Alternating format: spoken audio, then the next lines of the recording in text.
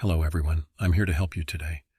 I know you're using this video to sleep, so before that, don't forget to like the video and subscribe to the channel. Also, where are you from and what time are you watching? Now sit back and relax. The crisp autumn air nipped at my face as I stepped out of the car, stretching my legs after the long drive. It was October 12th, 2022. And my boyfriend Thomas and I had just arrived at Red River Gorge, Kentucky. The sun was already dipping below the horizon, painting the sky in brilliant hues of orange and purple. As I breathed in the fresh mountain air, I couldn't help but feel a sense of excitement mixed with a touch of unease. "Ready for our adventure, Mia?" Thomas called out, already unloading our camping gear from the trunk. I nodded, trying to shake off the strange feeling in the pit of my stomach. "Yeah, let's do this." Red River Gorge was renowned for its breathtaking beauty, a sprawling wilderness of dense forests, towering cliffs, and winding rivers. As an avid hiker and nature enthusiast, I had always wanted to explore this natural wonder. But now that we were here, surrounded by the looming darkness of the forest, I felt a twinge of apprehension. We had deliberately chosen a campsite far from the more popular areas, seeking solitude and a true wilderness experience. As we hiked deeper into the woods, following a barely visible trail, the sounds of civilization faded away, replaced by the rustling of leaves and the distant murmur of the river. After about an hour of hiking, we finally reached our destination, a small clearing perched precariously close to the edge of a steep ravine. The site offered a stunning view of the gorge below, now shrouded in the gathering darkness. "This is perfect," Thomas said, dropping his backpack with a satisfied grin. "We'll have this whole place to ourselves." I forced a smile, trying to ignore the nagging voice in my head that whispered we might be too isolated. "Yeah, it's beautiful. Let's set up camp before it gets completely dark." We worked quickly, pitching our tent and gathering firewood. As the last rays of sunlight disappeared, leaving us in near total darkness, I felt a shiver run down my spine that had nothing to do with the cooling temperature.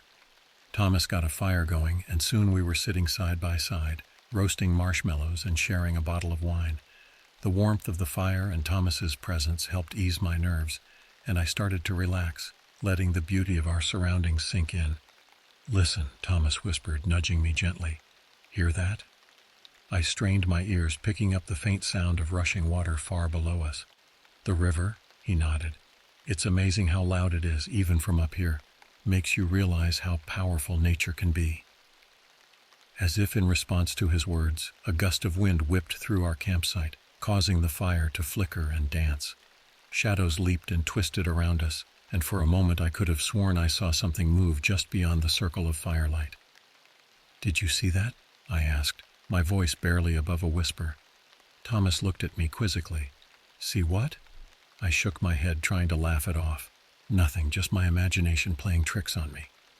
But as we settled in for the night, zipping ourselves into our sleeping bags, I couldn't shake the feeling that we were being watched. The wilderness that had seemed so inviting during the day now felt oppressive and alien. Every rustle of leaves, every snap of a twig sent my heart racing. I lay awake for hours, listening to Thomas's steady breathing beside me and the ever-present sound of the river below. Eventually, exhaustion overcame my fears, and I drifted into an uneasy sleep, unaware of the horrors that awaited us in the coming days. I woke with a start, my heart pounding in my chest. For a moment I couldn't remember where I was. The unfamiliar sounds and smells of the forest disoriented me, and panic began to set in. Then I felt Thomas's warm body next to me, and reality came rushing back. We were camping in Red River Gorge. We were safe in our tent. Everything was fine. I fumbled for my phone, squinting at the bright screen. It was just past midnight. We'd only been asleep for a couple of hours. I lay back down, trying to calm my racing heart, when I heard it. A howl, long, mournful, and much too close for comfort. I nudged Thomas awake, my hand shaking. "Thomas," I whispered urgently, "did you hear that?" He groaned, rubbing his eyes. "Hear what?" As if on cue, another howl pierced the night air, followed by several others. It sounded like a whole pack, and they couldn't have been more than a few hundred yards away. Thomas sat up, suddenly alert. "Wolves," he said, his voice tight with concern. "But There aren't supposed to be wolves in Kentucky, are there? I asked, fear making my voice tremble. He shook his head. Not officially, but there have been sightings. Lone wolves usually, never a pack. We sat in tense silence, listening as the howls grew closer. The thin walls of our tent suddenly felt terribly inadequate. "What should we do?" I whispered. Thomas reached for the flashlight. "Stay calm. They're probably just passing through. We'll make some noise, let them know we're here. They'll likely avoid us." He unzipped the tent flap and stepped outside. I followed close behind, clutching his arm. The night was pitch black, our small clearing illuminated only by the dying embers of our campfire and Thomas's flashlight. As my eyes adjusted to the darkness, I realized how exposed we were. The trees loomed around us like silent sentinels, their branches reaching out like gnarled fingers. The edge of the ravine was a yawning abyss of blackness, the sound of the river below now seeming ominous rather than soothing. Thomas began to clap his hands and shout, his voice echoing through the trees. "Hey, we're here, go away," I joined in, my voice sounding small and frightened in the vast wilderness. For a moment there was silence. Then, to our horror, the howling resumed, closer than ever. "They're not leaving," I said, panic rising in my throat. "Thomas, what do we do?" He grabbed my hand, pulling me back towards the tent. "Get inside, we'll wait it out." We scrambled back into the tent, zipping it up tightly. It was a flimsy barrier against the dangers outside, but it provided a small measure of psychological comfort. The howls continued, sometimes fading into the distance, only to return with renewed intensity. I huddled close to Thomas, every muscle in my body tense, straining to hear any sound of approach. "Why aren't they leaving?" I whispered. "What do they want?" Thomas shook his head, his face pale in the dim light of the flashlight. "I don't know. This isn't normal behavior for wolves. They should be afraid of humans." As the night wore on, the howling gradually subsided, but neither of us could sleep. Every snapping twig, every rustle of leaves sent a jolt of fear through me. I found myself imagining glowing eyes peering at us through the darkness, savage beasts circling our campsite, waiting for the right moment to strike. When the first light of dawn finally began to filter through the trees, I felt a wave of relief wash over me. We had made it through the night. But as Thomas and I emerged from our tent, exhausted and on edge, I couldn't shake the feeling that our ordeal was far from over. The forest around us seemed different in the pale morning light, less welcoming, more sinister. As I surveyed our campsite, my eyes fell on something that made my blood run cold. There, at the edge of our clearing, were tracks. Large canine tracks, far bigger than any dog I'd ever seen.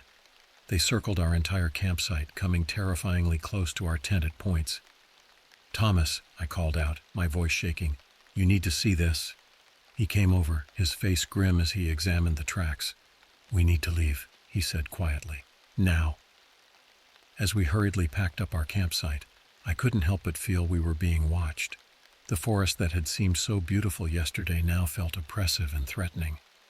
Little did I know our night with the wolves was just the beginning of the terror that awaited us in Red River Gorge. Despite the unsettling events of the previous night, Thomas and I decided to continue with our planned hike deeper into the gorge. In the light of day, our fears seemed somewhat overblown, and we convinced ourselves that the wolf pack had likely moved on. "We came all this way," Thomas reasoned as we shouldered our backpacks. "It would be a shame to turn back now. Besides, we'll be moving during the day. Wolves are mainly nocturnal." I nodded, trying to summon some enthusiasm. "You're right, and we'll be more careful about where we camp tonight." We set off along a narrow trail that wound its way along the edge of the gorge. The scenery was breathtaking, towering sandstone cliffs, lush forests, and glimpses of the river far below. Under different circumstances, I would have been in awe of the natural beauty surrounding us, but I couldn't shake the feeling of unease that had settled over me. Every shadow seemed to conceal a potential threat. Every sound, a bird call, a rustling in the underbrush, made me flinch. As we hiked, I noticed Thomas constantly scanning our surroundings, his hand often straying to the hunting knife at his belt. It was clear I wasn't the only one on edge. Around midday, we stopped for lunch in a small clearing. As we sat eating our sandwiches, I noticed something odd about the trees around us. "Thomas," I said, my voice low, "look at the trees. He followed my gaze, his brow furrowing. The bark on several of the trees had been deeply scored, with long parallel gashes running up the trunks. "Are those claw marks?" I asked, already knowing the answer. Thomas nodded grimly. "Bear, most likely, and recent by the look of them." My appetite vanished instantly. Should we turn back? He hesitated, clearly torn between caution and the desire to continue our adventure. "Let's press on a bit further," he finally said. "But we'll find a safer spot to camp tonight. Maybe closer to one of the established campgrounds." We packed up quickly and continued our hike. But now, every step felt like we were venturing deeper into danger. The beauty of the gorge was overshadowed by a growing sense of menace. As the afternoon wore on, the trail became steeper and more treacherous. We found ourselves scrambling over rocks and skirting narrow ledges. The physical exertion helped distract me from my fears, but it also left me exhausted and less alert. It was during one particularly difficult stretch that it happened. I was carefully picking my way across a scree slope when my foot slipped. I let out a startled cry as I began to slide, loose rocks tumbling around me. "Mia!" Thomas shouted, reaching for me. But I was already falling, tumbling down the steep incline. I desperately tried to grab onto something, anything to stop my descent. Pain exploded through my body as I bounced off rocks and scraped against the rough ground. Finally, mercifully, I came to a stop, landing hard on a small ledge about 20 feet below the trail. For a moment I lay there, dazed and gasping for breath. "Mia, are you okay?" Thomas's voice seemed to come from far away. I tried to respond, but all that came out was a groan. Slowly, painfully, I pushed myself up to a sitting position. My clothes were torn, and I could feel blood trickling from numerous cuts and scrapes. But miraculously, nothing seemed to be broken. I'm okay," I called back, my voice shaky. "Just banged up." "Hold on," Thomas said. "I'm coming down to you." As I waited for Thomas to make his way down to me, I took stock of my surroundings. The ledge I had landed on was part of a larger rock formation jutting out from the cliff face. And there, just a few feet away, was the mouth of a cave. Something about the cave made the hair on the back of my neck stand up. It was utterly black inside, a void in the rock face, and there was a smell coming from it, a rank, musty odor that made my stomach churn. Then I saw them. Scattered around the entrance of the cave were bones, lots of bones. Some looked old and weathered, but others were disturbingly fresh, with scraps of meat still clinging to them. My heart began to race. This wasn't just a cave, it was a den, and judging by the size of some of those bones, whatever lived here was big. "Thomas," I called out, trying to keep the panic out of my voice. "We need to get out of here, now." But before Thomas could reach me, I heard a low, rumbling growl coming from the depths of the cave. My blood turned to ice as a massive shape began to emerge from the darkness. It was a bear, the largest I had ever seen. Its black fur was matted and scarred, and its eyes gleamed with feral intelligence as it fixed its gaze on me. I was trapped on the ledge, injured and alone, face to face with one of nature's most fearsome predators. As the bear rose up on its hind legs, letting out a roar that seemed to shake the very mountain, I realized our wilderness adventure had just become a fight for survival. Time seemed to stand still as I faced the enormous bear. Its hot, rancid breath washed over me as it roared, revealing yellowed teeth the size of my fingers. I was paralyzed with fear, my mind blank except for one thought. This is how I die. "Mia!" Thomas's voice cut through my terror. "Don't move!" The bear's head swiveled towards the sound, giving me a moment's reprieve. I saw Thomas scrambling down the slope, his face a mask of determination and fear. "Hey!" he shouted, waving his arms. "Over here!" The bear dropped back to all fours, turning its massive body towards Thomas. I wanted to scream at him to run, to save himself, but no sound came out. Thomas had reached the bottom of the slope. He grabbed a large branch from the ground and began beating it against the rocks, creating a cacophony of noise. "Come on, you big ugly bastard," he yelled. "Come and get me." The bear hesitated, clearly confused by this noisy, aggressive human. It took a step towards Thomas, then back towards me, unsure which potential prey to focus on. Taking advantage of the bear's indecision, Thomas slowly began to edge his way towards me. "Mia," he said, his voice low and steady. "When I say go, I need you to move towards me, slowly, don't run." I managed a small nod, my eyes never leaving the bear. It was watching us both now, huffing and swaying from side to side. "Okay," Thomas whispered. "Go, now." I began to inch along the ledge, every movement agonizingly slow. My injuries screamed in protest, but adrenaline kept me going. The bear's eyes followed me, a low growl rumbling from its chest. I was halfway to Thomas when the bear suddenly reared up again, letting out another ear-splitting roar. In that moment, all thoughts of moving slowly vanished. Pure instinct took over, and I lunged towards Thomas. The bear charged. Thomas swung his makeshift club, catching the beast across the snout. It recoiled with a yelp of pain and surprise. "Run!" Thomas yelled, grabbing my hand. We took off down the slope, slipping and sliding on loose rocks. The sound of crashing undergrowth behind us told us the bear was in pursuit. My lungs burned and my legs felt like lead, but terror kept me moving. We reached the bottom of the slope and plunged into the forest, ducking under low-hanging branches and leaping over fallen logs. The bear was gaining on us. I could hear its heavy breathing, the thud of its paws on the forest floor. It was only a matter of time before it caught up. Suddenly, Thomas veered sharply to the left. "The river," he gasped. "We need to get to the river." I followed without question, pushing my battered body to its limits. Through the trees, I could see flashes of water. We were almost there. With a final burst of speed, we broke through the tree line and found ourselves on a rocky riverbank. The water rushed by, fast and deep. "Jump!" Thomas yelled, pulling me towards the river. For a split second, I hesitated. The current looked treacherous, the water icy cold. But a final roar from behind us made the decision for me. We leaped together, plunging into the frigid waters of the Red River. The shock of the cold nearly took my breath away, as we were immediately swept downstream by the powerful current. I gasped and sputtered, struggling to keep my head above water. The roar of the river filled my ears, punctuated by Thomas's shouts. "Swim to the side," he yelled, his voice barely audible over the rush of water. "Don't fight the current." I did my best to follow his instructions, angling my body towards the riverbank while letting the current carry us downstream. My arms and legs felt like lead, every movement a battle against exhaustion and the relentless pull of the water. Glancing back, I saw the bear pacing along the shore, reluctant to follow us into the river. For a moment, I felt a surge of relief. Then I turned back just in time to see a large rock looming directly in our path. "Look out!" I screamed, but it was too late. The current slammed us into the rock with bone-jarring force.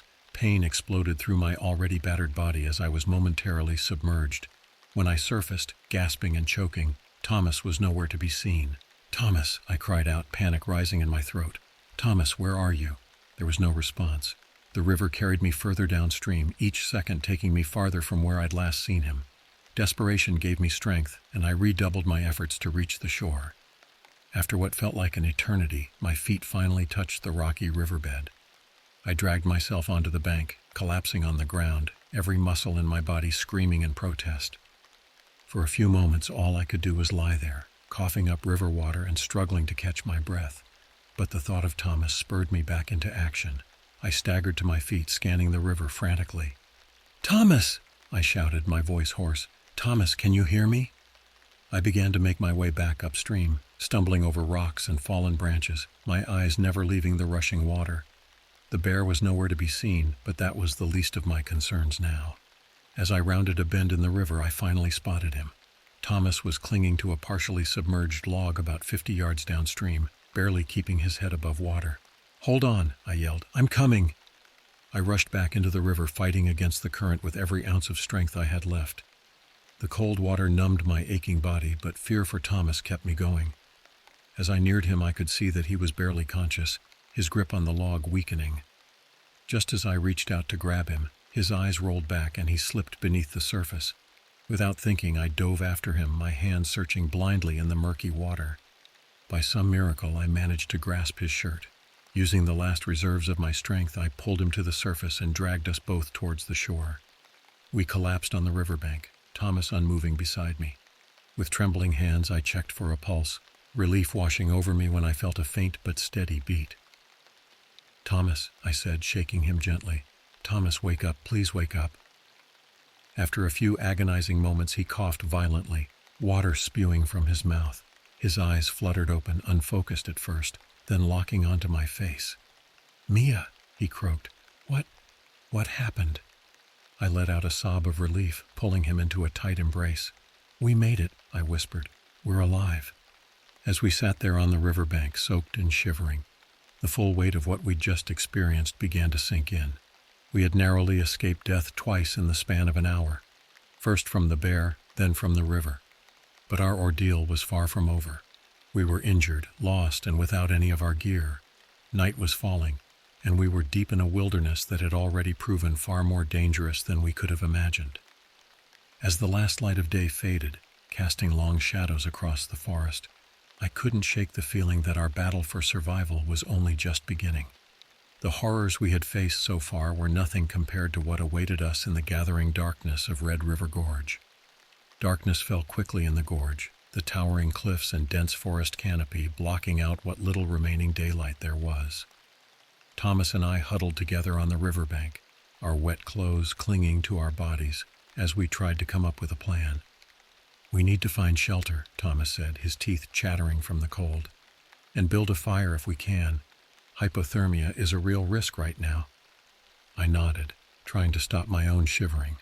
"But where? We don't know where we are, and it's getting too dark to see anything." Thomas stood up slowly, wincing as he put weight on his left leg. I noticed for the first time that he was favoring it heavily. "Are you okay?" I asked, concern overriding my own discomfort. He shook his head. "I think I might have hit my leg on that rock in the river. It's not broken, but it hurts like hell." This was bad. We were both injured, lost, and ill-equipped for a night in the wilderness, but we had no choice but to push on. Supporting each other, we began to make our way along the riverbank, hoping to find some kind of shelter. The sounds of the forest at night surrounded us. The hoot of an owl, the rustle of small animals in the underbrush, and other less identifiable noises that sent shivers down my spine. After what felt like hours of stumbling through the darkness, we came across a small overhang in the cliff face. It wasn't much, but it would provide some protection from the elements. "This will have to do," Thomas said, helping me sit down on the rocky ground. He began gathering what dry wood he could find nearby, piling it up in front of our makeshift shelter. I watched, feeling useless and afraid, as he struggled to start a fire using friction. Just when I was about to suggest we give up, a small spark caught. Thomas carefully nurtured it, adding small twigs and leaves until we had a modest fire going. The warmth was heavenly, but the flickering light cast eerie shadows on the rock face behind us. Every movement, every dancing flame, seemed to bring the shadows to life. I found myself staring into the darkness beyond our little circle of light, imagining all manner of horrors lurking just out of sight. "Try to get some sleep," Thomas said, settling down beside me. "I'll keep watch for a while." I wanted to protest, to insist that he needed rest too, but exhaustion was already pulling me under. I leaned against him, taking comfort in his solid presence, and closed my eyes. My sleep was fitful, filled with nightmares of raging bears and rushing water. I woke several times, heart pounding, only to drift off again into uneasy slumber. It was during one of these brief periods of wakefulness that I heard it, a sound that made my blood run cold. A scream, a human scream, echoing through the night. I sat up abruptly, fully awake now. "Thomas," I whispered urgently, "did you hear that?" He nodded, his face pale in the dying firelight. "I heard it. It came from up the river, I think." We sat in tense silence, straining our ears. For a long moment there was nothing but the normal sounds of the forest at night. Then it came again, a high, terrified shriek that cut off abruptly. "Someone's in trouble," I said, already getting to my feet. "We have to help them." Thomas grabbed my arm, holding me back. "Mia, wait, think about this. We don't know what's out there. It could be dangerous." I stared at him in disbelief. "Someone is screaming for help, Thomas. We can't just ignore it." He sighed, running a hand through his hair. "You're right. Of course you're right. But we need to be careful." We doused what remained of our fire and cautiously made our way upstream, using the sound of the river to guide us in the darkness.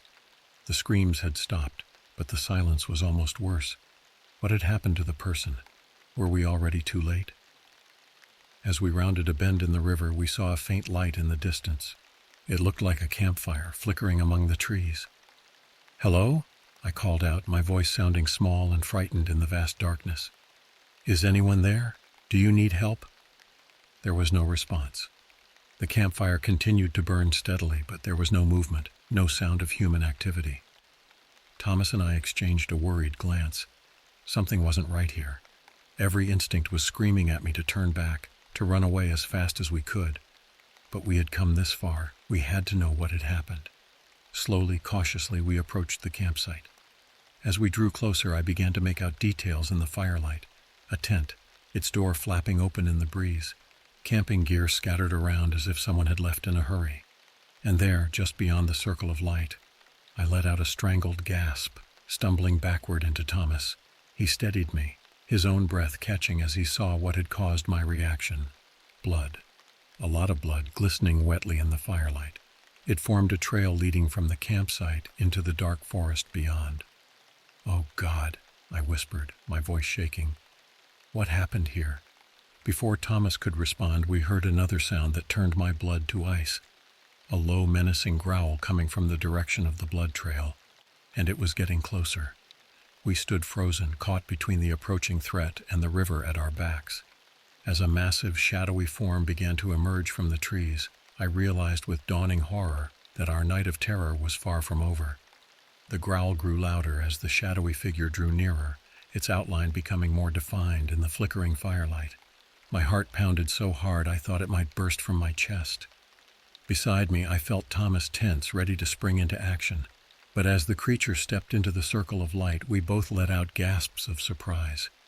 It wasn't the bear we had encountered earlier, nor was it any other predator we might have expected. It was a dog, a large, powerful-looking German shepherd. The dog's fur was matted with blood and mud, and it limped as it approached us, its teeth bared in a snarl. But there was something in its eyes, a mix of fear and desperation that made me pause.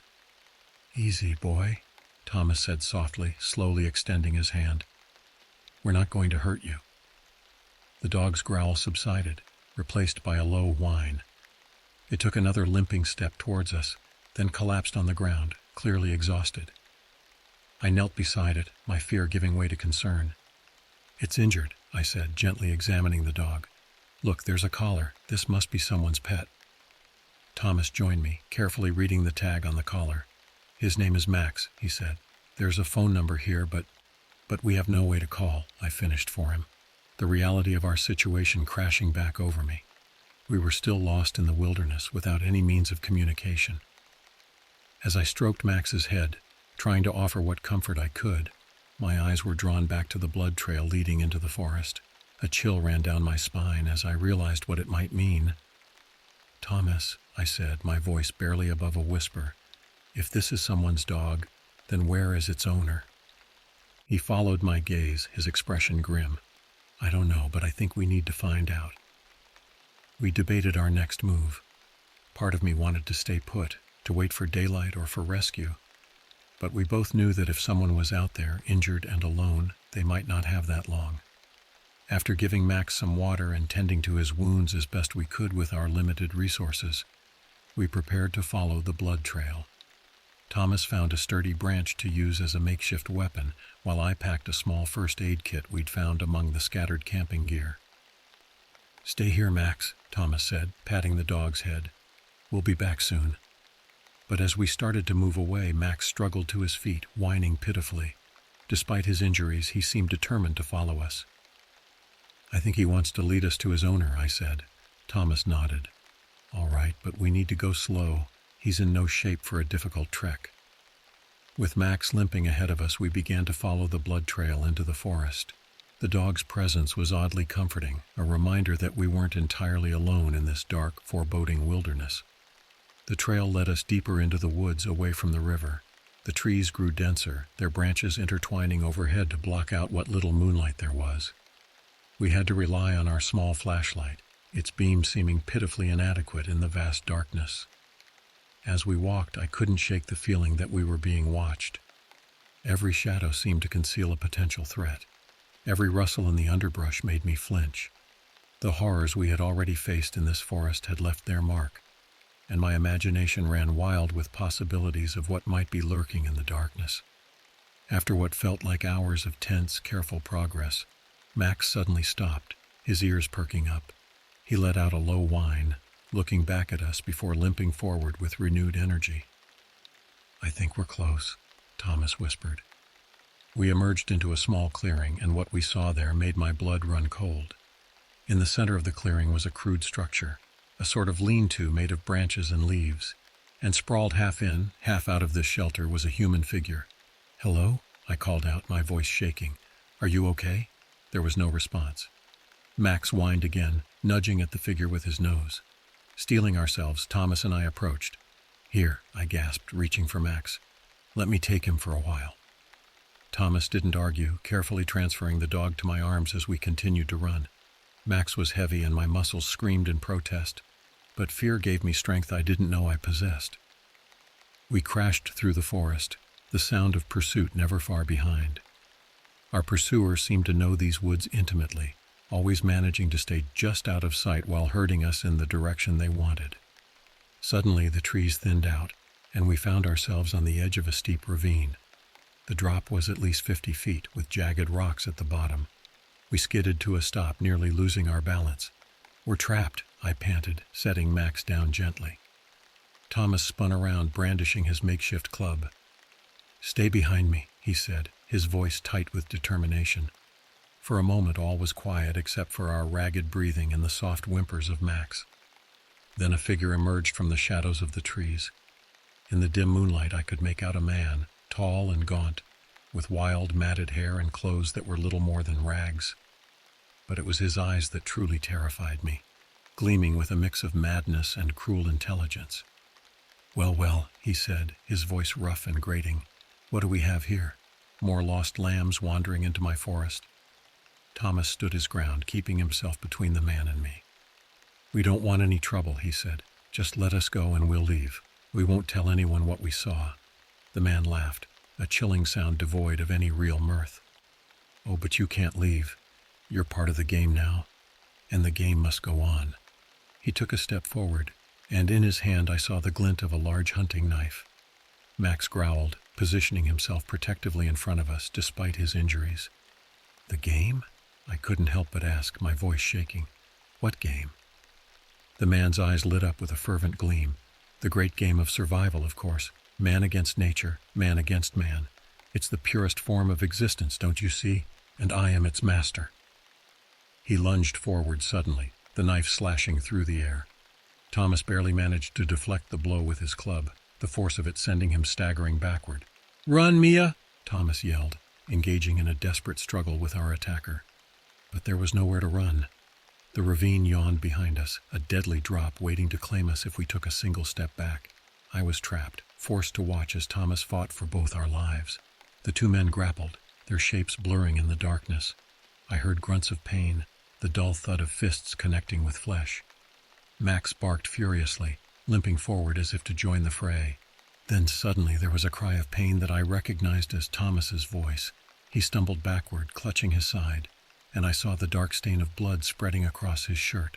"No!" I screamed, rushing forward without thinking. The madman turned towards me, his knife raised, a triumphant grin on his face. Time seemed to slow down as I saw the blade descending towards me, but before it could connect, a blur of fur and teeth launched itself at our attacker. Max, summoning strength from some hidden reserve, had thrown himself into the fight. The man stumbled under the weight of the dog, his knife arm flailing wildly. For a moment they teetered on the edge of the ravine, locked in a deadly embrace. Then with a final desperate bark, Max pushed forward. Both man and dog disappeared over the edge, their combined screams echoing off the walls of the ravine before being abruptly cut short. I stood there, frozen in shock, unable to process what had just happened. It was Thomas's pained groan that snapped me back to reality. "Thomas," I cried, rushing to his side. "Oh God, you're hurt. We need to get help." He grimaced, pressing his hand against the wound in his side. "I'll be okay," he said, though his pale face belied his words. "We need to get out of here. There might be others." Supporting each other, we began to make our way back through the forest. The adrenaline was wearing off and every step was agony. But we pressed on, driven by the desperate need to escape this nightmare. As the first light of dawn began to filter through the trees, we heard the most beautiful sound imaginable, the distant whop-whop-whop of helicopter blades. "They're looking for us," I said, tears of relief streaming down my face. We stumbled into a clearing just as the search and rescue helicopter flew overhead. As they lowered a winch to bring us to safety, I looked back at the dark forest behind us. The horrors we had faced in Red River Gorge would stay with us forever, but we had survived. We had faced the darkest aspects of both nature and human nature, and we had come out the other side. As the helicopter lifted us away from the gorge, I held tightly to Thomas, grateful beyond words that we had made it through this ordeal together. The nightmare was over, but its shadows would linger for a long time to come. The days and weeks following our rescue from Red River Gorge passed in a blur of hospital rooms, police interviews, and sleepless nights. Thomas's stab wound, while serious, hadn't hit any vital organs, and he was expected to make a full recovery. Physically, at least. The mental scars of our ordeal, however, were not so easily healed. Every time I closed my eyes, I saw the madman's face, heard Max's final bark as he sacrificed himself to save us. The guilt over the dog's death weighed heavily on both of us. The police were skeptical of our story at first. A crazed man living in the woods treating human lives as part of some twisted game? It sounded like something out of a horror movie. But as they investigated the area we had described, they found evidence that corroborated our account. Deep in the gorge, they discovered a network of crude shelters and traps. Personal effects from multiple missing persons were recovered, painting a grim picture of how long this had been going on. The man's body was found at the bottom of the ravine, along with Max's. The media latched onto the story, dubbing the killer the Red River Ripper. Journalists hounded us for interviews. True crime podcasts dissected every detail of our experience. It was overwhelming, and more than once I found myself wishing we could just forget it all had ever happened. But forgetting wasn't an option. The nightmares came every night, vivid recreations of our time in the gorge. Sometimes I was back in the river, the current pulling me under as I desperately searched for Thomas. Other times I was running through the dark forest, the sound of pursuit always just behind me, never able to escape. Thomas and I clung to each other during this time, our shared trauma creating a bond that was both comforting and painful. We were the only ones who truly understood what the other had been through. Weeks turned into months. Slowly, gradually, we began to heal. Therapy helped us process our experiences, giving us tools to cope with the lingering fear and anxiety. We learned to talk about what had happened without falling apart, to face our memories without being consumed by them. 1 year after our rescue, we made a decision that surprised many of our friends and family. We were going back to Red River Gorge. It wasn't an easy choice. The thought of returning to the place where we had faced such horrors filled me with dread. But we both felt it was necessary for our healing process. We needed to face our fears, to reclaim the beauty of nature that had been tainted by our experiences. As we stood at the trailhead, looking out over the vast expanse of the gorge, I felt a mix of emotions, fear, certainly, but also a sense of determination and even hope. "Are you sure about this?" Thomas asked, squeezing my hand. I took a deep breath, letting the crisp autumn air fill my lungs. "No," I admitted, "but I think we need to do it anyway." He nodded, understanding in his eyes. "Together, then?" "Together," I agreed. Hand in hand, we set off down the trail. The forest around us was alive with the sounds of birds and rustling leaves. The beauty that had first drawn us here was still present, untouched by the darkness we had encountered. As we hiked, we talked about our experiences, confronting our memories in the light of day. We remembered the terror, yes, but also the strength we had found in each other, the will to survive against all odds. When we reached the spot where we had made our camp that first fateful night, we paused. Thomas pulled something from his backpack, a small wooden plaque. On it was carved a simple message, in memory of Max, who saved our lives. We found a suitable tree and secured the plaque to it. It was a small gesture, but it felt important, a way of honoring the brave dog who had given his life for us and of marking our own survival. As the sun began to set, casting long shadows through the trees, we made our way back to the trailhead. The forest at twilight still held an edge of menace for me, memories of our desperate flight through the darkness rising unbidden. But this time we were prepared. This time we were facing our fears head on. Back at our car, we took one last look at the gorge before driving away. The experience had changed us. There was no denying that. We would always carry the scars of what we had been through, both physical and emotional. But we had survived. We had faced the darkest aspects of both nature and human nature, and we had come out the other side. Our ordeal in Red River Gorge had shown us the depths of human cruelty, but also the heights of courage and sacrifice. As we drove home, I realized that while the horrors we had faced would always be a part of us, they didn't define us. We were more than our trauma.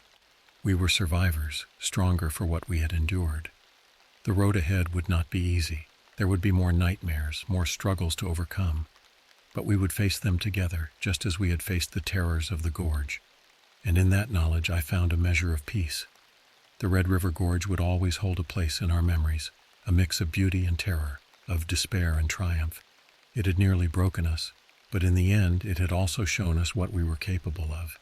And that perhaps was the most valuable lesson of all.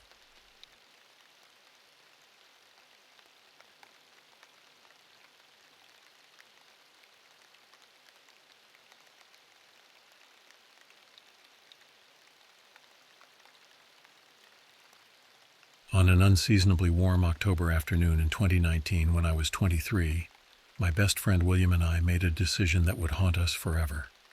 We were training for the upcoming Sacramento Marathon, and our usual running route along the American River had grown monotonous. Will, always the adventurous one, suggested we explore the less frequented northern trail that wound through dense woodland. The day had started normally enough. I remember checking the weather forecast. 75 degrees, partly cloudy, perfect for a long run. Will picked me up in his weathered Honda Civic, our running shoes tossed in the back seat alongside water bottles and energy bars. We'd been friends since high school, brought together by our shared love of distance running and true crime podcasts. As we pulled into the nearly empty parking lot at Sunrise Recreation Area, something felt different. The usual weekend crowd was absent, likely due to reports of mountain lion sightings in the area over the past few weeks. The parking lot, typically filled with families and cyclists, held only 3 other vehicles: a beaten-up pickup truck, a Forest Service vehicle, and a small sedan. "This is perfect," Will said, stretching his hamstrings against the car door. "We'll actually be able to run without dodging bikes and strollers." His enthusiasm was infectious, as always, but I couldn't shake an inexplicable sense of unease. The main trail stretched before us, well-maintained and familiar. To our right, a narrower path disappeared into thick vegetation. This was the route Will wanted to explore, the one locals called the Northwoods Trail. It wasn't officially maintained by the Parks Department, but years of use had carved a clear path through the wilderness. We started our run on the main trail, establishing a comfortable rhythm. The afternoon sun filtered through the canopy, creating shifting patterns on the packed dirt beneath our feet. After about 2 miles, we reached the junction where the Northwoods Trail branched off. "Ready for an adventure?" Will grinned, already veering right onto the narrower path. I followed, noting how quickly the vegetation seemed to close in around us. The temperature dropped several degrees as we entered the denser forest, and the sounds of nearby traffic faded to nothing. The trail wasn't particularly technical, but it demanded more attention than our usual route. Exposed roots and low-hanging branches forced us to slow our pace. The air grew thick with the smell of decay, fallen leaves, rotting wood, and something else I couldn't quite identify. After another mile, we entered a section of forest so dense that the afternoon sun barely penetrated the canopy. The trail narrowed further, forcing us to run single file. That's when Will suddenly stopped, causing me to nearly collide with him. "Did you see that?" he whispered, pointing to our left. Through the trees, something unnatural caught my eye, a flash of color that didn't belong in the monotone browns and greens of the forest. We stepped off the trail to investigate, our shoes crunching on dead leaves and broken twigs. Looking back, I realized this was our first mistake. As we approached the unexpected splash of color, the forest seemed to grow unnaturally quiet. Even the ever-present hum of insects had ceased, leaving us in a pocket of absolute silence. 20 yards off the trail, we discovered the source of the color, a crudely carved wooden figure nailed to a massive oak tree. The figure was roughly 15 inches tall, painted in garish reds and blacks. It resembled a chicken, but its proportions were wrong, the neck too long, the eyes too human.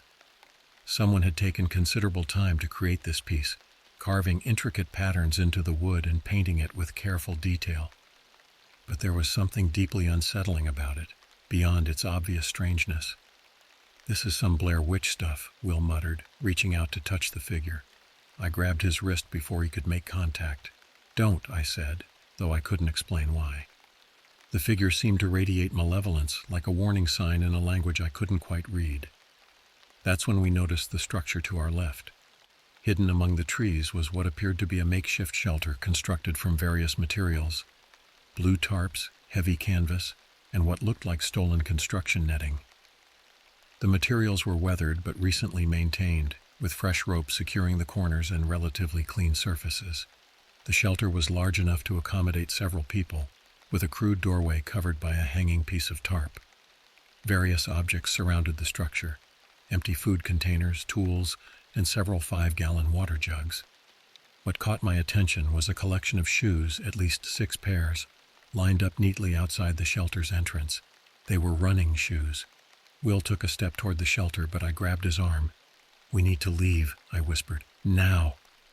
He nodded, finally seeming to grasp the gravity of our situation. We backed away slowly, trying to minimize the sound of our footsteps on the forest floor. Every snapping twig sounded like a gunshot in the unnatural silence. Back on the trail, we turned toward the direction we'd come from, maintaining a brisk walking pace. Running would make too much noise, and something told me we needed to stay aware of our surroundings. The forest had taken on a different character now. Every shadow seemed to conceal a threat. Every rustle of leaves caused my heart to race. Will kept glancing over his shoulder, and I fought the urge to do the same. We'd covered perhaps a quarter mile when he suddenly stopped, his face draining of color. "Someone's following us," he whispered. I turned around slowly, every muscle in my body tensing for fight or flight. About 15 feet behind us stood a figure that seemed to have materialized from the shadows themselves. Tall and gaunt, they wore a black hoodie pulled low over their face. But it was what they held that made my stomach lurch: a machete, its blade catching what little light filtered through the canopy. The figure stood completely still, like a statue. Their breathing was audible even at this distance, ragged and uneven, like someone recovering from a long run. The sleeve of the hoodie had pulled back slightly, revealing an arm covered in what appeared to be self-inflicted scars, the skin weather-beaten and dirty. Neither of us moved. Neither of us spoke. The only sound was that ragged breathing and the sudden, desperate pounding of my own heart. Then the figure took a step forward. We ran. I'd always considered myself a decent runner, but fear unlocked reserves of speed I never knew I possessed. Will matched my pace as we sprinted down the trail, branches whipping at our faces, roots threatening to trip us with every stride. Behind us I could hear pursuit, heavy footfalls and the sound of vegetation being slashed aside.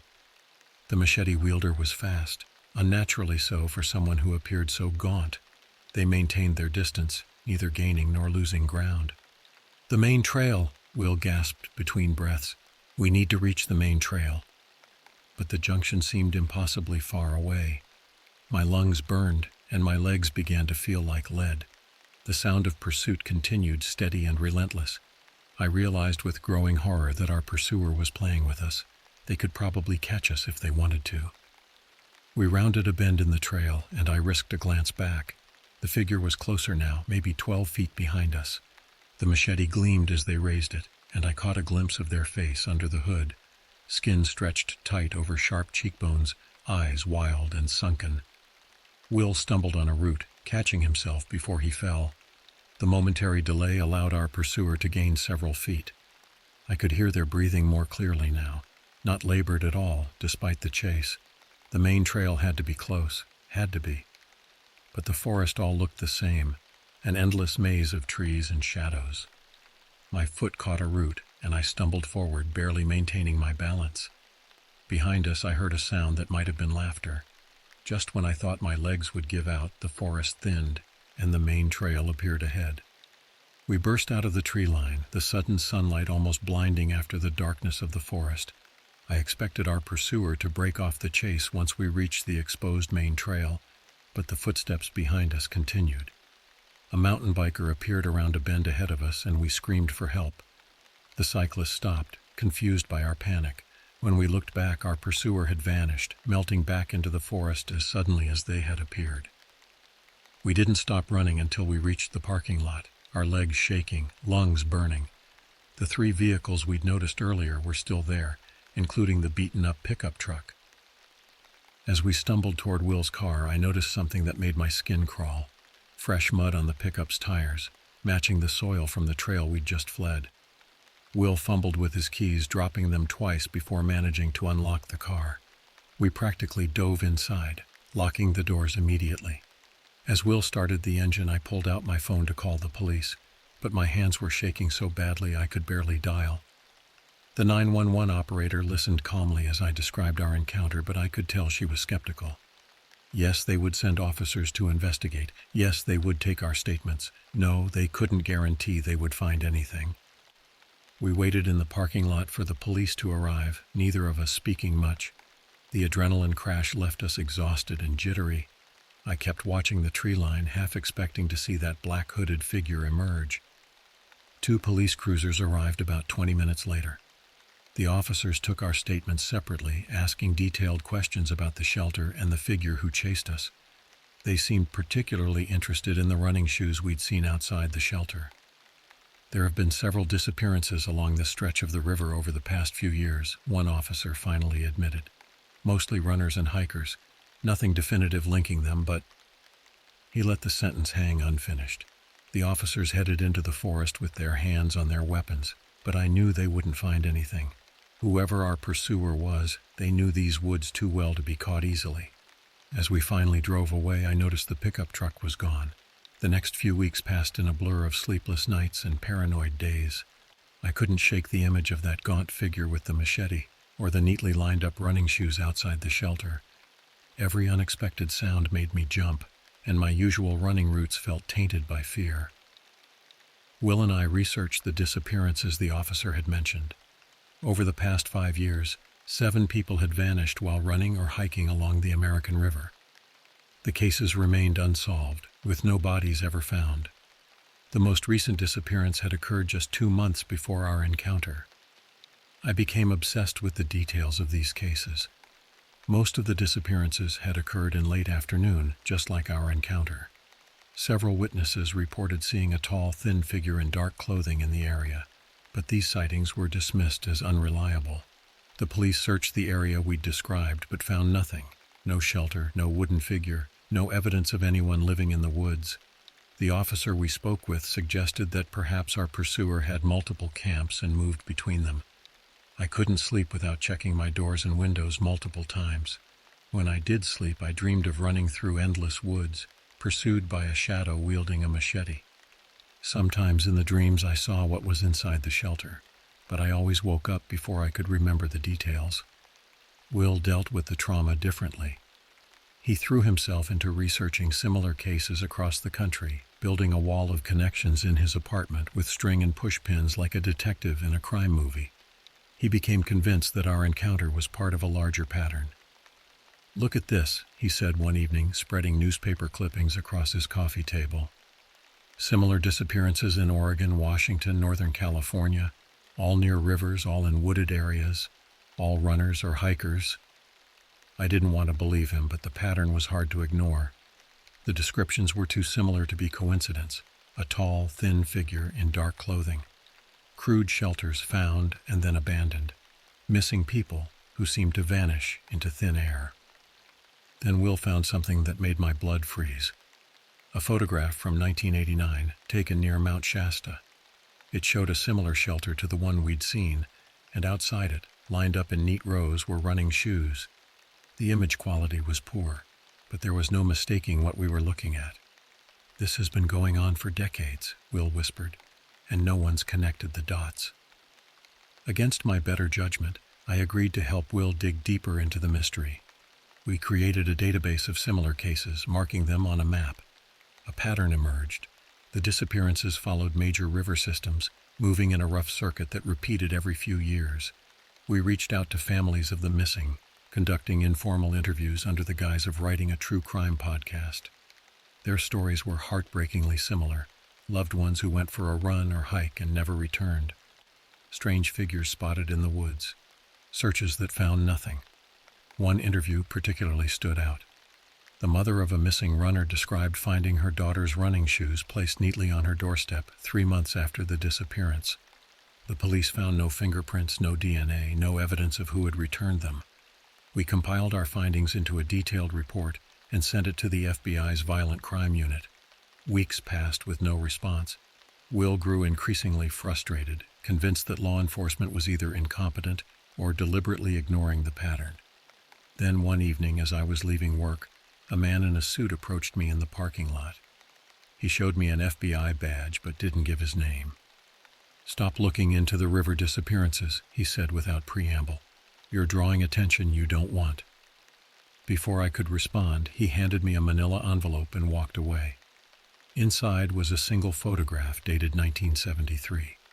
It showed the same figure we'd encountered. Same black hoodie, same gaunt build, same machete.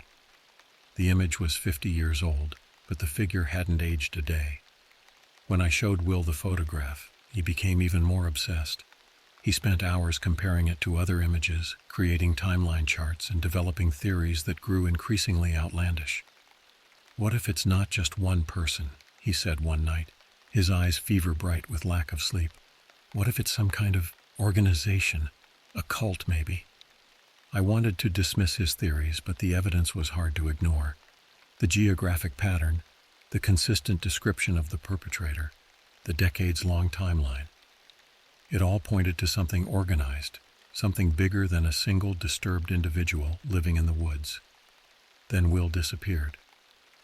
I found Will's car abandoned in the Sunrise Recreation Area parking lot, his keys still in the ignition. On the passenger seat was his research notebook, open to a page filled with frantic scribbling about river systems and migration patterns. The last entry was circled multiple times. "They're not hunting, they're collecting." The police treated it as another disappearance, but I knew better. Will had gone looking for answers and found something he shouldn't have. I spent days helping with the search, combing the woods where we'd had our encounter, but found nothing. 2 weeks after Will's disappearance, someone knocked on my door at 3 a.m. When I looked through the peephole, the hallway was empty, but there on my welcome mat was a single running shoe, Will's size, make, and model. Inside was a piece of paper with coordinates written in neat, precise handwriting. I knew I should take it to the police, but I also knew this was meant for me alone. The coordinates led to a location deep in the woods, miles from any official trail. Everything in me screamed that this was a trap, but I had to know what happened to Will. I waited until dawn, packed a backpack with supplies, and headed out. The coordinates took me to a part of the forest I'd never seen before, where the trees grew so close together they blocked out most of the sunlight. After hours of hiking, I found it, another shelter similar to the first but larger. Outside, lined up in neat rows, were dozens of running shoes. I recognized Will's among them.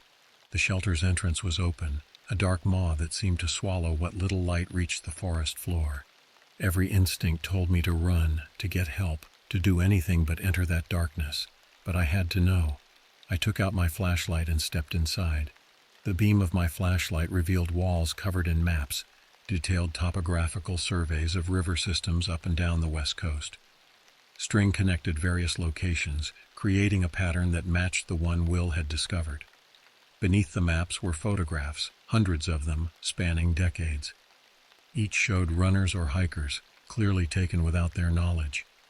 In the center of the shelter was a table covered in notebooks. I recognized Will's research among them, but there were dozens more, filled with different handwriting styles, but all describing the same thing: patterns of human movement along river trails, detailed observations of running routes and hiking habits. As I leafed through the notebooks, I heard something behind me, that familiar ragged breathing. I turned slowly, my flashlight beam finding a figure in a black hoodie. But this wasn't the same person who had chased us months ago. This one was shorter, slighter, but wearing the same type of clothing. As they stepped forward, my light revealed their face. It was Will. His eyes were sunken, skin pale and drawn tight across his cheekbones. He looked like he hadn't slept in weeks. In his hand was a machete, identical to the one we'd seen before. "You shouldn't have come," he said, his voice hoarse, "but I knew you would." "Will, what happened to you?" "I found out the truth," he said, stepping closer. "About the Watchers. They've been here for generations, studying us, learning our patterns. They choose people who notice things, people who ask questions, people like me." Behind him I saw movement, more figures in black hoodies emerging from the shadows. Their faces were all gaunt, all bearing that same hollow-eyed look. "They showed me everything," Will continued. "How they select their subjects, how they observe, how they collect data. It's all so perfect, so methodical. And now I'm part of it." The other figures had formed a circle around us. I counted at least 6 of them, each carrying a machete. In the dim light I could see their arms, covered in ritualistic scars, like a twisted form of documentation. "You can join us," Will said, extending his hand. "Help us watch. Help us understand. That's what you want, isn't it? To understand?" I backed away, my flashlight beam darting between the figures. "This isn't you, Will. These people, they've done something to you." He laughed, a hollow, empty sound. "Done something? They've opened my eyes. We're not just watching runners anymore. We're studying human nature itself. Fear, survival, decision-making under extreme circumstances. Each disappearance is a data point. Each chase is an experiment." My back hit the wall of the shelter. The figures were closing in, moving with an unnatural synchronization. I noticed something else now. Small cameras attached to their hoodies, recording everything. "The ones who notice us, who start asking questions, they're special," Will continued. "They become part of the study, part of the Watchers, just like I did, just like you will." I saw my opportunity, a small gap between 2 of the figures. I bolted, ducking under their reaching arms. Behind me I heard Will's voice. "Run, give us good data." I sprinted through the forest, branches whipping at my face. I could hear them pursuing me, spreading out in a coordinated pattern. They weren't just chasing me, they were herding me, directing my path for their twisted study. Through some combination of luck, adrenaline, and desperation, I made it back to my car. As I sped away, I saw figures watching from the tree line, silent, recording, analyzing. I went to the police, of course, showed them the coordinates, led them to the shelter. But by the time they arrived, everything was gone. The maps, the notebooks, the photographs. Even the shelter itself had been dismantled, leaving no trace. Will was officially declared missing, another statistic in the growing list of disappearances. The police investigation eventually went cold, just like all the others. Sometimes, when I'm driving past wooded areas or walking near rivers, I catch glimpses of figures in black hoodies. They're always watching, always recording, always collecting their data. And somewhere among them is Will, continuing their endless study of human behavior. I don't go running anymore. But I know they're still out there, selecting their subjects, expanding their twisted research project. And sometimes, late at night, I find myself wondering, are they watching me even now, waiting to see what I'll do with the truth I've discovered? Am I still part of their study? The most terrifying part isn't the Watchers themselves. It's the realization that they could be anywhere, that anyone could be recruited into their ranks. They don't need supernatural powers or elaborate traps. They just need patience, persistence, and the human desire to understand. And they have all the time in the world to continue their work.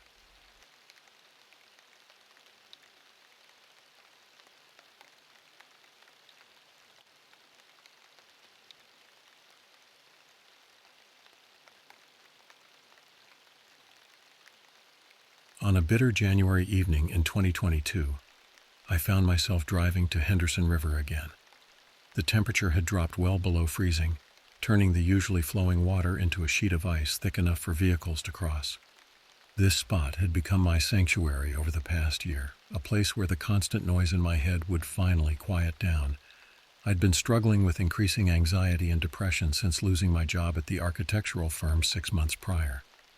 The medication helped sometimes, but there were nights like this when everything felt overwhelming. Earlier that evening, I'd gotten into a heated argument with my closest friends during dinner. We were discussing my increasingly erratic behavior, my withdrawal from social activities, and their growing concern about my mental health. They meant well, but their worried glances and careful words only made me feel more isolated. The parking lot at Henderson River Park was nearly empty when I arrived, save for a few cars belonging to the ice fishermen who frequently stayed until dark. I pulled into my usual spot, cut the engine, and crawled into the back seat. The leather was cold against my skin, but I didn't care. I stared through the sunroof at the stars appearing one by one in the darkening sky, letting my thoughts drift. The argument replayed in my mind. Words spoken in frustration echoed. "You're not the same person anymore. We're worried about you. You need professional help." Maybe they were right. The person I was a year ago would never have ended up here, alone in a car by a frozen river, hiding from the world. The dashboard clock read 8:47 p.m. when I first noticed something was wrong. The temperature had dropped dramatically, causing frost patterns to form on the windows. I sat up, rubbing my eyes, and that's when I realized the other cars had vanished. Not gradually, they were simply gone, as if they'd never been there at all. My first thought was that I'd fallen asleep and the other visitors had simply left. But something felt wrong about the quality of the darkness outside. It was too thick, too complete. The street lamps that usually cast an orange glow over the parking lot were dark. Even the moon seemed dimmer than it should have been. Then the smell hit me. It was acrid and chemical, burning my nostrils and making my eyes water. It reminded me of the time I'd accidentally created chlorine gas in my high school chemistry lab by mixing the wrong chemicals. But this was worse. It carried an underlying sweetness that made my stomach turn. I pressed my face against the window, trying to see through the frost.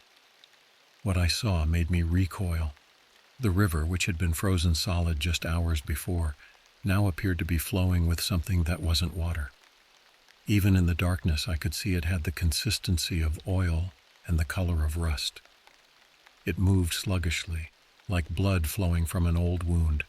Movement caught my eye, and my heart nearly stopped. Across the river at the edge of the forest that bordered the park, I could make out shapes. People. They stood perfectly still, facing my direction. I couldn't see their faces clearly, but I knew they were watching me. The wrongness of their posture, the unnatural stillness of their forms, sent waves of primal fear through my body. My hands were shaking so badly I could barely grip the keys, but I managed to get them into the ignition. The engine cranked but wouldn't turn over. Again and again I tried, each attempt more desperate than the last. The battery seemed fine. The dashboard lights were working, but something was preventing the car from starting. The check engine light flared to life, casting an ominous red glow across the dashboard.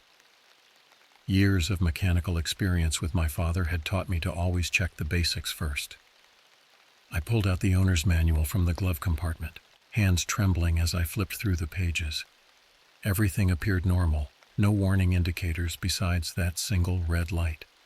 The silence outside was absolute. No wind in the trees, no distant traffic, no sound of the river.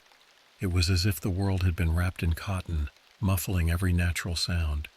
The only noise was my own ragged breathing and the pounding of my heart. I reached for my phone, desperate to call someone, anyone. The screen came to life, showing full signal bars, which was unusual for this remote location. Before I could dial, messages started appearing. One after another, they flooded my screen from numbers I didn't recognize. "Get out. Leave now. They're coming. Run." The messages kept coming, faster than I could read them. My phone grew hot in my hands, the screen so bright it hurt my eyes. I dropped it onto the passenger seat, where it continued to vibrate and flash with incoming messages. When I looked up again, my blood turned to ice in my veins. The figures from across the river had moved. They now stood in a perfect circle around my car, each holding what appeared to be phones. Their faces were hidden in shadow, but I could see they were all wearing similar dark clothing. They stood absolutely motionless, phones raised as if recording or photographing me. I began to hyperventilate, my vision blurring with tears. The chemical smell had grown stronger, seeming to seep through the car's ventilation system. My throat burned with each breath. I tried the engine again and again, turning the key until the starter motor made a horrible grinding sound. Panic took over completely. I scrambled into the back seat, pulling my knees to my chest and pressing myself against the door furthest from the driver's side. I covered my face with my hands, rocking back and forth, trying to convince myself this wasn't real.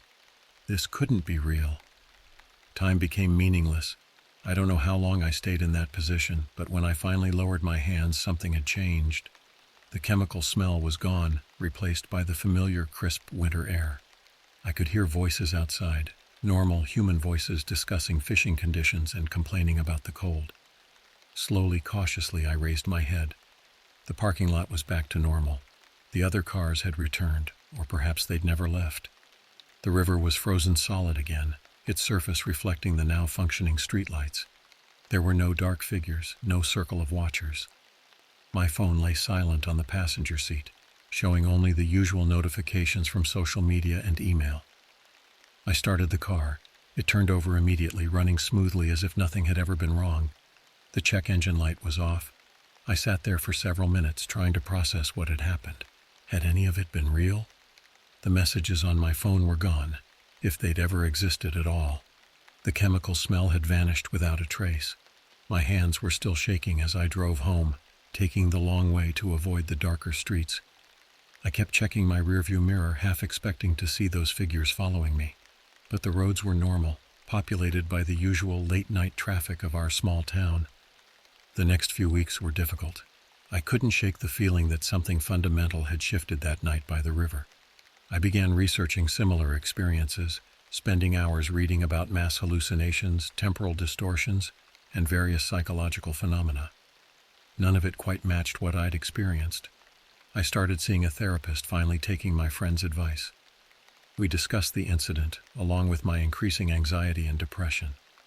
She suggested it might have been a panic attack combined with a dissociative episode, my mind's way of processing stress and trauma. The explanation made sense, but it didn't feel complete. I returned to the river several times during daylight hours, studying the spot where it had happened. Everything looked normal.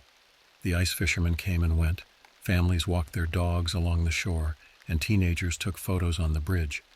No one else seemed to notice anything unusual about the place. But sometimes, when the light hit the ice just right, I thought I could see something moving beneath the surface, something darker and thicker than water. And occasionally, when checking my phone, I catch a glimpse of an unknown number in my call history that would disappear when I tried to look closer. My curiosity eventually overcame my fear. I began researching the history of Henderson River, spending hours in the local library's archives. What I found was unsettling. In the 1960s, a chemical plant had operated upstream, illegally dumping waste into the river for years before being shut down. The water had been declared safe decades ago, but older residents still talked about strange occurrences, unexplained lights, electrical disturbances, and people going missing only to reappear days later with no memory of where they'd been. I interviewed some of these residents, recording their stories. Many were reluctant to talk at first, but once they started, the similarities in their accounts were striking. They described experiences like mine: sudden isolation, chemical smells, strange figures watching from a distance. Some mentioned receiving mysterious messages or calls. Others talked about lost time, periods they couldn't account for. The more I investigated, the more questions I had. Was there something in the river's history that could explain what happened to me? Were the chemical dumps somehow connected to these experiences? Or was this all just an elaborate construction of my stressed mind? It's been 3 years since that night by the river. I've learned to live with the uncertainty of not knowing exactly what happened. My therapy continues, and I've started taking medication for anxiety. The panic attacks have become less frequent, and I've rebuilt many of the friendships I'd started to lose. I still go to the river sometimes, but never after dark. The place holds a different kind of power now, not just as a refuge from my thoughts, but as a reminder that there are things in this world we can't fully explain. I've stopped trying to find definitive answers and instead learned to accept the mystery of that night.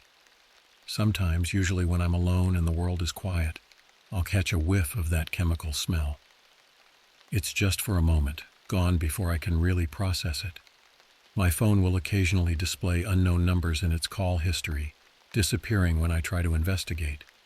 These occurrences no longer terrify me as they once did.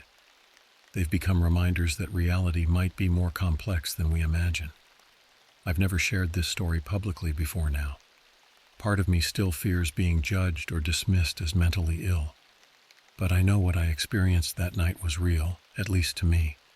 And sometimes late at night when I can't sleep, I wonder about those figures by the river. Were they trying to warn me about something?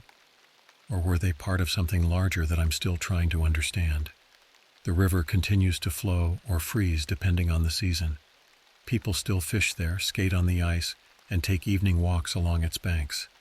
Life goes on normally, but I know now that normal is a relative term, and that sometimes the line between reality and something else can be as thin as ice on a winter river.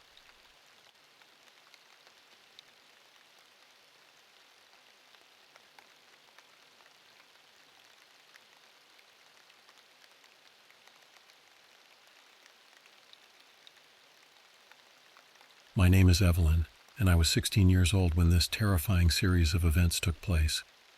Before I delve into the heart-pounding details of what transpired, let me give you a bit of background about myself. I've always been incredibly superstitious and deeply spiritual, with a long history of encounters with the unexplained, dating back to my earliest childhood memories. It was late winter of 2020 on a remote reservation in northern Nevada. Forget the stereotypical images of cacti and sand. This place was all about rugged mountains, snow-capped peaks, and vast expanses of sagebrush stretching as far as the eye could see. My best friend Hazel had invited my brother Noah and me out to her family's ranch to help move cattle between pastures and maybe get in some roping practice while we were at it. That Saturday morning, we woke before dawn, hooked up the horse trailer, and set out for what we thought would be a fun-filled weekend doing what we loved most. If only we had known what horrors awaited us in those snow-covered hills. We arrived at the ranch around 6 a.m., the pale winter sun just beginning to peek over the eastern horizon. As we started unloading and saddling the horses, I immediately sensed something was off with my usually even-tempered mare, Willow. She pawed nervously at the ground, her ears flicking back and forth as if listening for some unseen threat. Despite her typically stubborn attitude, Willow had always been reliable when it mattered, but today she seemed on edge, almost afraid. I tried to shake off my growing unease as we mounted up and set out to move the pregnant cows to a field closer to the barn. But what should have been a routine task quickly turned into a frustrating ordeal. All of our horses were jumpy and distracted, refusing to focus on the job at hand. Willow kept stopping to stare off into the distance, nostrils flaring as she sniffed the frigid air. After a long, difficult morning, we finally got the cattle settled. Exhausted and a bit discouraged, we decided to take a break and get in some roping practice. We herded 8 steers down to the arena about half a mile away, hoping the change of scenery might improve our horses' moods.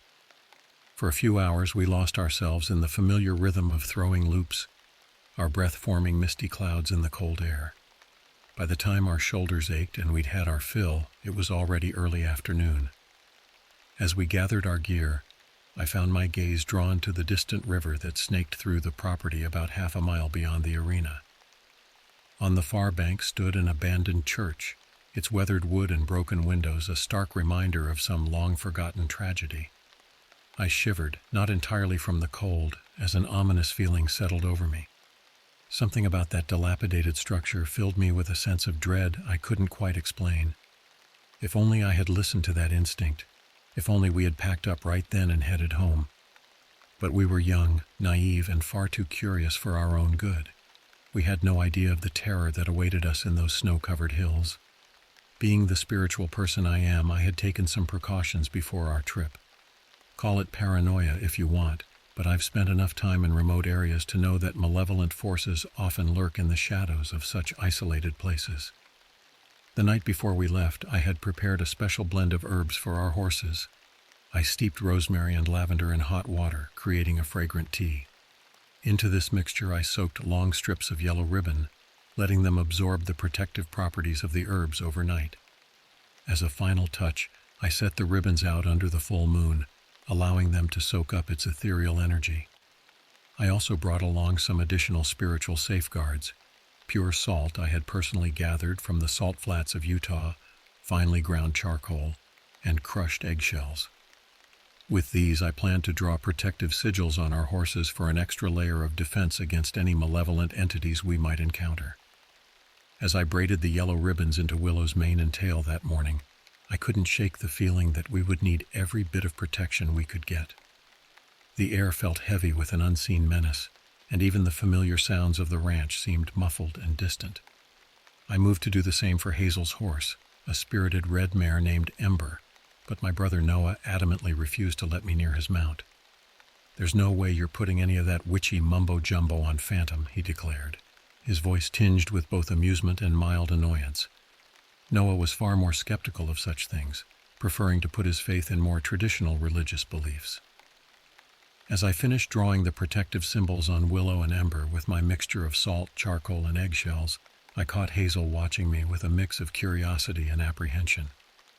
"Do you really think we need all this?" she asked, her voice barely above a whisper. I met her gaze, seeing my own unease reflected in her eyes. "I hope not," I replied softly. "But out here, it's better to be safe than sorry." With our actual work completed and our roping practice finished, we found ourselves with several hours of daylight left. The vast untamed wilderness surrounding us beckoned enticingly, its snow-covered expanses virtually untouched by human presence. "Hey, why don't we go explore a bit?" Hazel suggested, her earlier nervousness seemingly forgotten in the face of potential adventure. "There's a trail that runs along the mountain. We could get an amazing view of the whole area from up there." Noah quickly agreed, always eager for a new experience. I hesitated, that nagging sense of foreboding tugging at the edges of my mind. But the enthusiasm of my friends was infectious, and I found myself nodding along despite my reservations. "All right," I conceded, "but we should be careful. It'll be getting dark in a few hours, and we don't want to get caught out here after sunset." If only we had heeded that warning. If only we had known the horrors that awaited us on that seemingly innocent trail. But we were young, invincible in our own minds, and wholly unprepared for the nightmare that was about to unfold. As we mounted up and set off towards the trailhead, I couldn't help but notice how the very air seemed to thicken around us. The cheerful banter between Hazel and Noah faded into the background as an oppressive silence settled over the landscape. Even the usual sounds of wildlife, the cry of a hawk, the rustle of small animals in the underbrush, were eerily absent. To reach the trail, we had to cross the river via an old wooden bridge, passing by the abandoned church I had noticed earlier. As we approached, I felt Willow tense beneath me, her steps becoming increasingly hesitant. Ember, too, began to act up, tossing her head and snorting nervously. It was then that I caught the first whiff of that horrifying odor, a sickly sweet stench of decay that seemed to burn the very hairs in my nostrils. My stomach churned as I fought the urge to gag, wondering how such a smell could exist in the frigid winter air, when everything should have been frozen solid. But there was no time to ponder this mystery. As we neared the bridge, all hell broke loose. The wooden planks of the old bridge creaked ominously under our horses' hooves as we approached the river. The abandoned church loomed to our right, its weathered walls and broken windows a silent witness to whatever horrors we were about to face. Suddenly, without warning, Ember went berserk. Hazel's usually calm mare reared up violently, nearly unseating my friend. As Hazel struggled to regain control, Ember began backing up frantically, her eyes rolling wildly in their sockets as she fought to get away from the bridge. To my left, I heard Noah cursing loudly. His horse, Phantom, a half-crazy off-track thoroughbred he had rescued from a kill pen just 4 months earlier, was having his own rodeo. The powerful black stallion spun in tight circles, snorting and trembling with fear. I wanted to help my brother and friend, but I had my hands full with Willow. My usually reliable mare was frozen in place, every muscle in her body tense as a bowstring. Her ears were pinned flat against her skull, and I could feel her heart pounding beneath me. The icy road beneath us only added to the danger. One wrong move, one slip on the treacherous surface, and we could all end up seriously injured. As I fought to keep Willow under control, that horrifying stench hit me again, stronger this time, so potent I could almost taste it. The smell of rotting flesh, sickly sweet and utterly wrong, seemed to envelop us. How could such an odor exist in this frozen landscape? What could possibly be decomposing in these sub-zero temperatures? As these questions raced through my mind, I caught movement out of the corner of my eye. Something dark and massive shifted in the shadows near the old church. For just a moment, I thought I saw the gleam of eyes watching us, not the reflecting green or yellow of a wild animal, but a deep, malevolent red that sent chills down my spine. "We need to get out of here," I shouted to the others, my voice shrill with fear. "Now!" Hazel had managed to turn Ember around, and Noah was slowly regaining control of Phantom. As quickly as we dared on the icy ground, we retreated from the bridge, heading back towards the relative safety of the arena area. Our horses, sensing our fear and more than happy to be putting distance between themselves and whatever had spooked them, didn't need much encouragement. We rode in tense silence, each lost in our own thoughts about what had just transpired.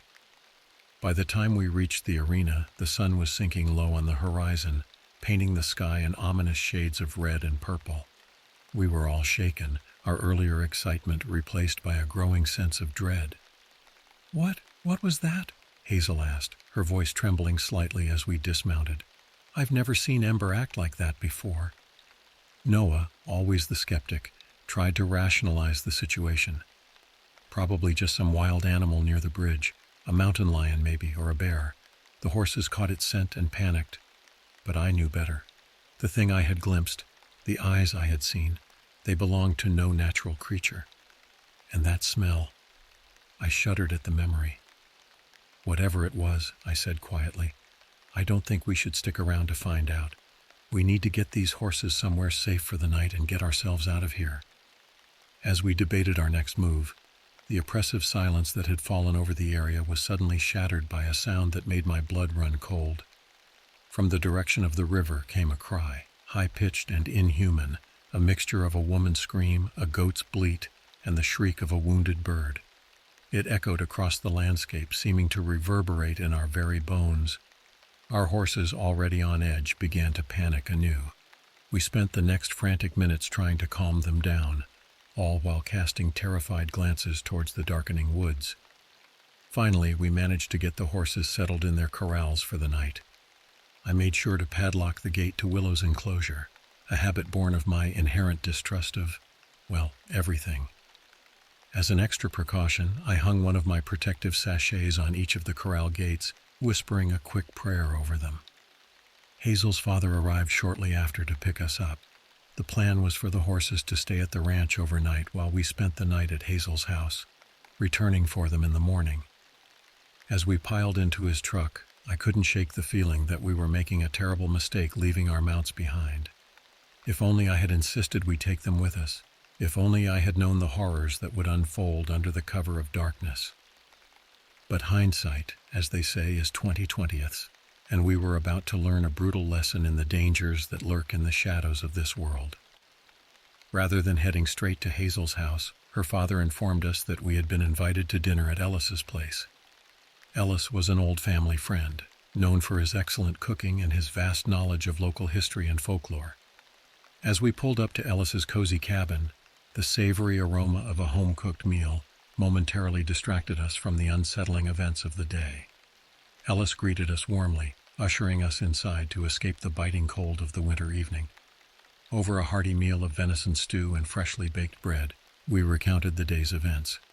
Noah focused on the practical aspects, the difficulty with moving the cattle, our roping practice, carefully avoiding any mention of our frightening experience at the bridge. But when I hesitantly brought up the horrifying stench we had encountered, the atmosphere in the room shifted dramatically. Ellis, who had been jovially refilling our plates, suddenly went very still, his weathered face growing pale. "You smelled it too, then," he said quietly, his eyes fixed on some distant point. It wasn't a question. A chill ran down my spine at his words. "What do you mean, too?" I asked, dreading the answer. Ellis sank heavily into his chair, suddenly looking every one of his 70-plus years. "There's a reason that old church by the river was abandoned," he began, his voice low and grave. "It's a story that goes back nearly 100 years, to when this area was first settled." Noah, ever the skeptic, let out an exasperated sigh and excused himself to the front porch, muttering something about calling his girlfriend. But Hazel and I leaned in, captivated by Ellis's words. "The church was built by the first pioneers to settle in this valley," Ellis continued. "For a time it was the center of the community. But then, in the winter of 1924, something changed." He paused, taking a long sip of his coffee before continuing. "It started with livestock going missing. Cattle, sheep, even horses. They'd vanish without a trace. Then came the smell. Folks described it as the stench of death itself, so strong it made your eyes water and your stomach heave." I exchanged a knowing glance with Hazel, both of us intimately familiar with that horrific odor. "But the worst was yet to come," Ellis went on, his voice dropping to barely above a whisper. "It was during a Sunday service in late January. The entire congregation was gathered in the church when it appeared." "What appeared?" Hazel asked, her voice trembling slightly. Ellis shook his head slowly. No one who survived that day could ever describe it clearly. Some spoke of a massive, twisted shape, taller than a man. Others swore they saw glowing red eyes and wickedly sharp antlers. But they all agreed on one thing: the smell. That ungodly stench of rot and decay. My blood ran cold as I remembered the fleeting glimpse I'd caught of something large moving in the shadows near the church, the brief flash of reddish eyes. "What happened to the people in the church?" I managed to ask, though I feared I already knew the answer. Ellis's face was grim. "Out of a congregation of 53, only 7 made it out alive. The others—" He trailed off, shaking his head. "The survivors spoke of screams, of a slaughter so brutal it defied description. By the time help arrived from the nearest town, there was nothing left but blood-soaked pews and claw marks on the walls." A heavy silence fell over the room as we absorbed the horrifying tale. Outside, we could hear Noah's muffled voice as he chatted with his girlfriend, blissfully unaware of the gruesome history we had just learned. "But that was almost 100 years ago," Hazel said finally, her voice shaky. "Surely whatever it was is long gone by now." Ellis fixed us with a penetrating stare. "Some things never leave," he said softly. "They just wait, biding their time until the right moment presents itself." As if to punctuate his ominous words, a gust of wind rattled the windows, making us all jump. In that moment, I was seized by an overwhelming urge to check on Willow and the other horses. "I need to go back," I blurted out, standing up so abruptly that my chair scraped loudly against the floor. "I have to make sure the horses are okay." Ellis's eyes widened in alarm. "Young lady, you can't possibly think of going out there alone, not after what you've seen and heard." But my mind was made up. The thought of Willow facing that thing alone was more than I could bear. Despite Ellis's protests, I was determined to check on the horses. Hazel, sensing my resolve, volunteered to come with me. Her father reluctantly agreed to let us borrow his truck, tossing us the keys with a stern warning: "Don't wreck it, or you'll be walking back." As we headed out into the cold night, Noah finally rejoined us, looking annoyed at having his phone call interrupted. "Where do you two think you're going?" he demanded. "To check on the horses," I replied curtly, already climbing into the passenger seat of the blue F-250. "You coming or not?" Noah rolled his eyes but grudgingly got into the back seat. "You know you're just freaking yourselves out over nothing, right?" he grumbled. We set off down the rough dirt road, now treacherously icy in the frigid night air. Hazel, behind the wheel, kept our speed to a cautious crawl. The truck's headlights cut through the darkness, illuminating swirling snowflakes and creating eerie shadows in the surrounding woods. To distract ourselves from the oppressive darkness pressing in around us, Hazel and I sang along to the radio, our voices slightly off-key but enthusiastic. Noah sulked in the back seat, clearly unhappy about being dragged along on our midnight excursion. Suddenly, Hazel hit a particularly slick patch of ice. The truck fishtailed wildly, spinning a full 180 degrees before coming to a jarring stop. My heart pounding, I realized with growing horror that we were now facing the abandoned church, its dilapidated form looming ominously in the truck's high beams. For a moment, we sat in stunned silence, our ragged breathing the only sound. Then Hazel let out a nervous laugh. "Well, that was exciting," she said, trying to lighten the mood. "At least we didn't wreck it, right?" But I wasn't listening. My eyes were fixed on the church, searching the shadows for any sign of movement. And then I saw them, a pair of eyes gleaming in the darkness. Not the bright, menacing red of popular monster stories, but a deep, almost auburn color that seemed to glow with an inner malevolence. "Hazel," I whispered, my mouth suddenly dry. "Do you see that?" She leaned forward, squinting through the windshield. "See what?" She broke off abruptly, her face draining of color. "Oh my God," she breathed. Even Noah, who had been pointedly ignoring us, sat up straighter.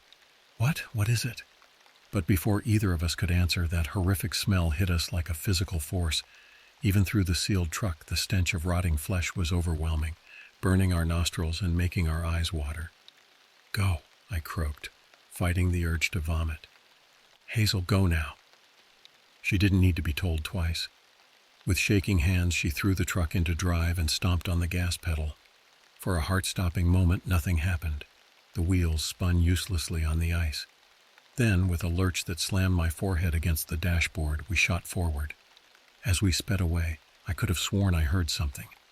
A low, guttural growl that seemed to vibrate through the very earth. But it was quickly drowned out by the roar of the engine as Hazel pushed the truck to its limits, desperate to put as much distance between us and the church as possible. We barely slowed as we pulled into the arena parking lot, all three of us tumbling out of the truck almost before it had come to a complete stop. The horses were exactly where we had left them, but they were far from calm. All three animals were drenched in sweat despite the freezing temperature, their eyes wide with terror. Without a second thought, I vaulted over the corral fence, rushing to Willow's side. She trembled beneath my touch as I stroked her neck, whispering soothing words that I didn't fully believe myself. "It's okay, girl," I murmured. "We're here now. You're safe." But even as I said the words, I knew they were a lie. None of us were safe, not as long as that thing was out there in the darkness. With shaking hands, I untied the obsidian necklace I always wore, a gift from my grandmother, who had told me it would protect me from evil spirits. I quickly knotted it into Willow's mane, alongside the yellow ribbon I had braided in that morning. "Evelyn, come on," Hazel called urgently from the truck. "We need to go." Reluctantly, I gave Willow one last pat before clambering back over the fence. As we drove away, I couldn't shake the feeling that I was abandoning her to some terrible fate. The drive back to Ellis's was tense and silent, each of us lost in our own thoughts. Even Noah, who had been so dismissive earlier, looked shaken. When we finally pulled up to the cabin, Ellis was waiting for us on the porch, his face etched with worry. We tumbled out of the truck, words spilling from us in a confused jumble as we tried to explain what we had seen. Ellis listened gravely, his expression growing more troubled with each passing moment. "You shouldn't have gone out there," he said finally, shaking his head. "You've drawn its attention now. It knows you're here." A chill ran down my spine at his words. "What do we do?" I asked, hating how small and scared my voice sounded. Ellis sighed heavily. "For now we pray and we prepare, because I have a feeling this night is far from over." As if in response to his ominous words, a long, mournful howl echoed across the valley, a sound that was neither wolf nor coyote, but something far more ancient and terrible. We huddled closer together on the porch, staring out into the darkness that seemed to press in around us like a living thing. After our terrifying encounter, we retreated into Ellis's cabin, locking the doors and drawing the curtains tight. Despite the warmth inside, I couldn't stop shivering, the memory of those malevolent eyes burning in my mind. Ellis busied himself making us all strong cups of coffee, laced with a generous splash of whiskey to calm the nerves, as he put it. As we huddled around the kitchen table, clutching our mugs like lifelines, he began to speak again, his voice low and grave. "What you've encountered out there," he said, "is something ancient, something that was here long before us, and will likely be here long after we're gone. The native people of this land had stories about it, a creature they called the Wendigo." Noah, who had been uncharacteristically quiet since our return, spoke up. Wendigo? Isn't that just a myth? Some kind of cannibalistic spirit? Ellis shook his head slowly. Myths often have their roots in truth, son, and the truth is often far more terrifying than any story. He went on to explain how the Wendigo was said to be a malevolent spirit that possessed humans, driving them to acts of cannibalism and unspeakable violence.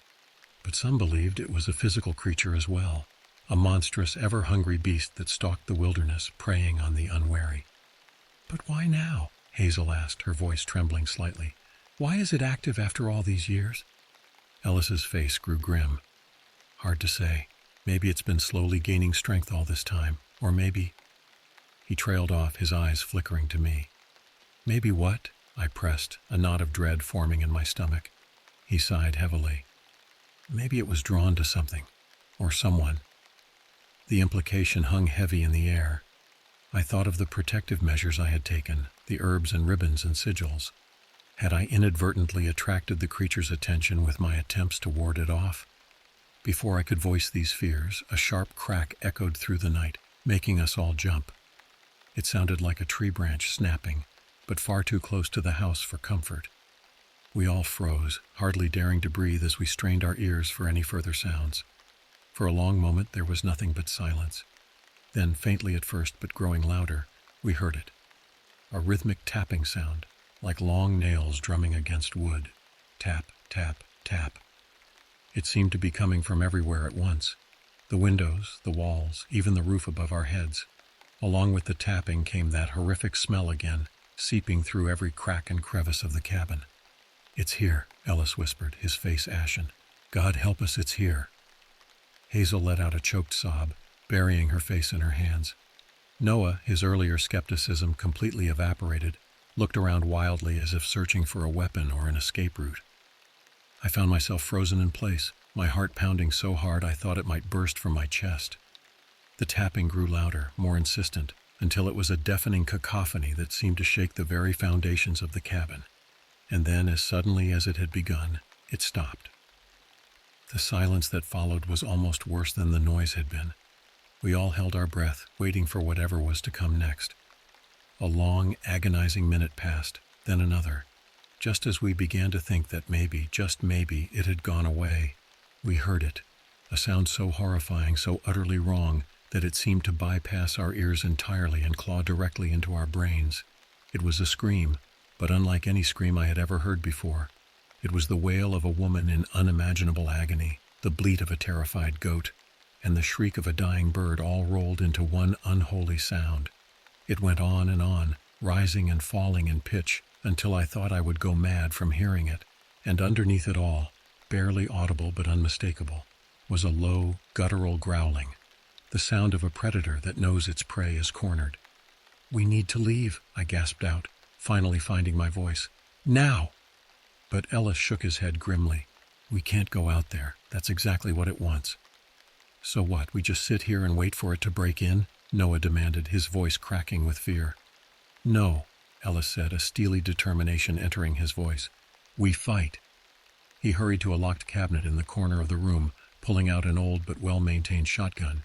"Silver buckshot," he explained, loading the weapon with practiced ease.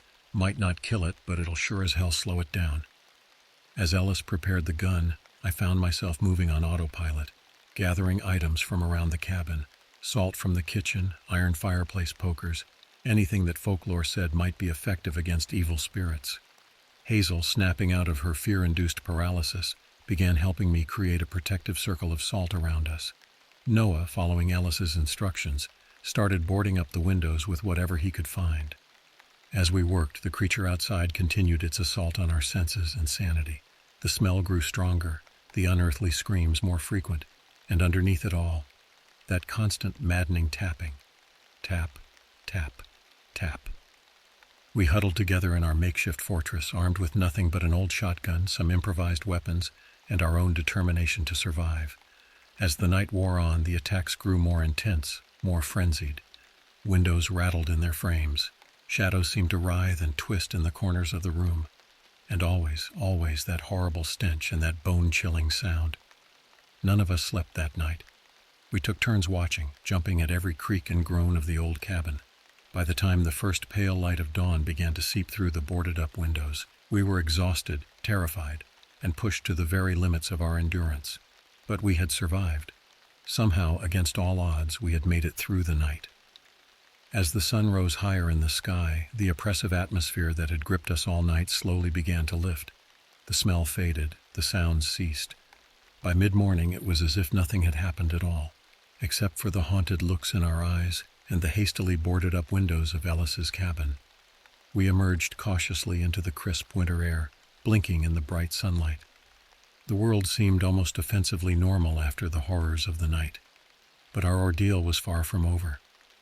As we stood there, trying to process everything that had happened, a chilling thought struck me. "The horses," I gasped. "We need to check on the horses." We piled into Ellis's truck, our earlier caution forgotten in our haste to reach the arena. As we sped down the icy road, I found myself holding my breath, dreading what we might find when we arrived. The sight that greeted us at the arena was both a relief and a new source of horror. Willow and Hazel's horse Ember were still in their corrals, apparently unharmed, but they were far from calm. Both horses were lathered in sweat despite the freezing temperature, their eyes wide and rolling with fear. I vaulted over the fence, rushing to Willow's side. She trembled beneath my touch as I ran my hands over her, checking for any signs of injury. To my immense relief, I found nothing worse than a few scrapes and scratches. But as I moved to check on Ember, I noticed something that made my blood run cold. The padlock on Willow's corral, the one I had so carefully secured the night before, was hanging open. Not broken, not forced, but simply unlocked. With shaking hands, I examined the lock.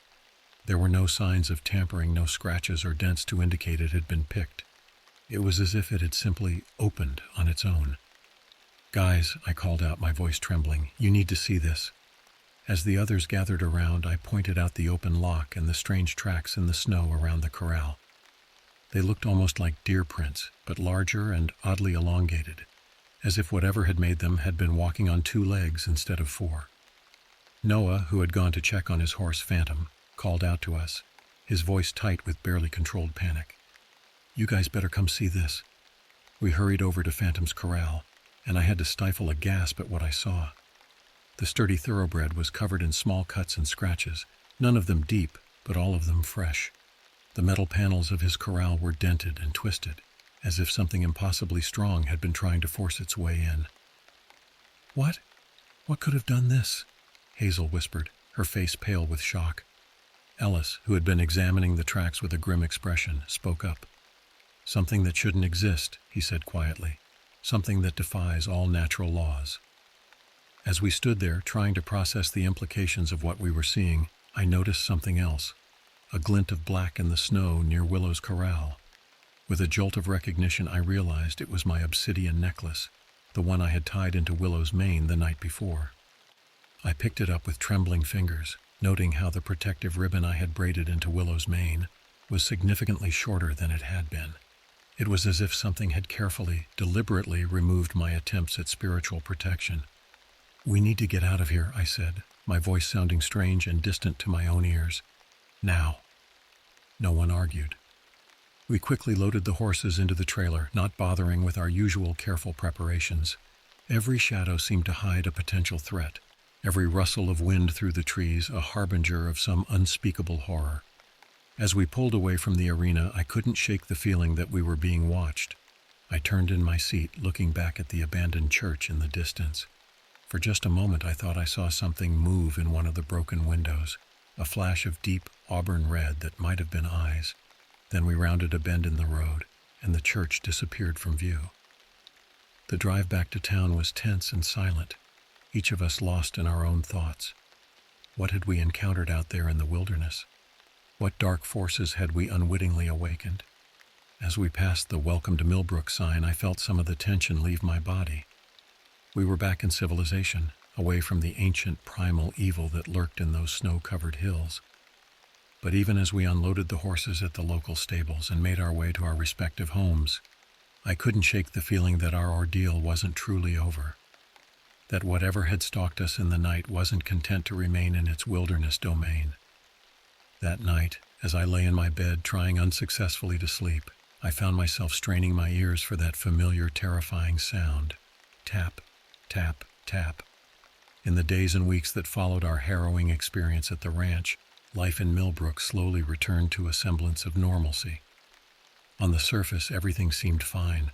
We went to school, did our chores, and tried to put the terrifying events behind us. But beneath the veneer of everyday life, a dark undercurrent of fear and unease persisted. Noah, once the skeptic of our group, had become jumpy and paranoid. He insisted on keeping a baseball bat by his bed, and often woke in the middle of the night, swearing he had heard something tapping at his window. Hazel threw herself into research, spending hours in the local library poring over old books on folklore and mythology, searching for any information that might help us understand what we had encountered. As for me, I found myself haunted by nightmares. Night after night I would jerk awake, drenched in sweat, the echo of that inhuman scream ringing in my ears. The obsidian necklace, which I had retrieved from the snow that day, now hung around my neck at all times, a talisman against the darkness that seemed to linger just out of sight. It wasn't just us who were affected. The whole town seemed to be under a pall of unease. People spoke in hushed tones about strange noises in the night, about livestock going missing, about an oppressive sense of dread that descended as soon as the sun went down. Ellis, who had become something of a mentor to us since that night, tried to reassure the townsfolk. But I could see the worry in his eyes, the way his hand would stray to the shotgun he now kept within reach at all times. One evening, about a month after our encounter, I was brushing Willow in her stall at the local stables. The mare had been on edge ever since we brought her back from the ranch, spooking at shadows and refusing to settle at night. As I ran the brush over her coat, murmuring soothing words, I noticed something that made my blood run cold. There, just behind her ear, was a small patch of fur that seemed wrong.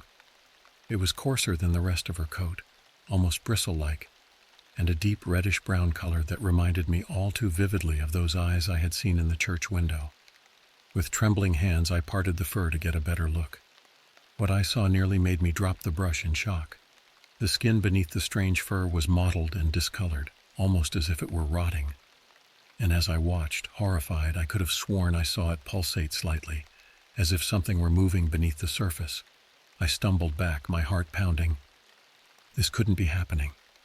Not here, not now, not so far from that cursed place. But deep down, I knew the truth. Whatever had stalked us that night hadn't stayed behind in those snow-covered hills. It had followed us home. Over the next few days, more strange occurrences began to pile up. Noah reported that Phantom had become increasingly aggressive, lashing out at anyone who came near his stall. Hazel found bizarre, elongated footprints in the snow outside her bedroom window. And throughout the town, people spoke in whispers of a foul stench that seemed to appear and disappear at random, leaving them gagging and terrified. It all came to a head one frigid February night. I was jolted awake by the sound of Willow's terrified whinny, echoing from the stables behind our house. Without thinking, I threw on a coat and boots and raced outside, grabbing a flashlight on my way out the door. The beam of my flashlight cut through the darkness as I approached the stables. The door was ajar, swinging gently in the cold night breeze. As I drew closer, that now familiar stench of decay hit me like a physical force, nearly making me retch. With shaking hands, I pushed open the stable door. The sight that greeted me would haunt my nightmares for years to come. Willow stood trembling in her stall, her eyes wide with terror. But it wasn't my horse that held my attention. It was the thing that stood before her. It was tall, impossibly tall, its antlered head nearly brushing the stable's ceiling. Its body was a nightmarish blend of human and animal features, elongated limbs ending in wickedly sharp claws, matted fur covering leathery, rotting skin. And its eyes. God, its eyes. They glowed with that same deep, malevolent red I had seen that night at the church. For a moment that seemed to stretch into eternity, we stood frozen, the creature and I, locked in a stare that seemed to pierce my very soul. Then, with a sound that was part growl, part scream, it lunged towards me. I don't remember running. I don't remember screaming. The next thing I knew, I was back in the house, the door locked behind me, my parents rushing down the stairs in alarm. The authorities searched the area thoroughly but found no sign of the creature I described. They put it down to an overactive imagination, a nightmare brought on by the stress of our earlier experiences. But I knew the truth. We all did. Noah, Hazel, Ellis, and I. The thing we had encountered at the ranch, the ancient evil that had stalked those snow-covered hills for centuries, had followed us home. And now it was here, in our town, waiting in the shadows, biding its time. As I write this account, months after that terrifying night, I can't help but glance nervously at the windows, half expecting to see those glowing red eyes staring back at me. The town has quieted down, the strange occurrences becoming less frequent, but the unease remains, a constant undercurrent in our daily lives. We've learned to live with it. This knowledge that something ancient and malevolent walks among us. We take precautions, salt lines at our doors and windows, protective charms worn at all times, never venturing out alone after dark. But deep down we know it's not enough. Not really, because in the dead of night, when the wind howls through the trees and shadows seem to move of their own accord, we can still hear it. That soft, insistent sound that sends chills down our spines and makes our hearts race with primal fear. Tap, tap, tap, and we know, with a certainty that chills us to our very cores, that our nightmare is far from over, that the horror we awakened in those remote hills has taken root here in our home, our sanctuary, that it waits, patient and hungry, for the moment when our guard drops, when our protections fail. For in the end, we are merely prey, and it, in all its ancient, terrible glory, is the ultimate predator, a force of nature as timeless and implacable as the mountains themselves. And as I sit here, pen in hand, trying to make sense of the horrors we've witnessed, I can't help but wonder, will we ever truly be safe again? Or have we unleashed something that will haunt us, haunt this town, for generations to come? Only time will tell. But one thing is certain, the shadows are deeper now, the nights longer and darker. And somewhere out there in the vast wilderness that surrounds our little town, something waits, watches, hungers. May God help us all.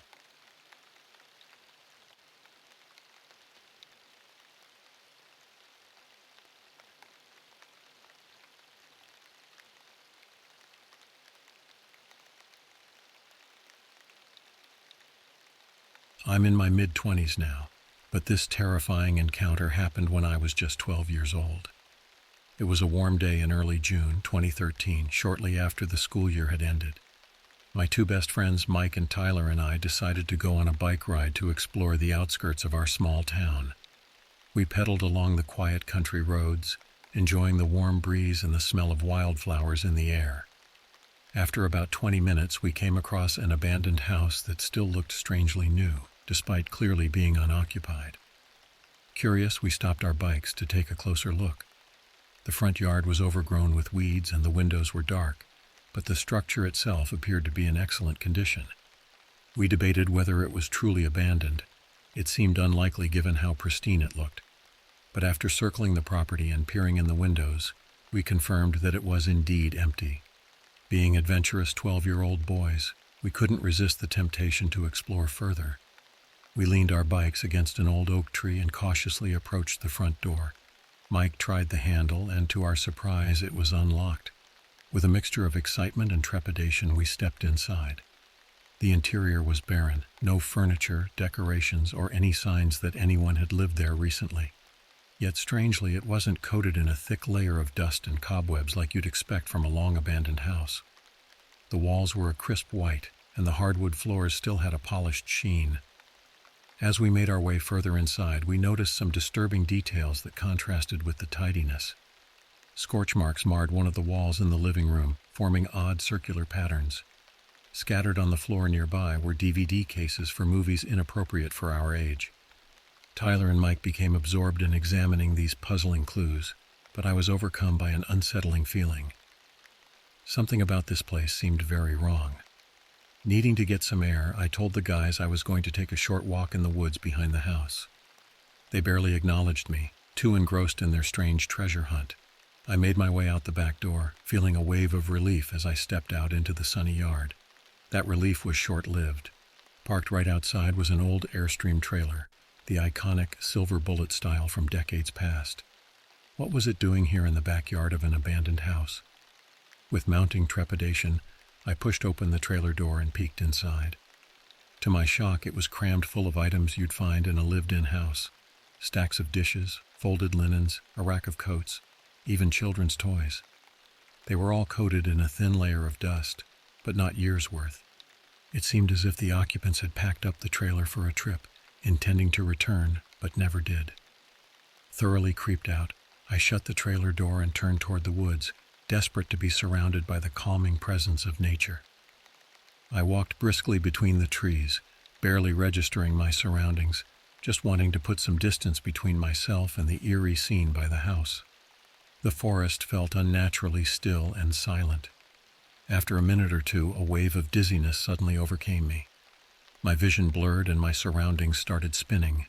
I stumbled and grabbed a tree trunk to steady myself. Blinking rapidly, I looked around in confusion. The trees all blended together into a disorienting collage of green and brown. I knew I should stop and rest until it passed, but some inexplicable force compelled me to keep going. In a daze, I staggered forward, branches scratching at my face and arms. I'm not sure how long I walked in that confused state.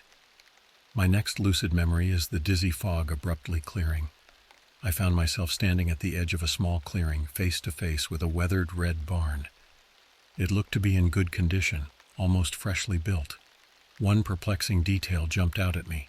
There was no road or even a trail leading up to it. How did they bring in the heavy lumber and equipment to build it?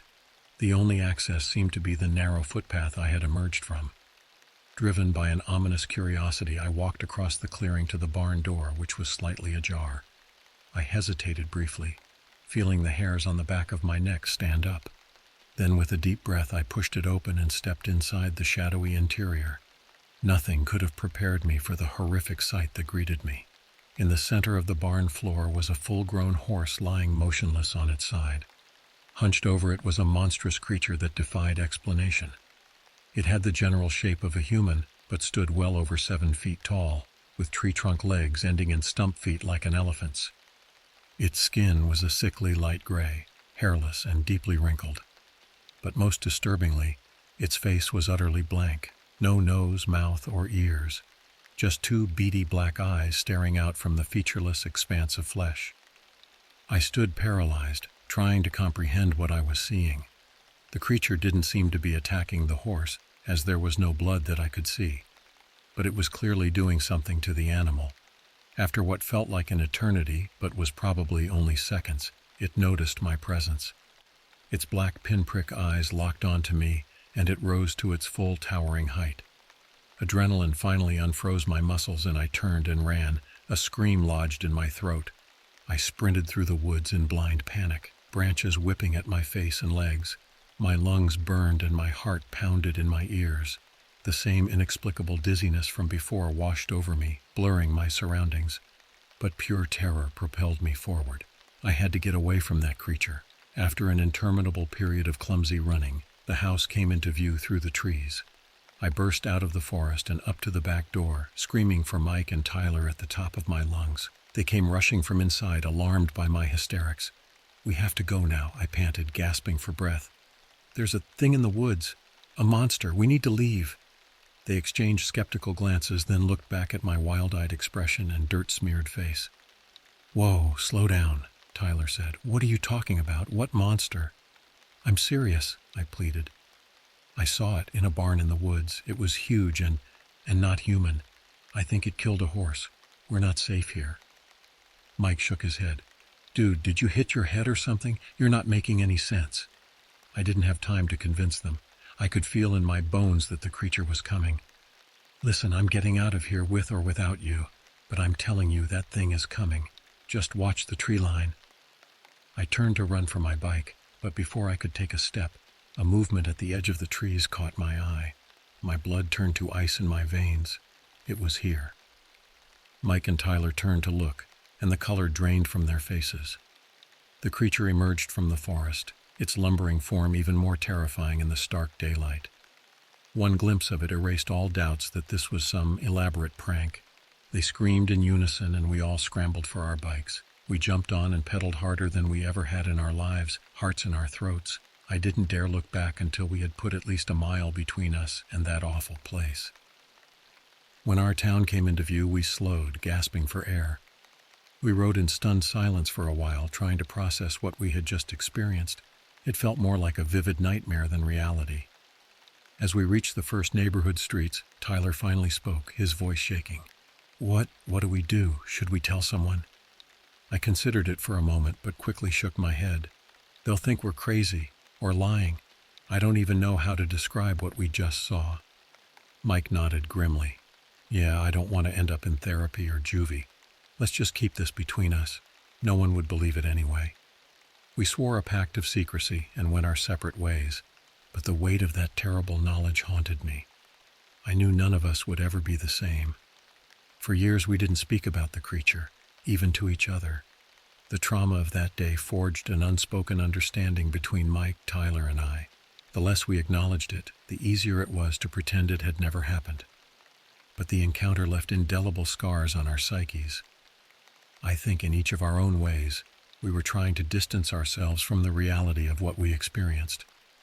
We drifted apart as friends soon after.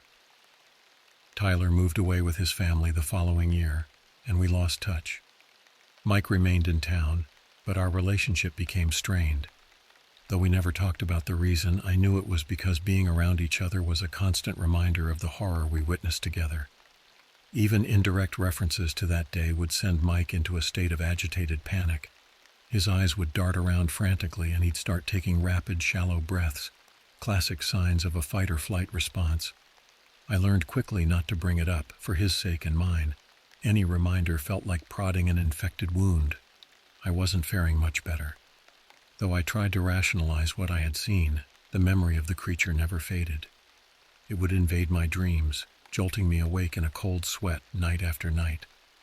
I became anxious and withdrawn, jumping at shadows and sudden noises. My parents noticed the abrupt change in my behavior, but I couldn't bring myself to tell them the reason. How could I explain that I had encountered a monster beyond human comprehension? That I had seen something that challenged everything I knew about the world? I felt completely alone in my fear. As the years went by, I tried to convince myself that it had just been a shared hallucination, a trick of the light and our overactive imaginations. But deep down, I knew the truth. The creature was real, and it was still out there somewhere. Though I never returned to those woods, I couldn't help my curiosity. A few years after the encounter, I looked up the location on Google Maps, hoping for some clues about the mystery barn. To my unease, I discovered that there was no barn visible on the satellite images from that time period. The area directly behind the abandoned house showed only thick forest. More unsettling still, I realized that just beyond the trees was a neighborhood I recognized.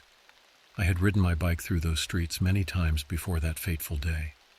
How was it possible that I had never noticed the barn during my past explorations? The thought sent a chill up my spine. The questions gnawed at me, but I had learned to stop voicing them out loud. Until one day, when I overheard a conversation that made my blood run cold. I was in line at a local coffee shop when I recognized a guy named Brent from my high school. He was a few years older than me and ran in different social circles, so we had never really interacted. But what caught my attention was what he was telling his visibly shaken friend. "I'm serious, man. It tore right through the fence like it was nothing," Brent was saying in a low, urgent tone. "It grabbed one of the calves and took off into the woods. I've never seen anything like it." Feeling like my heart had stopped, I strained to hear more details without being obvious. He described a huge, hairless creature with wrinkled gray skin and a blank, featureless face. It had snatched a calf from his family's farm in the dead of night and disappeared into the forest, leaving only smashed fences and traumatized cattle. I felt simultaneously vindicated and horrified. Vindicated that I wasn't crazy. This thing had been seen by someone else, but horrified that it was still lurking in the woods around our town, preying on livestock. How long until it killed a human? I debated saying something to Brent, but quickly decided against it. What would I even say? "Hey, I know you don't know me, but I saw that same creature 5 years ago and never told anyone." I'd sound certifiable, and I had no idea how he'd react. If he would feel relieved to be believed or furious that I had kept quiet about such a dangerous threat. So I left the coffee shop with my racing thoughts, once again feeling the burden of a terrible secret. But I knew one thing for certain. The creature was not a hallucination. It was a living, breathing predator, and it seemed to be getting bolder. After overhearing Brent's conversation, I became consumed with the need to understand what this creature was and where it came from. I knew I couldn't live with the uncertainty any longer. I had to find answers. I started by researching local Native American legends and folklore, looking for any stories that might match the description of the creature. I found tales of skinwalkers and Wendigos, but nothing quite fit the bill. The thing I had seen seemed to be a physical being, not a supernatural spirit. Next, I delved into reports of cryptids, animals whose existence is unproven or disputed. I pored over grainy photos and shaky videos claiming to show Bigfoot, chupacabras, and Mothman. While some bore passing resemblances, none matched the unique and terrifying features seared into my memory.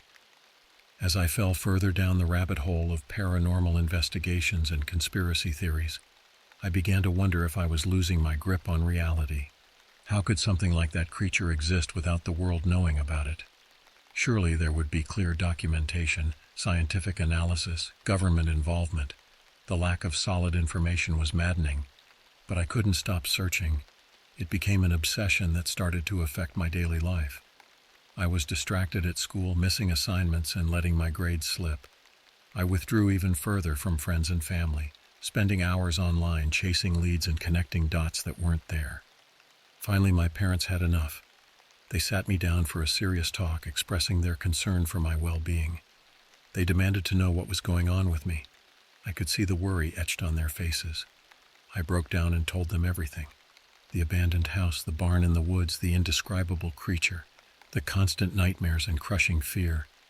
Halfway through my story, I realized how unhinged I sounded.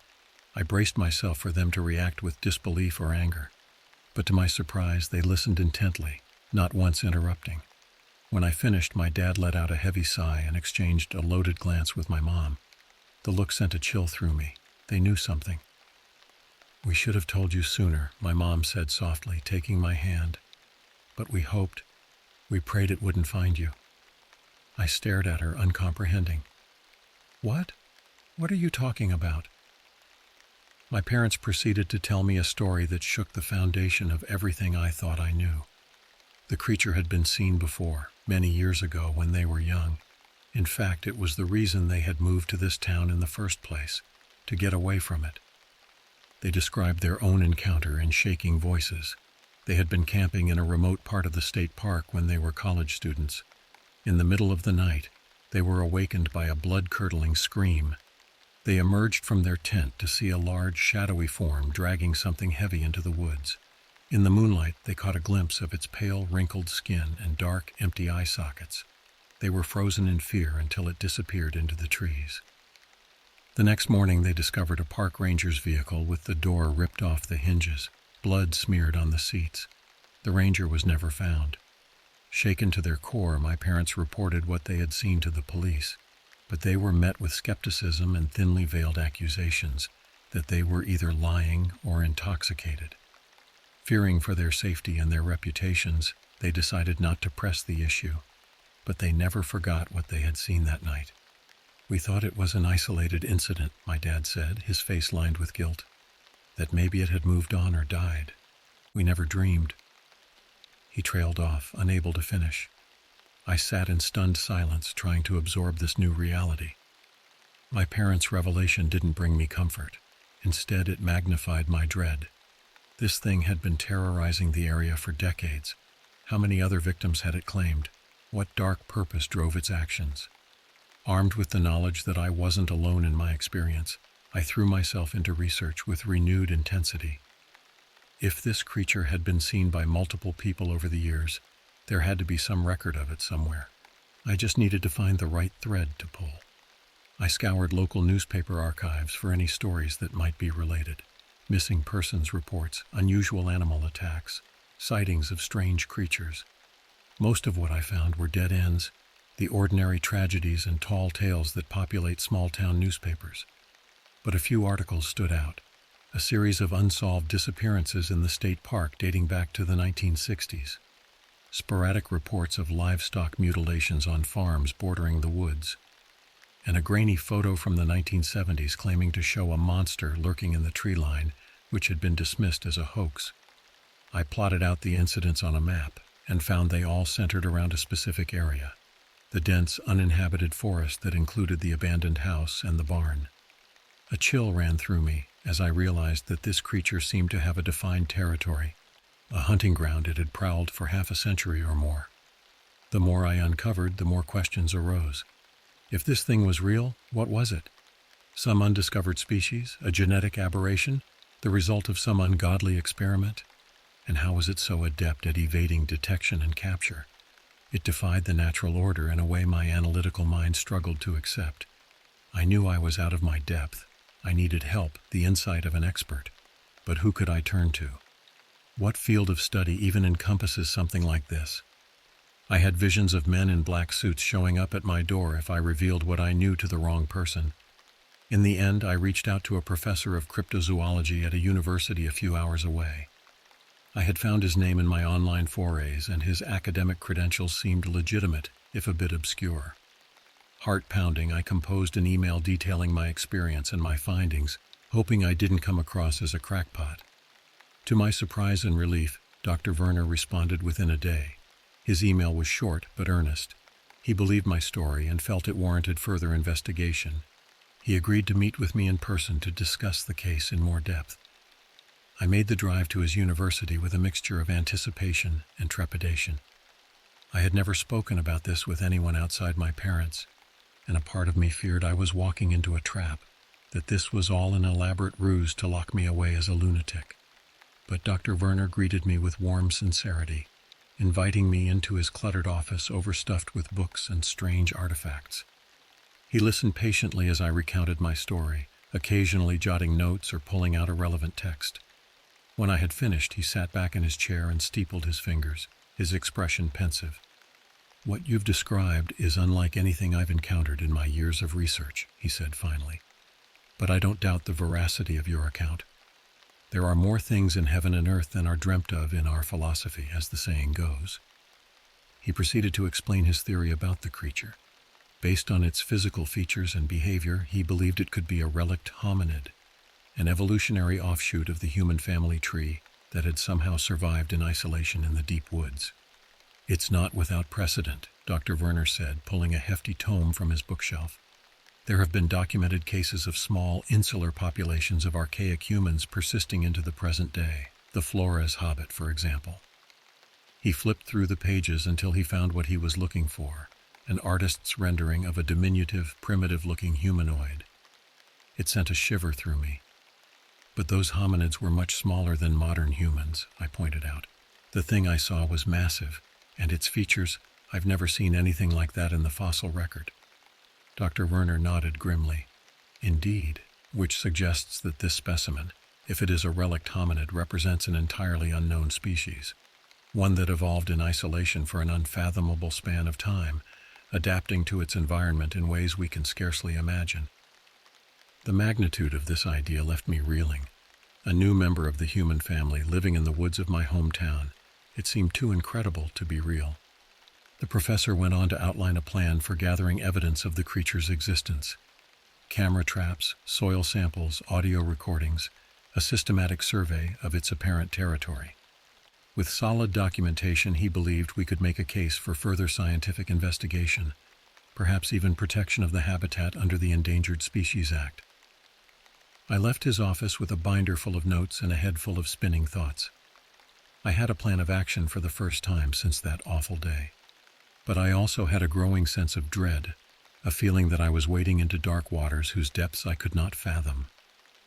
As I made the long drive home, a single question nagged at my mind. If this creature was real and had remained hidden for so long, what other nightmares might be lurking in the shadows of our world, unseen and unknown? With Dr. Werner's guidance, I threw myself into documenting the creature's existence. Every weekend, I trekked out to the woods behind the abandoned house, setting up trail cameras and audio recorders in strategic locations. During the week, I pored over the footage and recordings, searching for any hint of the creature's presence. At first, my efforts yielded little. A few blurry images of deer, a recording of crickets chirping in the night. But as the weeks turned into months, a pattern began to emerge. Snapshots of large, unidentifiable tracks in the mud. Audio of heavy breathing and snapping twigs, too loud to be any known animal. And once a fleeting glimpse of a pale, wrinkled limb disappearing behind a tree. Each piece of evidence sent a thrill of validation through me, even as my gut twisted with fear. This was really happening. The nightmare that had haunted me for years was more than just a phantom in my head. I compiled my findings into a carefully organized dossier and sent it off to Dr. Werner with shaking hands. This was it, the moment of truth. If he deemed the evidence substantial enough, we could take it to the authorities, the media, the scientific community.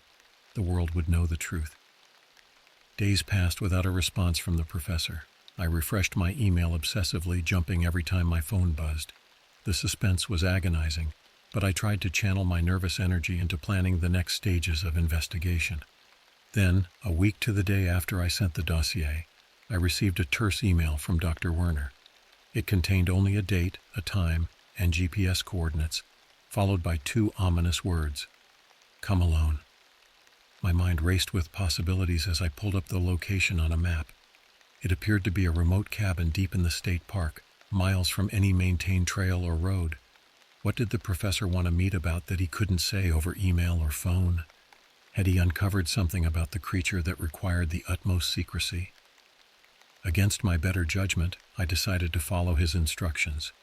I packed a bag with emergency supplies and printed out a map of the area, marking the coordinates of the cabin. As I set out early on the appointed morning, I had a sense that I was embarking on a journey from which there might be no return. The hike to the cabin was grueling, a 6-mile trek through dense, uncharted forest. By the time I arrived, my clothes were soaked with sweat and my legs were trembling with fatigue. But my exhaustion evaporated as I caught sight of the professor's car parked beside a dilapidated structure that could only charitably be called a cabin.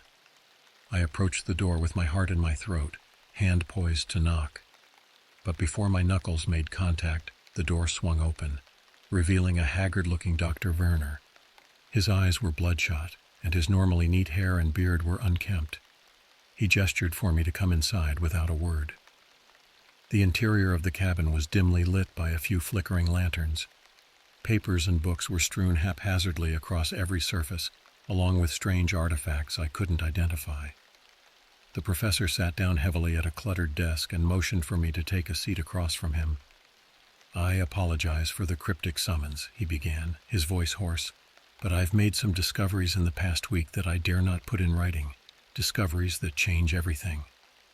He proceeded to tell me that after receiving my dossier, he had reached out to some of his colleagues in the field, sharing a few carefully curated details of our investigation.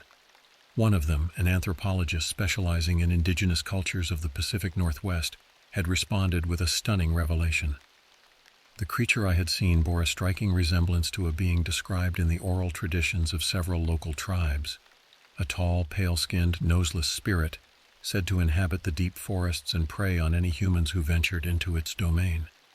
The tribes had a name for this being, translated roughly to the Quiet One. According to the legends, the Quiet One was not a natural creature, but a manifestation of an ancient curse.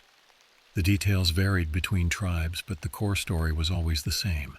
Long ago, a powerful shaman had performed a dark ritual to avenge the slaughter of his people by a rival tribe. He summoned a malevolent forest spirit and bound it to human form, creating an immortal entity that would stalk the land and punish the descendants of his enemies for all time. Dr. Werner let this sink in for a moment before continuing, his face grave. "I believe the Quiet One and the creature you encountered are one and the same. And if the legends are true, it is not just an undiscovered hominid, but something far more sinister." He rifled through the papers on his desk and produced a weathered, hand-drawn map. "This is the real reason I called you here.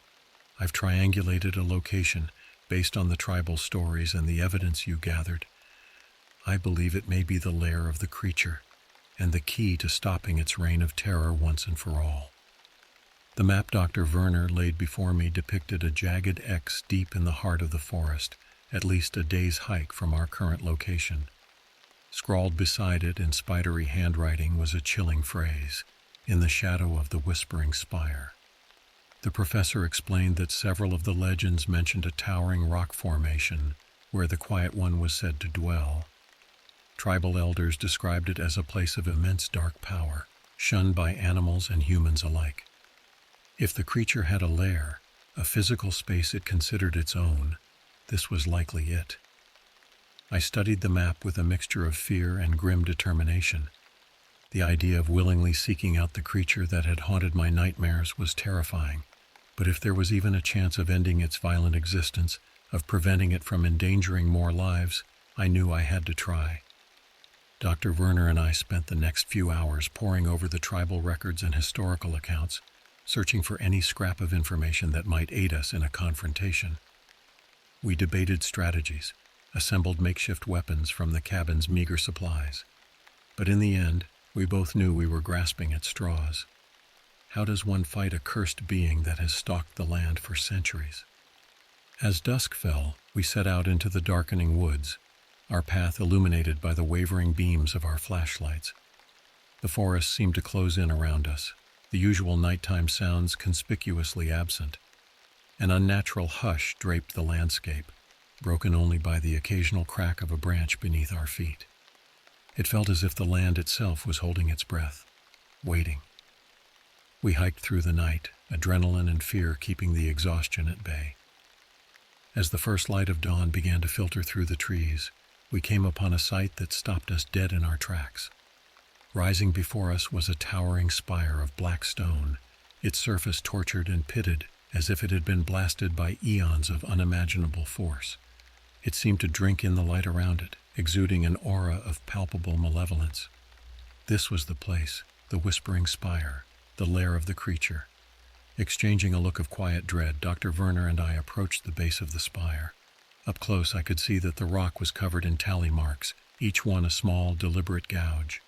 A chill ran through me as I realized what they must represent. Victims, hundreds of them, stretching back through the centuries. Here was the record of the creature's endless hunt. As I ran my fingers over the marks, a flicker of movement in my peripheral vision made me whirl around. There, at the edge of the tree line, stood the creature. It seemed to have materialized out of the shadows, tall and terrifyingly still, its pale skin almost glowing in the early morning light. For a moment, no one moved. The creature stared at us, its dark, empty eye sockets boring into my soul. Beside me, I felt Dr. Werner go rigid with fear. Then, moving with a speed that defied its size, the creature charged. It crossed the clearing in great loping strides, letting out a bone-chilling shriek that sent every primal instinct I had screaming to run, to hide, to do anything but face this nightmare head-on. But I knew running was futile. This was the moment I had been dreading and anticipating for months. I gripped the makeshift spear I had fashioned from a sturdy branch, ready to go down fighting if I had to. In the end, there was no epic battle, no vanquishing of an ancient evil. The creature barreled into us like a freight train, sending us flying like rag dolls. I felt a searing pain in my side, heard the professor cry out, and then everything went dark. When I came to, I was alone at the base of the spire. Dr. Werner was gone, nothing left but a smear of blood on the rocks where he had fallen. Of the creature there was no sign. I dragged myself to my feet, numb with shock and grief. As I looked out at the silent forest, a grim realization settled over me. The Quiet One was still out there, and it would remain so, stalking, killing, as long as the curse endured, as long as there were people for it to prey upon. I limped my way out of those woods and back to civilization, forever changed by what I had seen. I carry the scars with me still, both physical and mental, and though I've tried to move on, to build a normal life, I know I'll never be free of the shadow of the creature, because every night I dream of that pale, wrinkled face, those soulless eyes. I dream of the whispering spire and the centuries of suffering etched upon its surface, and I know that somewhere out there, the Quiet One still roams, waiting for its next victim. I never considered myself anything special, just a regular cop doing his job in a town most people have never heard of. My name is James Alderson, and for the past 8 years I've patrolled the streets of Forsyth, Georgia, a town where most folks don't lock their doors at night, and where the biggest crime last year was when someone stole 3 garden gnomes from Mayor Wilson's front yard. Forsyth sits nestled between rolling hills and dense woods, the kind of place where everyone knows everyone else's business, and where the local diner serves as both restaurant and unofficial town hall. The central street runs straight through town, lined with brick buildings that haven't changed since the 1950s, and by nightfall, most stores are closed, windows darkened except for the occasional neon sign from Hank's Bar or the 24-hour gas station at the edge of town. Before becoming a police officer, I bounced between jobs: construction work, bartending, even a brief stint selling insurance. Nothing stuck until 2007, when I joined the Forsyth Police Department. Not because of some childhood dream or desire to serve justice, but because it offered health insurance and a steady paycheck.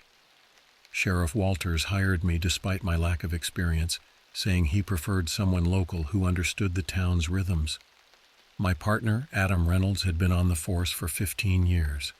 A stocky man with thinning hair who'd seen it all, or at least everything Forsyth had to offer. He taught me the ropes, which areas needed extra patrolling, which residents were prone to exaggeration when they called in complaints, and which back roads were popular with teenagers looking for trouble. "Nothing exciting happens in Forsyth," Adam would say, "and that's exactly how we like it." For almost a decade, he was right. My job consisted mostly of breaking up bar fights, writing speeding tickets, and occasionally dealing with domestic disputes. The most action I'd seen was when a deer crashed through the window of the pharmacy, sending pill bottles flying in every direction.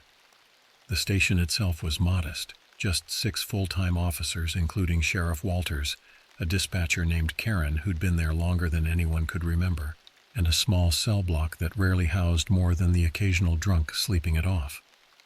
We had 4 patrol cars, one of which was always in the shop, and equipment that was functional but outdated. October 2007 had been particularly quiet. The weather was turning colder, and most people stayed indoors after sunset. Halloween decorations appeared in windows, paper ghosts and plastic pumpkins casting eerie shadows on sidewalks. I remember noticing how early darkness fell that month, the sun seeming to rush below the horizon as if eager to plunge our little town into night. On October 23rd, I was assigned the night shift alone. Adam had taken the day off to drive his daughter to a college interview in Atlanta. The day had been uneventful: a minor fender bender at the intersection by the post office, a complaint about a neighbor's dog barking too loudly, and paperwork. Lots of paperwork. By 10:30 p.m. I was on my 3rd cup of coffee from the gas station, the radio silent except for Karen occasionally checking in. The streets were empty, most windows dark except for the blue flicker of late-night television. I drove slowly, headlights cutting through the fog that had settled over town like a blanket.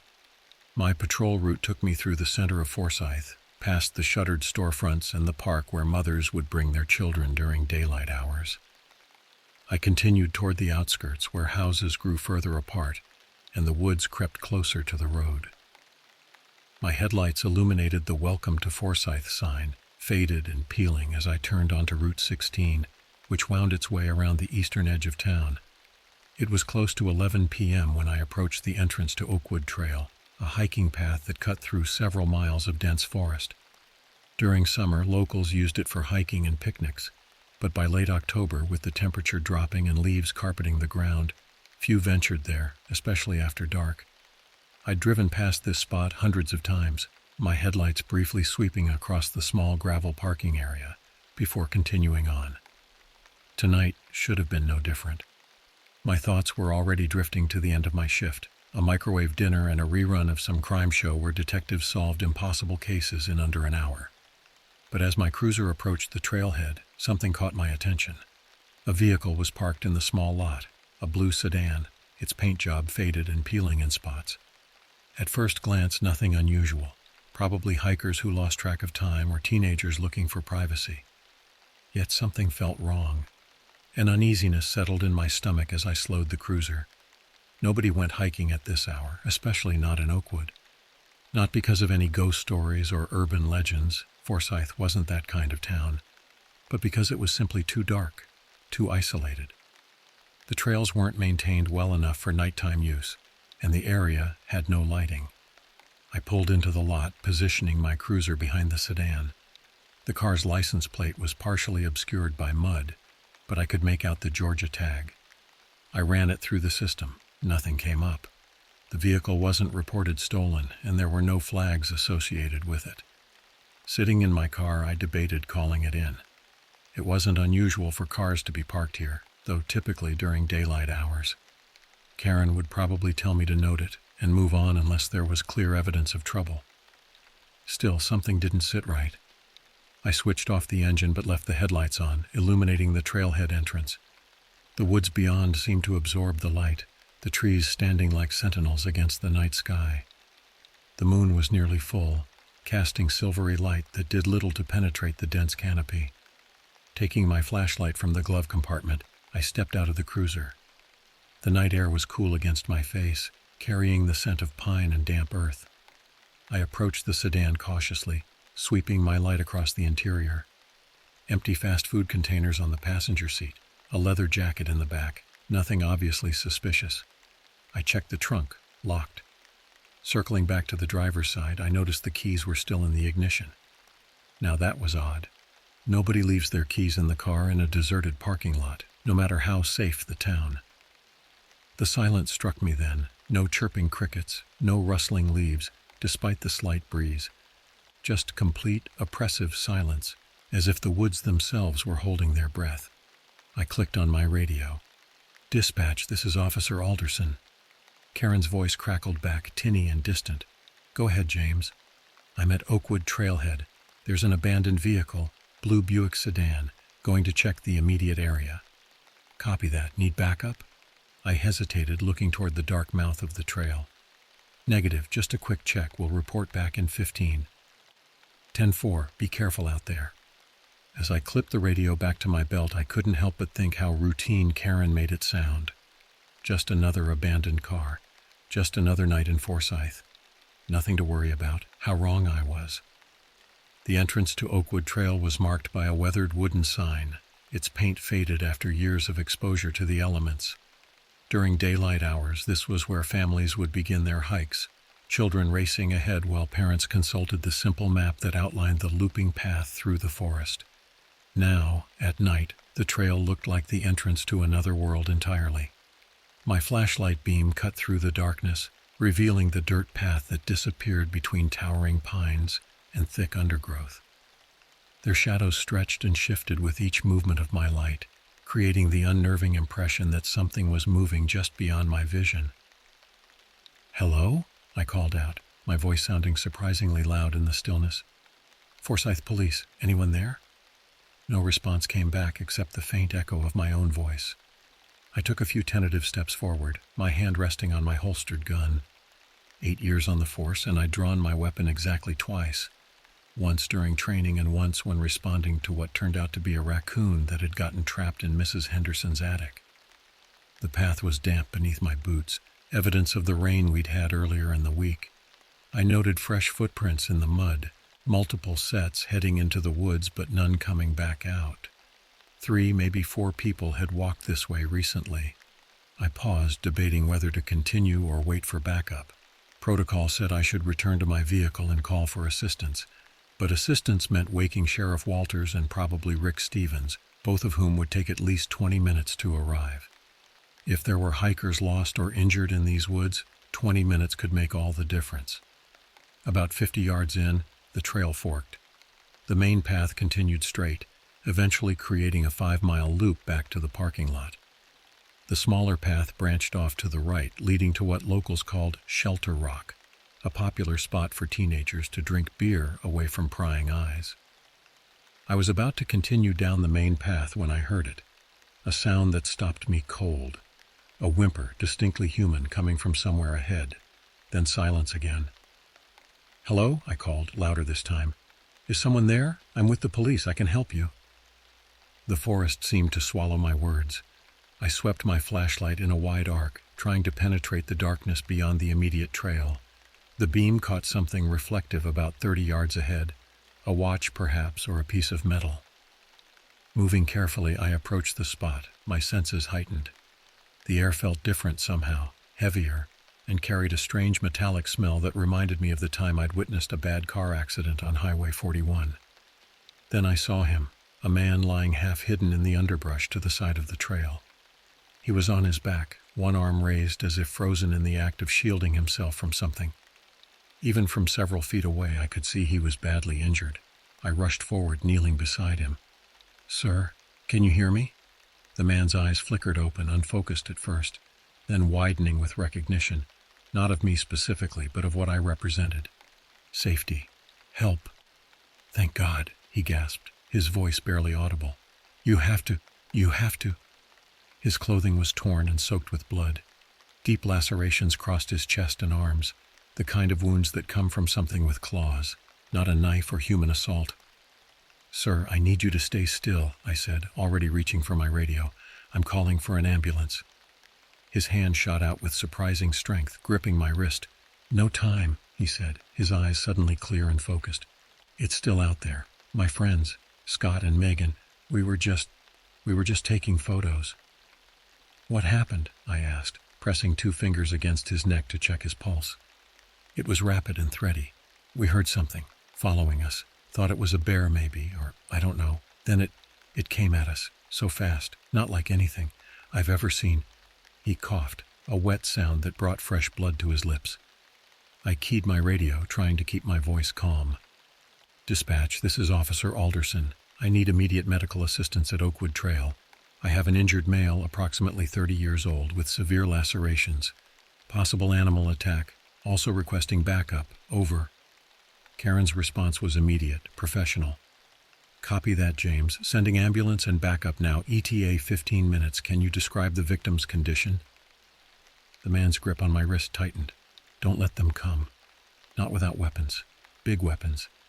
It's not an animal, not like any animal."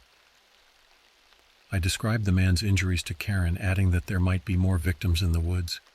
The man, who managed to tell me his name was Paul Bennett, had come with 2 friends for a night photography session. They'd wanted to capture the forest under the full moon. "How long ago did you get separated from your friends?" I asked Paul, applying pressure to the worst of his wounds with my jacket. "Maybe 20 minutes. It went after Scott first. Megan tried to help him and his breathing became more labored. "You have to find them, but be careful. It's still out there, watching." "What's it, Paul? What attacked you?" The question seemed to focus him. He gripped my uniform with bloody fingers. I couldn't see it clearly. Tall, pale, wrong, all wrong. Its face." He shuddered. "Not a face. Not human." His words sent a chill down my spine that had nothing to do with the night air. I'd heard descriptions of mountain lions before, even bears, but never like this. "It's okay," I said, trying to reassure him. "Help is coming. They'll be here soon." Paul's eyes suddenly widened, focusing on something over my shoulder. "It's here," he whispered. "It found us." I turned, drawing my weapon in one fluid motion, expecting to see some animal emerging from the trees. But there was nothing there, just darkness and silent trees. When I turned back, Paul was trying to get up, panic giving him strength he shouldn't have had. "It's coming," he insisted. "Can't you hear it?" And then I did hear something. A strange rustling in the underbrush, too deliberate to be wind, too rhythmic to be an animal.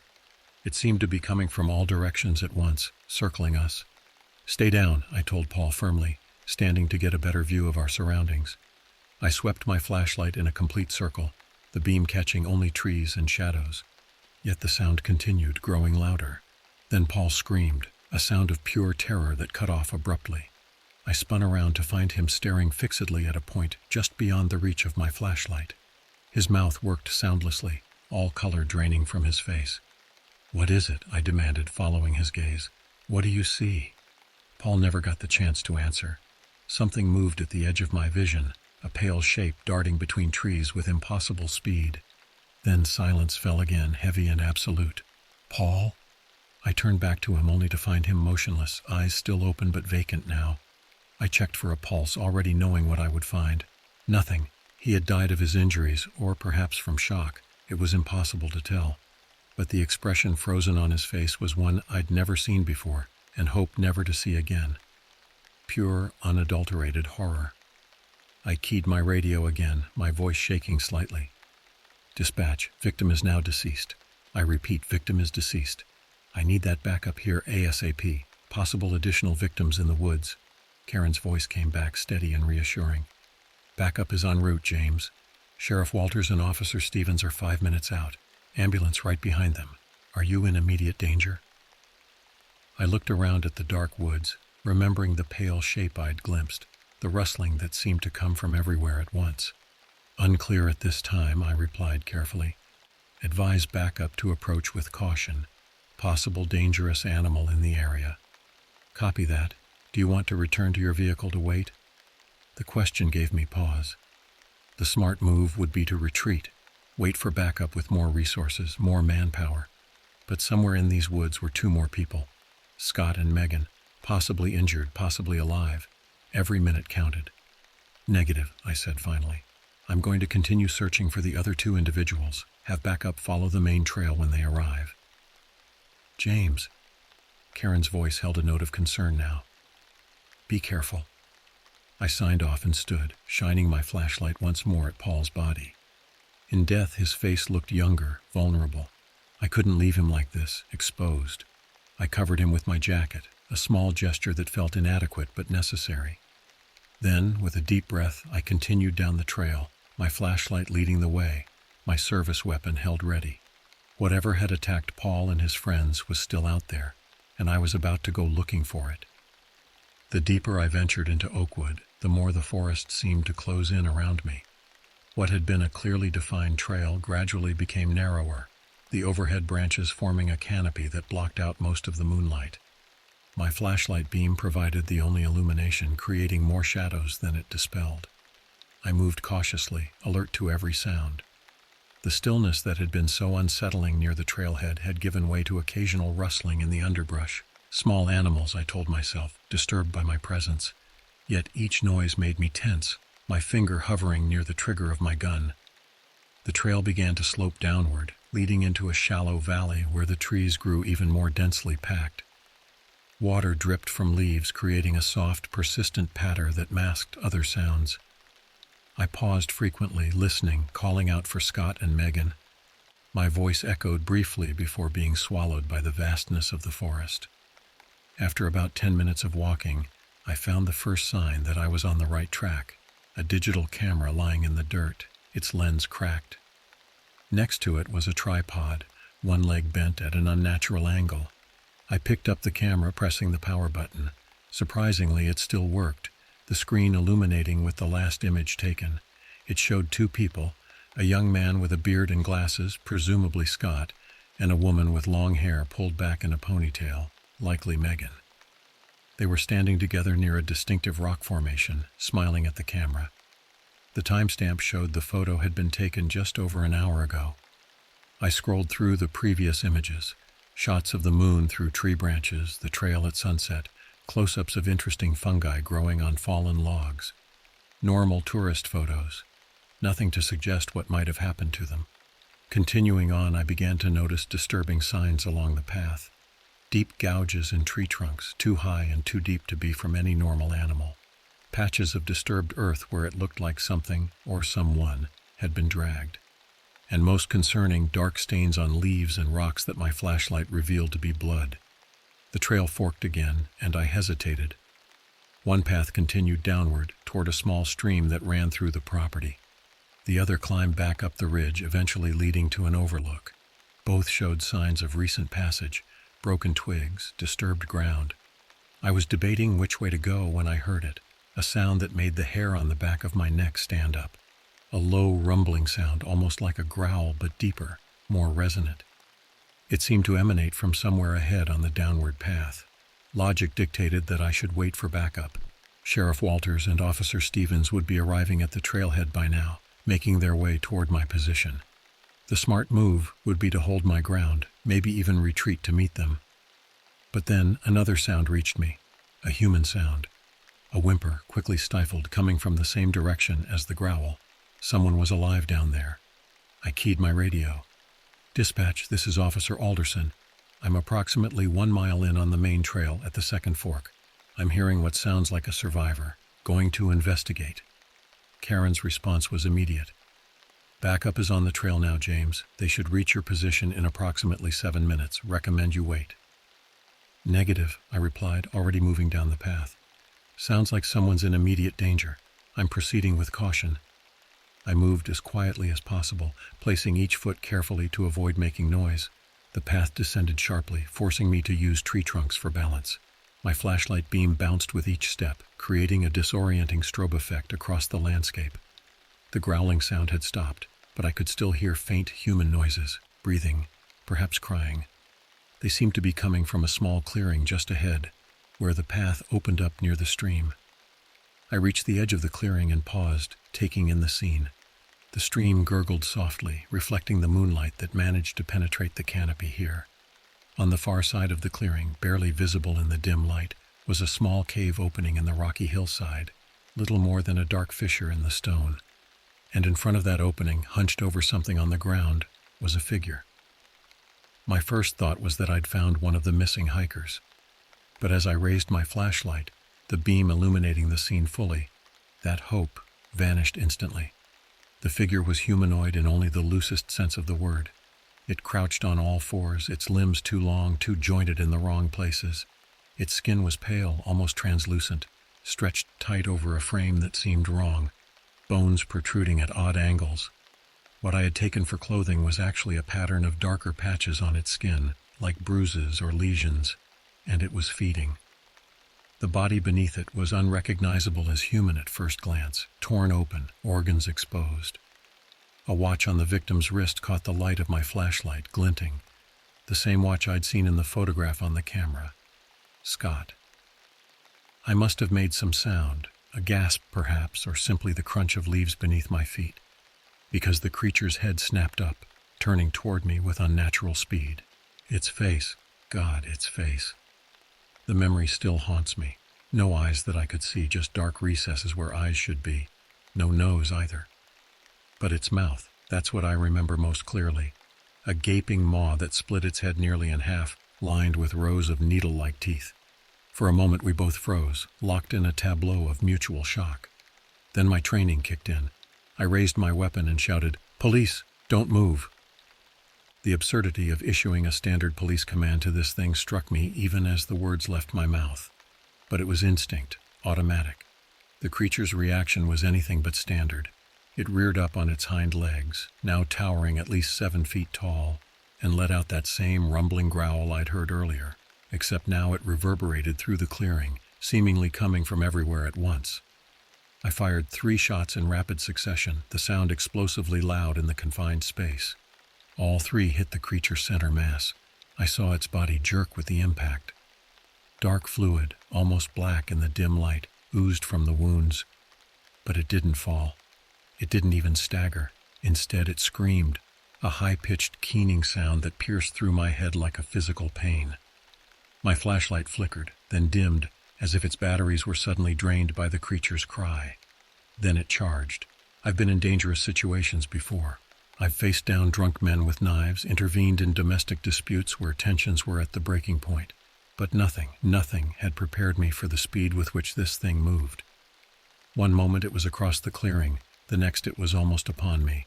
I fired again, emptying my magazine into its advancing form. It flinched, shuddered, but kept coming. With no time to reload, I dropped my gun and pulled my baton from my belt. The creature reached me just as I extended the baton to its full length, swiping at me with arms that seemed to elongate as they moved.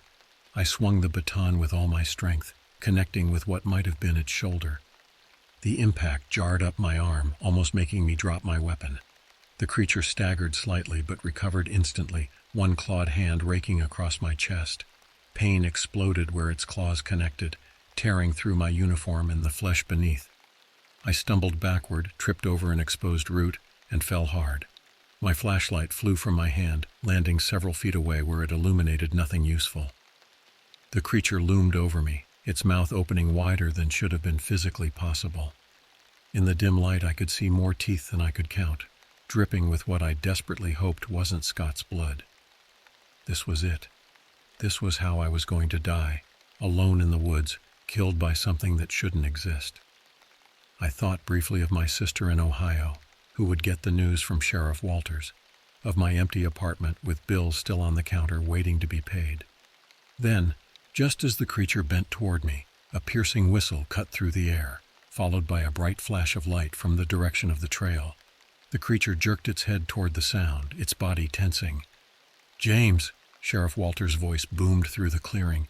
"Over here." The creature hesitated, caught between its intended prey, me, and this new threat. In that moment of indecision, I scrambled backward, ignoring the searing pain in my chest.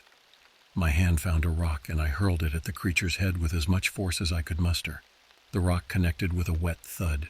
The creature shrieked again, that same brain-piercing sound, and lunged, not at me, but toward the trees, away from both me and the approaching officers. It moved with that same impossible speed, scaling the rocky hillside as if gravity didn't apply to it, disappearing into the darkness beyond. Seconds later, flashlight beams cut through the clearing as Sheriff Walters and Rick Stevens reached me. Rick helped me to my feet while the sheriff scanned the area, his shotgun raised and ready. "What the hell was that?" he demanded, his normally composed face tight with tension. I opened my mouth to answer, but found I had no words to describe what I'd just encountered. How could I explain something that defied explanation? Something that shouldn't exist? "Not sure," I managed finally, wincing at the pain in my chest. "Some kind of animal. It killed the hikers, at least one of them, over there." Rick's flashlight illuminated Scott's remains, and the officer turned away quickly, looking like he might be sick. Even Sheriff Walters, who'd seen his share of car accidents and hunting mishaps over the years, paled at the sight. "Jesus," he muttered, "never seen anything like this." "There's another victim," I said, remembering, "near the trail entrance, and a third hiker still missing, a woman named Megan." The sheriff nodded, then spoke into his radio, updating Karen and requesting additional units. I could hear the strain in his voice as he tried to describe the scene in professional terms. "Let's get you back to the trail," he said to me when he'd finished. "Ambulance is waiting. Those cuts need attention."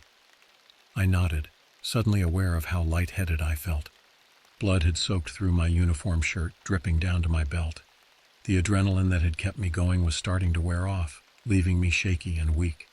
As Rick helped me back toward the trail, I couldn't stop myself from looking back at the hillside where the creature had disappeared. Was it still watching us? Would it come back? "Sheriff," I said, my voice hoarse, "that thing, it wasn't natural. The bullets didn't stop it." Walter's expression was grim as he walked beside us, his shotgun still at the ready. "Let's focus on getting out of here alive," he said. "We can figure out what it was later." But as we made our slow way back up the trail, I knew that whatever had happened in these woods tonight would defy explanation, and I wasn't sure any of us were ready for the truth.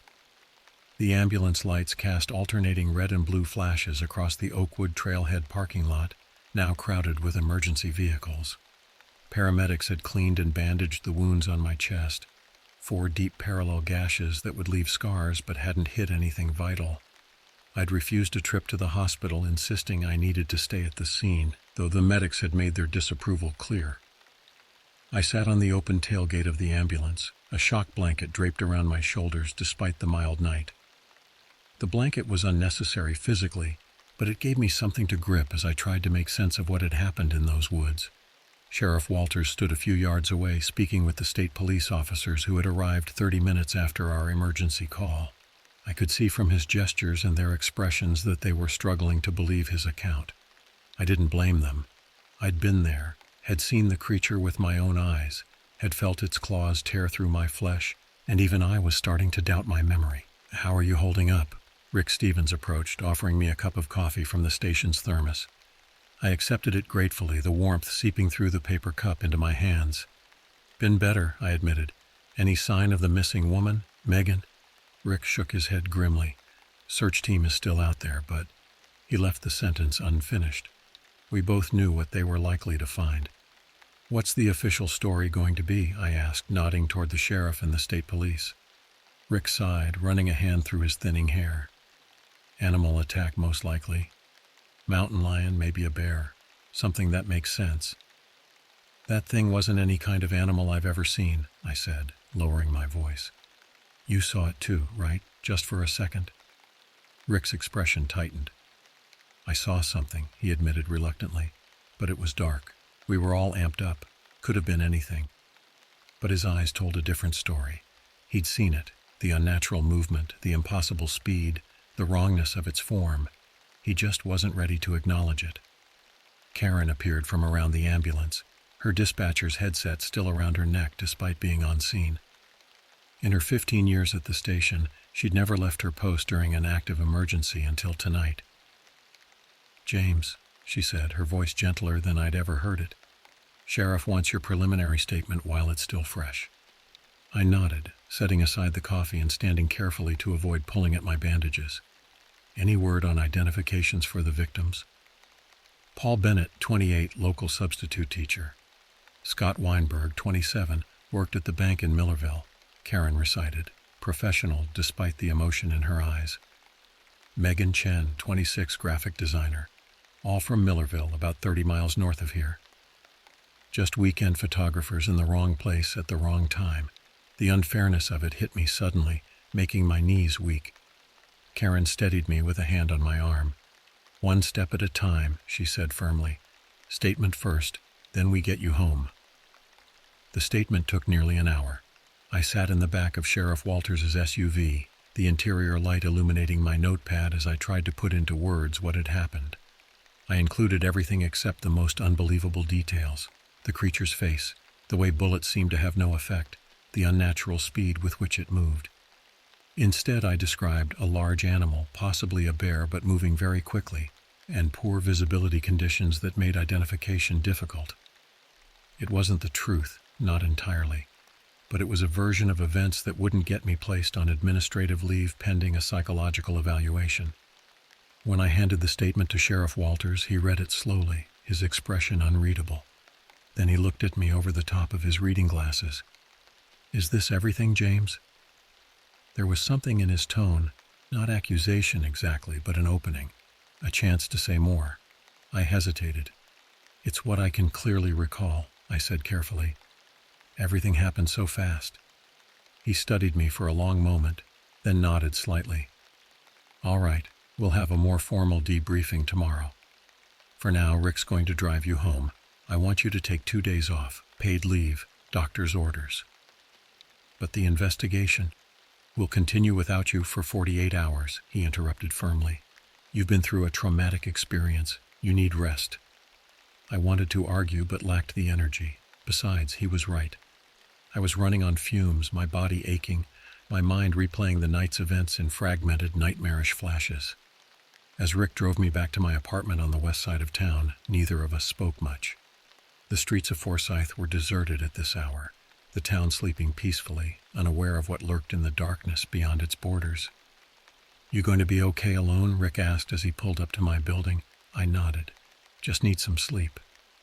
"Call if you need anything," he said, watching as I carefully extracted myself from the passenger seat. "And James, maybe keep the details of tonight between us for now. People talk in this town." "Yeah," I agreed tiredly. "Good night, Rick." My apartment felt foreign somehow, too normal, too ordinary after what I'd experienced. I moved through the familiar rooms like a ghost, shedding my torn and bloodied uniform piece by piece. In the bathroom, I unwrapped the bandages to examine the wounds more closely. 4 perfect parallel lines ran diagonally across my chest, from just below my left collarbone to the bottom of my right rib cage. The paramedics had cleaned and stitched them, but they still looked angry and red. They would scar, no doubt about that, physical evidence of something the world would never believe. I showered carefully, watching pink-tinged water swirl down the drain, then redressed the wounds with supplies the paramedics had given me. Exhaustion pulled at me. But when I finally lay down in bed, sleep refused to come. Every time I closed my eyes, I saw it, that face, that mouth. Heard that scream that seemed to penetrate directly into my brain. Felt those claws tearing through flesh as if it were paper. When dawn finally broke, I'd managed perhaps an hour of restless sleep. I made coffee, stronger than usual, and sat at my small kitchen table watching the early morning light change the shadows in my apartment. My phone rang around 8 a.m., Sheriff Walters checking in. The search team had found Megan Chen's body near the cave entrance, he told me. Same condition as Scott Weinberg. No sign of the animal responsible. The state police are bringing in a wildlife expert, he said. Some professor from Georgia State. They're thinking rogue bear may be rabid. And they'll keep thinking that until they find evidence that contradicts it, I replied. Which they won't. A pause. What exactly are you saying, James? Nothing, Sheriff. Just tired. After we hung up, I turned on the local news. The story was already breaking. Deadly animal attack claims 3 in Forsyth Woods. The reporter stood at the Oakwood trailhead, now cordoned off with police tape, explaining that authorities believed a predatory animal had attacked a group of photographers. Wildlife officials urge residents to avoid the area and report any sightings of unusual animal activity, she said gravely. The woods will remain closed to the public until further notice. I turned off the TV, unable to listen to more. They were going to sanitize it, package it into something comprehensible, something that wouldn't disturb the orderly world people thought they lived in. But I knew different now. I had seen behind the curtain, glimpsed something that shouldn't exist, and I couldn't unsee it. The next 48 hours passed in a haze of pain medication, sleepless nights, and jumps at every unexpected sound. I kept my blinds closed, doors locked, a kitchen knife on my bedside table. Irrational, perhaps. The creature had shown no interest in following me back to town, but necessary for me to function at all. On the third day, I returned to the station, greeted by concerned looks and awkward silences. News of the animal attack had spread through town, along with rumors that I had nearly been a victim myself. Karen had left a homemade casserole in the break room refrigerator with my name on it. Rick gave me a brief, uncomfortable pat on the shoulder. Sheriff Walters called me into his office mid-morning. The wildlife expert had concluded, based on the evidence, that the attacks were consistent with a large black bear, possibly one suffering from a neurological condition that made it unusually aggressive. The woods would remain closed for another week while state officials conducted a capture operation, but otherwise the case was considered closed. "Any questions?" the sheriff asked after briefing me.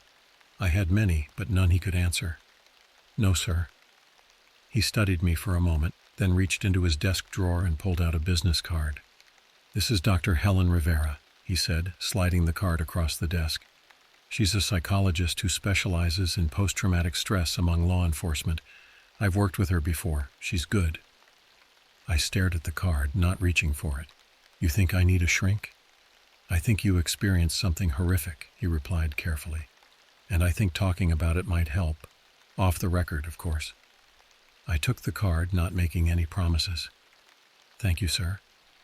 "And James," he added as I stood to leave, Some things we see in this job don't fit neatly into reports. Doesn't mean they didn't happen." It was as close as he would ever come to acknowledging what we both knew, that the official explanation was a comforting fiction. Life in Forsyth gradually returned to normal over the following weeks. The story faded from the news, replaced by high school football scores and debates about the proposed expansion of the town's water treatment facility. When the woods reopened, few people ventured there at first, but as weeks passed without incident, hikers cautiously returned. No bear was ever captured. I resumed my regular patrols, though I requested a permanent reassignment away from the eastern route that included Oakwood. Sheriff Walters granted it without question. My wounds healed, leaving behind raised pink scars that faded to silver over time. A physical reminder that refused to vanish completely. I never called Dr. Rivera, choosing instead to bury myself in work, taking extra shifts, volunteering for the assignments no one else wanted.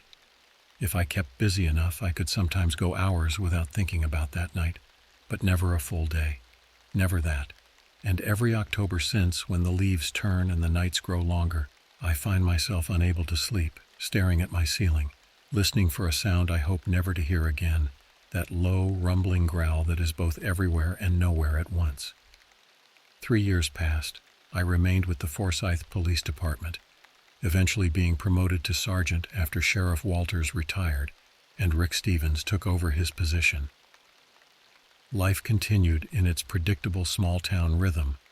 Occasional burglaries, drunken disorderlies, domestic disputes that usually ended with tearful reconciliations or temporary restraining orders. The incident at Oakwood faded into local legend, the kind of story teenagers told around campfires to scare each other. The Beast of Forsyth Woods, they called it. In their version, it was always a bear or a mountain lion, embellished with details that made it more dramatic but less terrifying than the truth. I never corrected them. What would be the point? I dated occasionally, a teacher from the high school for a few months, then a nurse from the clinic one town over. Neither relationship lasted. I found it difficult to connect, to share myself with someone when I was holding back something so significant. How do you tell someone that the world they think they live in is just a comforting illusion, that there are things in the darkness beyond understanding? So I kept to myself, did my job, and tried to forget. Until July 2010, when the first disappearance was reported. Lisa Parsons, 22, had gone hiking alone in Millbrook Reserve, about 15 miles north of Forsyth. Her car was found in the parking lot, her backpack beside a picnic table, but no sign of Lisa. The initial search found nothing. No blood, no signs of struggle, no body. I followed the case with interest, but from a distance. It wasn't our jurisdiction, and there was no reason to connect it to what had happened at Oakwood. People occasionally got lost in the woods or ran away from their lives. It was tragic, but not unprecedented. 2 weeks later, a second disappearance was reported. Michael Grayson, 35, had gone mushroom hunting in Willow Creek Park, just 5 miles east of Millbrook Reserve. Again, his vehicle was found, some of his equipment scattered nearby, but no body. This time I drove to the scene on my day off, showing my badge to gain access. The area had been thoroughly searched by local police and volunteers. Nothing stood out except for one detail that wasn't mentioned in the news reports: deep gouges in several trees near where Michael's equipment was found. Gouges that reminded me of the marks I'd seen at Oakwood. I photographed them with my personal camera, but said nothing to the officers on scene. What could I say? That I suspected their missing person case was connected to an animal attack from 3 years ago. They'd dismiss me as a cop trying to insert himself into another department's case. Back home, I took out the files I'd compiled about the Oakwood incident. Newspaper clippings, copies of the official reports, my own detailed notes written in the weeks afterward while the memories were still fresh. I'd kept it all in a locked box in my closet, unable to discard it but unwilling to review it until now. The similarities were troubling. Both disappearances had occurred during the new moon when the night was at its darkest. Both victims had been alone in densely wooded areas. Both had vanished without obvious signs of struggle, yet left behind personal belongings that suggested they hadn't simply walked away. I called Rick, now Sheriff Stevens, and shared my concerns. To his credit, he listened without interruption. "What exactly are you suggesting, James?" he asked when I'd finished. "That the thing from Oakwood has moved north?" "I don't know," I admitted, "but it seems like too much of a coincidence. 2 missing persons cases in neighboring counties isn't exactly unprecedented," he pointed out. "Could be anything from accidents to foul play by a human perpetrator. And the marks on the trees? Bears mark territory, so do some wildcats. Even humans with the right tools could make marks like that." He was right, of course. The evidence was circumstantial at best, delusional at worst. But I couldn't shake the feeling that something was happening, something connected to that night 3 years ago. "Just keep an ear out," I asked him. "If anything similar happens closer to Forsyth, I want to know immediately." "Fair enough," he agreed. "But James, don't go looking for trouble. Whatever happened at Oakwood, it's in the past." But it wasn't. Not really. It had just been dormant, waiting. The third disappearance occurred in early August, this time just outside Forsyth town limits. William Blake, 42, had been walking his dog along the river trail that connected to the western edge of town. The dog returned home alone, agitated and muddy. William never did. This time, I was officially on the case. Rick assigned me as lead investigator, perhaps recognizing that I would be involved one way or another. The search was the most extensive the town had ever mounted. Dogs, volunteers, even a helicopter from the state police. We found William's hat and one shoe near a particularly dense section of the trail. And nearby, those same distinctive marks, deep parallel gouges in the bark of several trees, too high for a normal animal, too deep for casual vandalism. I requested additional patrols along all trails and wooded areas near town, and Rick agreed immediately. We didn't publicly connect the disappearance to the Oakwood incident, but privately, the officers who had been with the department 3 years ago understood that something wasn't right. Karen, still our dispatcher after all these years, cornered me in the break room 2 days into the search. "Is it back?" she asked bluntly, her normally professional demeanor giving way to genuine concern. "The thing from Oakwood?" I hesitated, then nodded slightly. "I think so, or something like it." She crossed herself, a gesture I'd never seen her make before. "I remember how you looked that night when they brought you out of those woods. I never want to see anyone look like that again." "We'll find it," I promised, though I had no idea how. "This time we'll be prepared." But what did preparation even mean against something like this? Our weapons had proven ineffective at Oakwood. And how do you hunt something that moves faster than should be possible, that seems to appear and disappear at will? The answer came from an unexpected source. Dr. Helen Rivera, the psychologist Sheriff Walters had recommended years ago, contacted me out of the blue. She'd been following the news about the disappearances and recognized patterns that concerned her. We met at a diner just outside town, away from curious eyes and ears. Dr. Rivera was younger than I'd expected, perhaps in her early 40s, with short dark hair and observant eyes that seemed to take in everything. "I specialize in trauma among first responders," she explained, stirring her coffee. "But I've also consulted on cases involving unusual predators." The way she emphasized the word made me pay closer attention.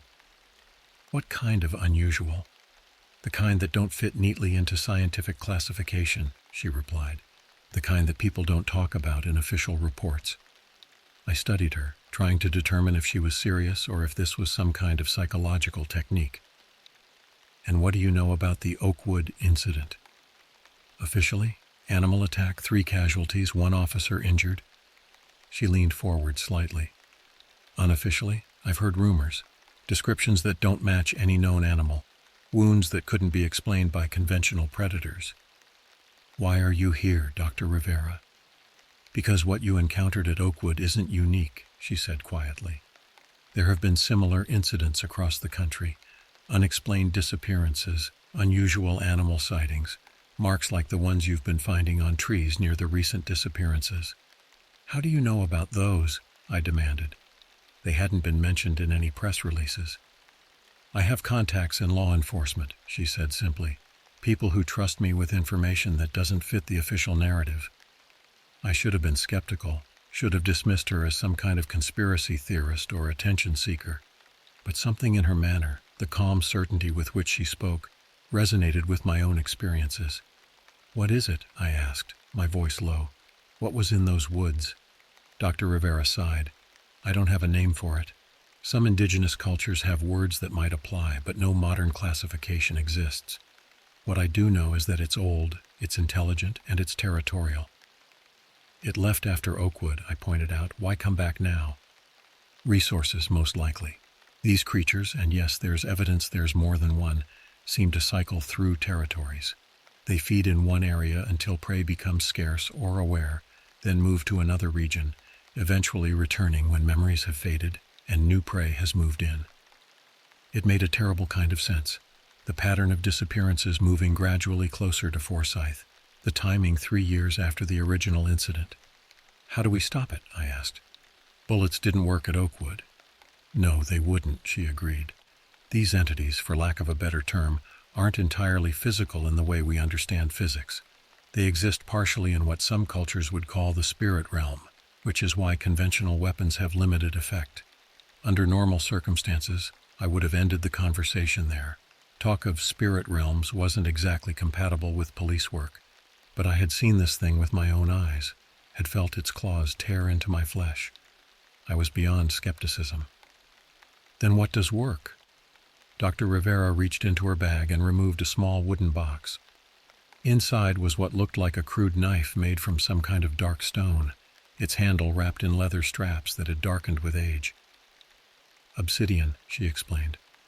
"Volcanic glass. Many indigenous cultures believed it could harm spiritual entities because it exists as a bridge between worlds, stone transformed by fire. I stared at the artifact, torn between desperate hope and rational doubt. You're suggesting I go after this thing with a stone knife? I'm suggesting that conventional tactics won't work, she corrected. This is one alternative based on historical precedent across multiple cultures. There are others. Over the next hour, Dr. Rivera outlined what she knew about the entity. Its patterns, its weaknesses, traditional methods various cultures had used to combat similar creatures.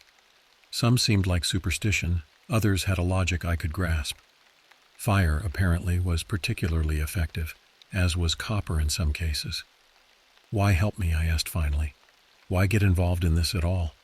She was quiet for a moment, stirring her coffee, though it had long gone cold. I lost someone, she said eventually. My brother, 10 years ago in Montana. Official report said grizzly attack, but there was no bear, just marks on trees and a body that was never found. There was nothing to say to that, so I simply nodded. Loss was something I understood. We parted with an agreement to stay in contact. She gave me the obsidian knife and several other items, copper nails, a small vial of what she claimed was consecrated oil used in exorcism rituals. I felt ridiculous accepting them, but I was past the point of dismissing any potential weapon. Back at the station, I carefully didn't mention Dr. Rivera's more esoteric theories when briefing Rick. Instead, I focused on the pattern of disappearances, the territorial markers, the calculated movement toward Forsyth. So, what's the plan? Rick asked, studying the map where I'd marked all incidents. We need to be proactive, I said. Set up a trap rather than waiting for it to take another victim. A trap, he repeated skeptically, for something we can't identify and don't understand. We know it's drawn to isolated individuals in wooded areas, I pointed out. We create a controlled environment, use bait and wait. Bait meaning a person, Rick said flatly. I'm not authorizing that kind of operation, James. Not an innocent civilian, I clarified. Me. The argument that followed was heated but brief. Rick knew me well enough to recognize when my mind was made up. In the end, we compromised. I would act as bait, but with a full tactical team hidden nearby, ready to respond at the first sign of trouble. We would stage the operation at Clearwater Junction, a wooded area about 5 miles east of town, where several hiking trails converged near an old fire watchtower. The plan was simple in theory. I would position myself at the watchtower around dusk, appearing to be a solitary hiker settling in for the night. The tactical team would be concealed in the surrounding woods, maintaining visual contact, but staying far enough away to avoid detection by the creature. If it appeared, they would move in with specialized equipment, including the flamethrowers I had specifically requested, citing the creature's possible vulnerability to fire. Dr. Rivera provided additional input, though I kept her involvement unofficial. The obsidian knife remained securely strapped to my ankle, hidden beneath my pant leg. The copper nails were distributed among the tactical team with instructions to use them if conventional ammunition proved ineffective. This is insane, Rick said the evening before the operation was set to begin. You know that, right? We were alone in his office, reviewing the final details of the plan. Outside, the sun was setting, casting long shadows across the station parking lot. Probably, I admitted, but 3 people are missing, presumed dead. If we do nothing, there will be more. And if this works? If we kill this thing, what then? What goes in the official report? I shrugged. Same as Oakwood. Rogue animal, unidentified species. No one questions it too closely because no one wants to. Rick sighed heavily, rubbing his temples. Just promise me one thing. Don't try to be a hero out there. First sign of trouble, you signal for backup. Understood? Understood, I agreed, though we both knew that trouble might come too fast for signals.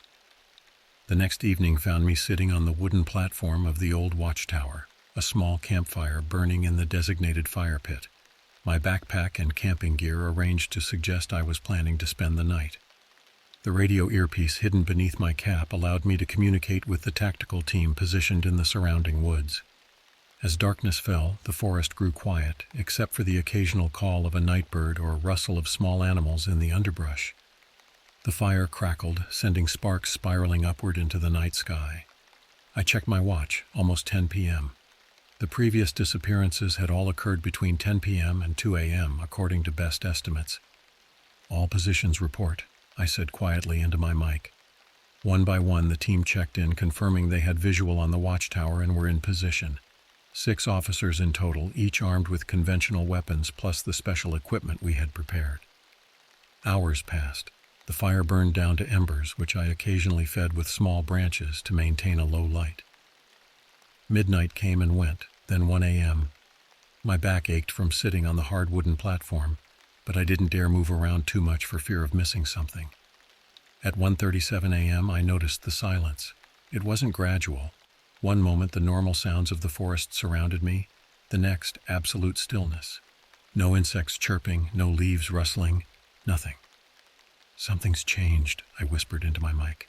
"Stand by." The response was immediate but distorted, the words breaking up as if something was interfering with the signal. "Can't. Repeat. Position." Then static, then silence. I was alone. I stood slowly, deliberately, scanning the darkness beyond the dim circle of firelight. The watchtower platform was about 12 feet off the ground, accessed by a wooden staircase that creaked under weight. From my vantage point, I could see the trails converging below, the dense trees surrounding the clearing. Movement caught my eye, not in the forest but in the fire itself. The embers, which had been glowing a dull red, suddenly flared bright blue for a brief moment before returning to normal.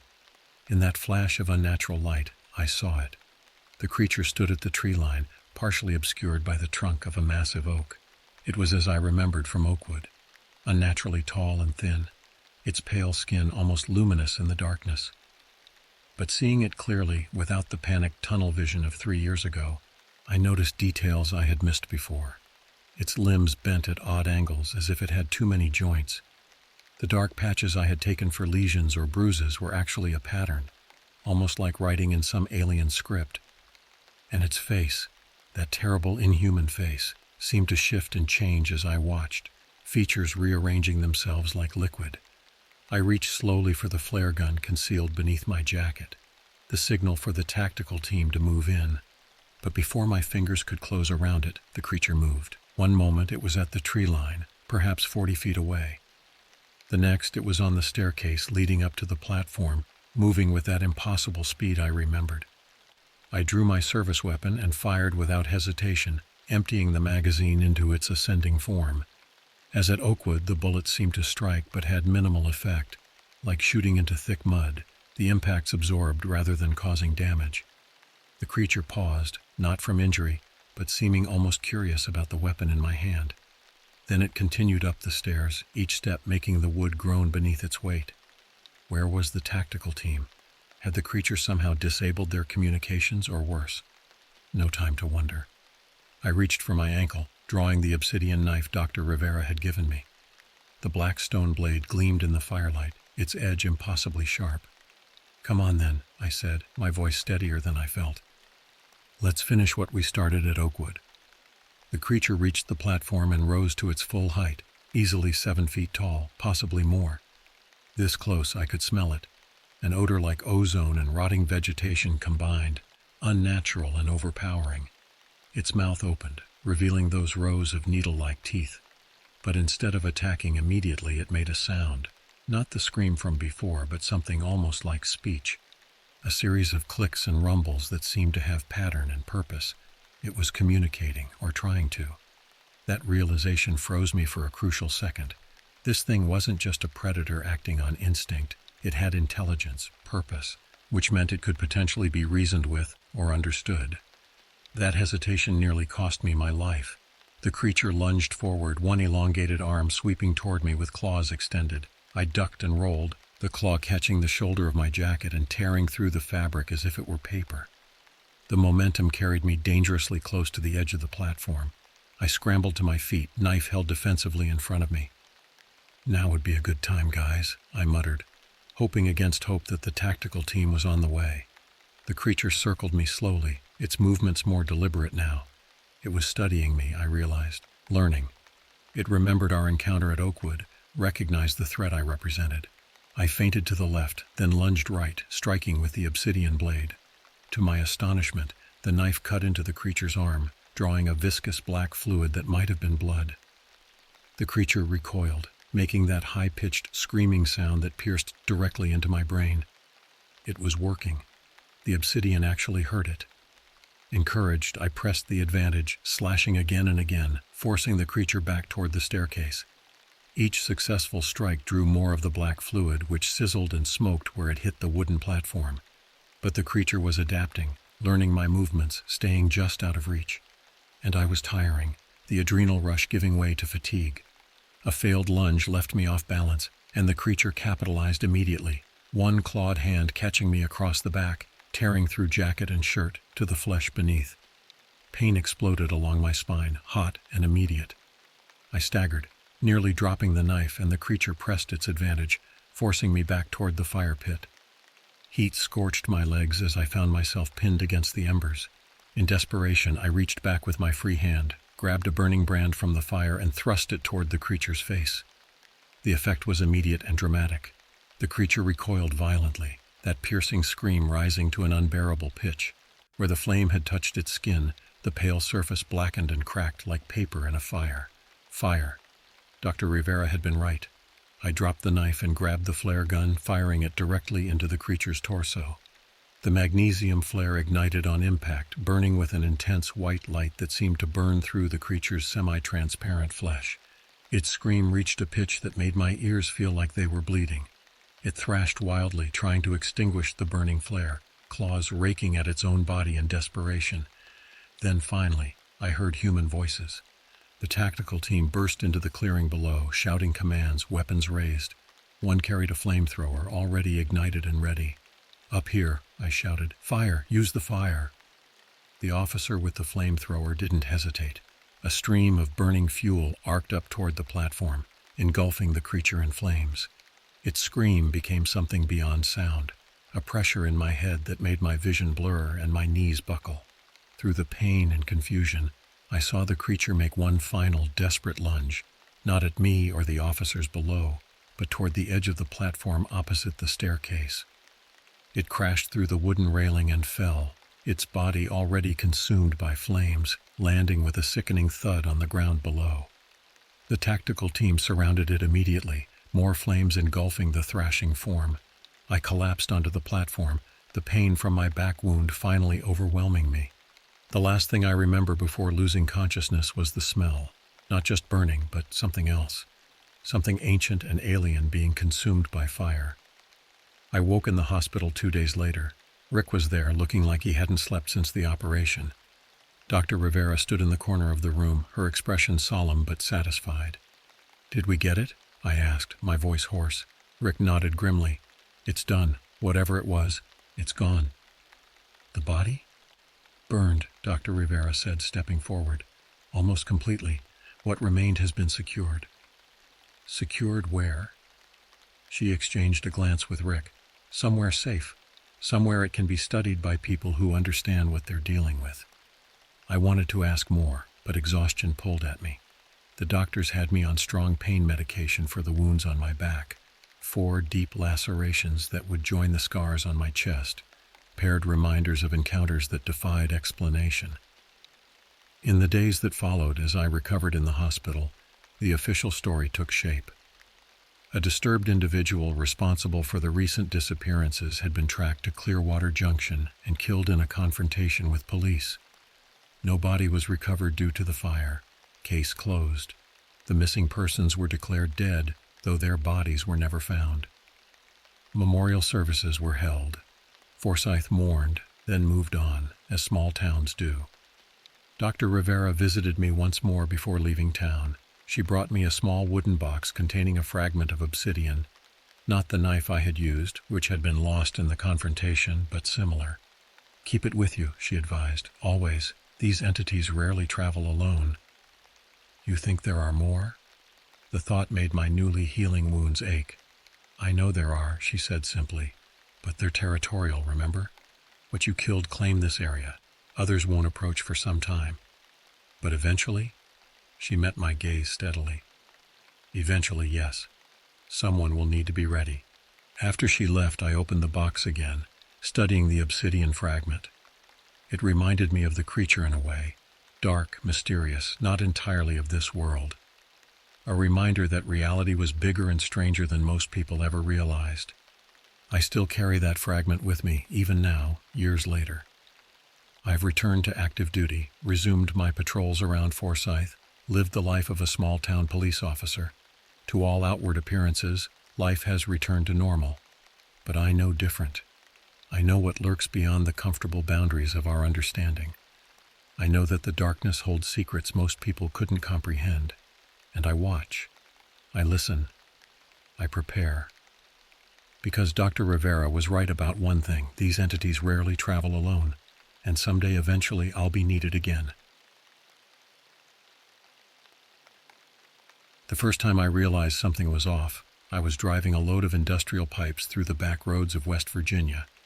I'd taken this route a dozen times before, but that day something felt different. Off-kilter in a way I couldn't quite put my finger on. I've been driving trucks since I was old enough to hold a steering wheel. Grew up in the Midwest where the only thing folks cared about was getting the job done. That mindset stuck with me, and it's why I never asked questions. You take the load, you deliver it, and you move on. Simple as that. But this trip wasn't like the others. The October sky had darkened early, casting long shadows across the winding roads of Route 52 that runs through the Appalachian foothills. This stretch always put me on edge, a place where cell signals die, and the only company you've got is the occasional critter darting across the road. The dense forest pressed in from both sides, branches reaching over the pavement like gnarled fingers. The radio had been cutting in and out for the past hour, occasionally picking up fragments of static-filled broadcasts that made no sense. I finally switched it off, preferring the drone of the engine to the unsettling interference. My headlights carved a narrow tunnel through the darkness, illuminating the cracked asphalt and the occasional reflective marker. The road stretched endlessly before me, disappearing around blind curves that hugged the mountainside too closely for comfort. I checked my watch, 11:47 p.m. The delivery wasn't due until tomorrow afternoon, but I preferred driving at night. Less traffic, fewer distractions. I could make good time without dealing with rubberneckers and Sunday drivers. The truck's cab had become my second home over the years. The worn leather seat molded to my body, the familiar vibration of the engine a constant companion. Photos taped to the dashboard, my dog, my parents' house back in Ohio, places I'd been. Small comforts in a life spent mostly alone. As I rounded another bend, my headlights swept across something that made my foot instinctively ease off the accelerator. A flash of movement at the edge of my vision. At first I thought it was just a deer or maybe a coyote, but as I got closer I saw it was a man. He was stumbling down the road, his clothes torn and stained with what looked like mud, or maybe blood. His gait was unsteady, lurching from side to side as if drunk or injured. I slowed down, rolling my window down a crack. The cold mountain air rushed in, carrying with it the scent of pine and something else, something sour and rotten. "You all right, buddy?" I called out. The man didn't respond. He just kept walking, his head hanging low, shoulders hunched against some invisible weight. In my headlights I could see dark stains spreading across the back of his light-colored shirt. Blood? Oil? It was impossible to tell. I wasn't in the habit of picking up hitchhikers, especially not ones who looked like they'd just crawled out of a car wreck. But we were miles from anywhere, and if he was hurt, leaving him out here would be as good as a death sentence. I pulled the truck to the side of the road, gravel crunching beneath the massive tires. Leaving the engine running, a precaution I'd learned years ago, I stepped out into the night. The temperature had dropped significantly, and my breath fogged in front of my face. "Hey!" I shouted, my voice echoing off the surrounding hills. "You need help?" The man stopped, but he didn't turn around. His head hung low, and I could hear his labored breathing even over the hum of the engine. Something about the sound was wrong, wet and gurgling, like someone drowning on dry land. I paused, one hand on the door of my truck. Every instinct told me to get back in and drive away. But what kind of person would I be if I left someone in need? I was just about to take another step when he spun around, and for the first time I got a good look at him. His face was pale, too pale. Not the pallor of shock or injury, but the bloodless white of a corpse. like he hadn't seen sunlight in weeks. Deep shadows pooled beneath his eyes, which seemed to sink back into his skull. His clothes were tattered, hanging off his thin frame in strips that fluttered in the breeze. But what struck me the most was his expression. There was no fear, no pain, just this hollow, empty look in his eyes like windows into an abandoned house. And then he smiled. It wasn't a friendly smile. It wasn't even human. It was the kind of smile you see in nightmares, a grin that stretched too wide across his gaunt face, showing teeth that were yellowed and uneven. Some were broken, revealing blackened gums beneath. He didn't say a word, just started walking toward me, that grin never faltering.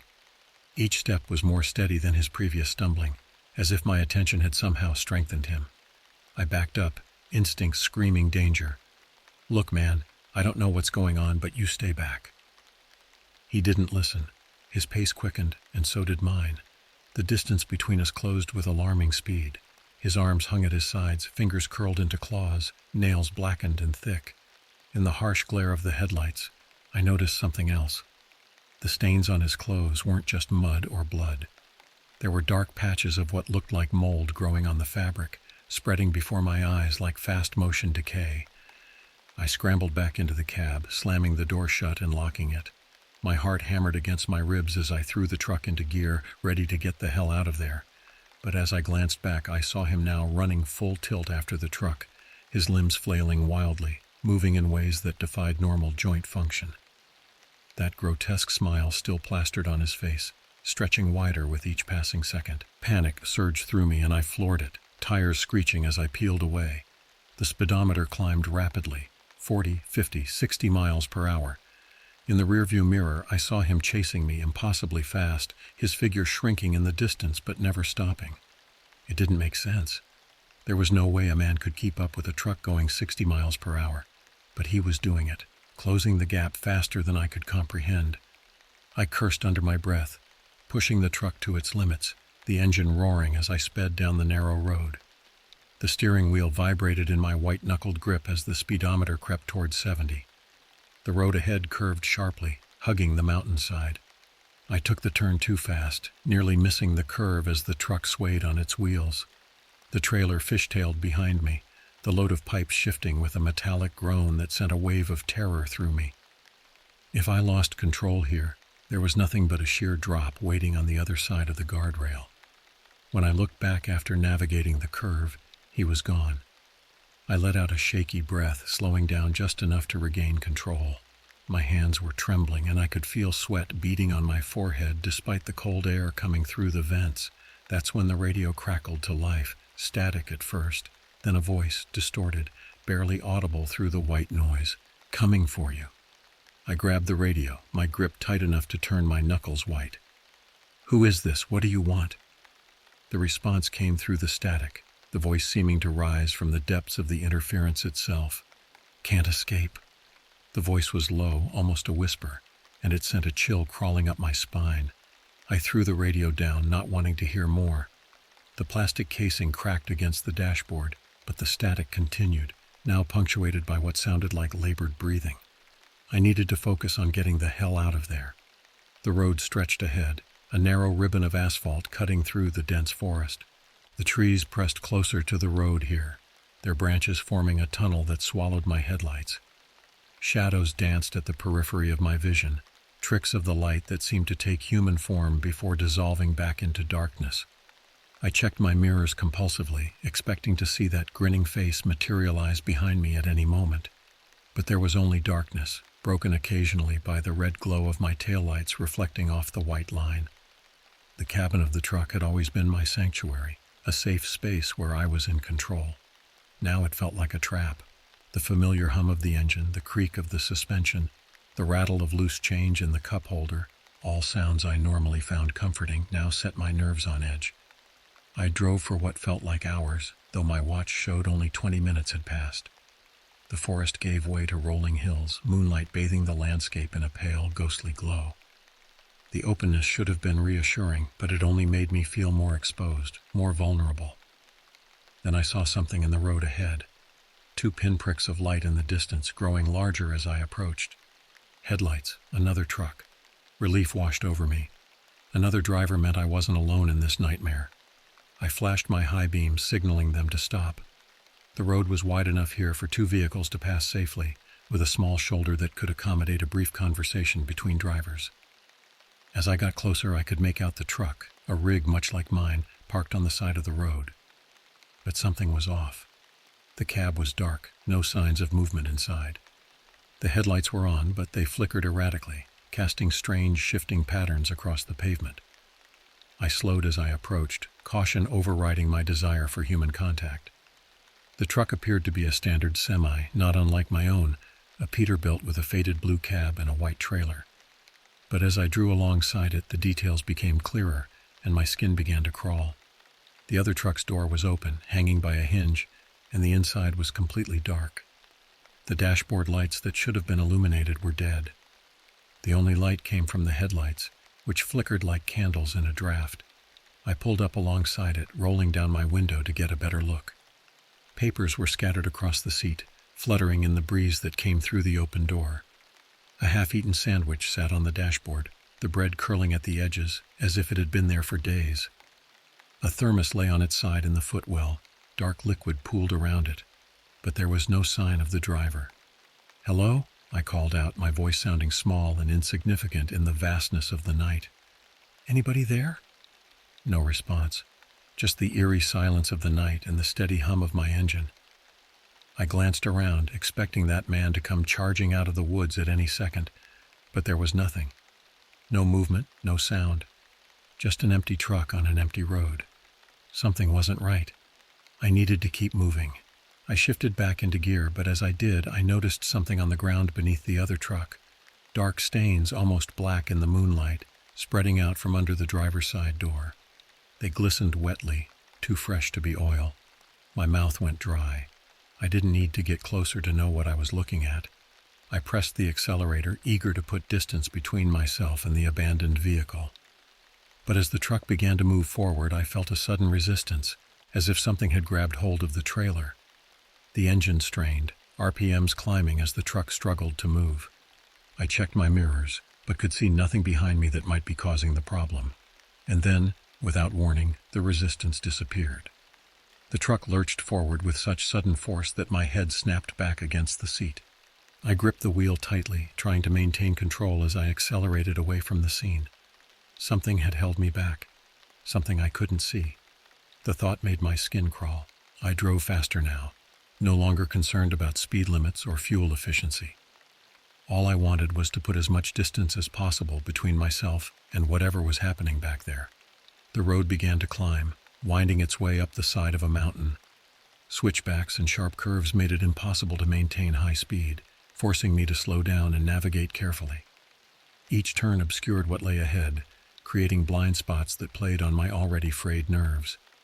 The load shifted again as I took a particularly sharp bend, the pipes clanging together with a sound like distant church bells. The weight distribution felt wrong, as if something had been added to the trailer since I'd started my journey. I tried to dismiss the thought. It was impossible for anything to have climbed aboard without me noticing. Yet the suspicion lingered, feeding the growing dread that had taken root in my mind.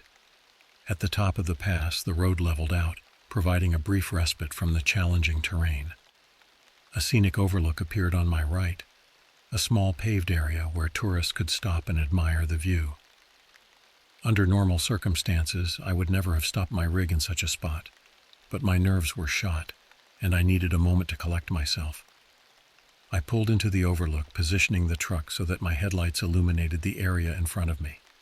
The view was impressive even in the darkness, rolling mountains stretching to the horizon, their silhouettes black against the star-studded sky. In the valleys between, tiny clusters of lights marked the locations of small towns and isolated farmhouses. I cut the engine but left the headlights on, wanting to conserve fuel but unwilling to sit in darkness. The sudden silence was oppressive, broken only by the tick-tick-tick of the cooling engine and my own ragged breathing. I reached for my phone, but as expected, there was no signal, not even a single bar of reception. I was truly alone up here, or so I thought. As I sat there, trying to calm my racing heart, I began to notice sounds from outside the cab. Soft at first, almost imperceptible. The crunch of gravel, the rustle of leaves, the whisper of fabric against metal. Something was moving around my truck. I froze, straining my ears to track the movement. It seemed to be circling the vehicle, moving from the passenger side toward the rear of the trailer. The sounds were deliberate, almost teasing, as if whatever made them wanted me to know it was there. Then came a new sound, a soft tapping against the side of the trailer. Tap, tap, tap, like fingers drumming on metal. Tap, tap, tap, moving closer to the cab with each repetition. I held my breath, eyes fixed on the side mirror, watching for any sign of movement.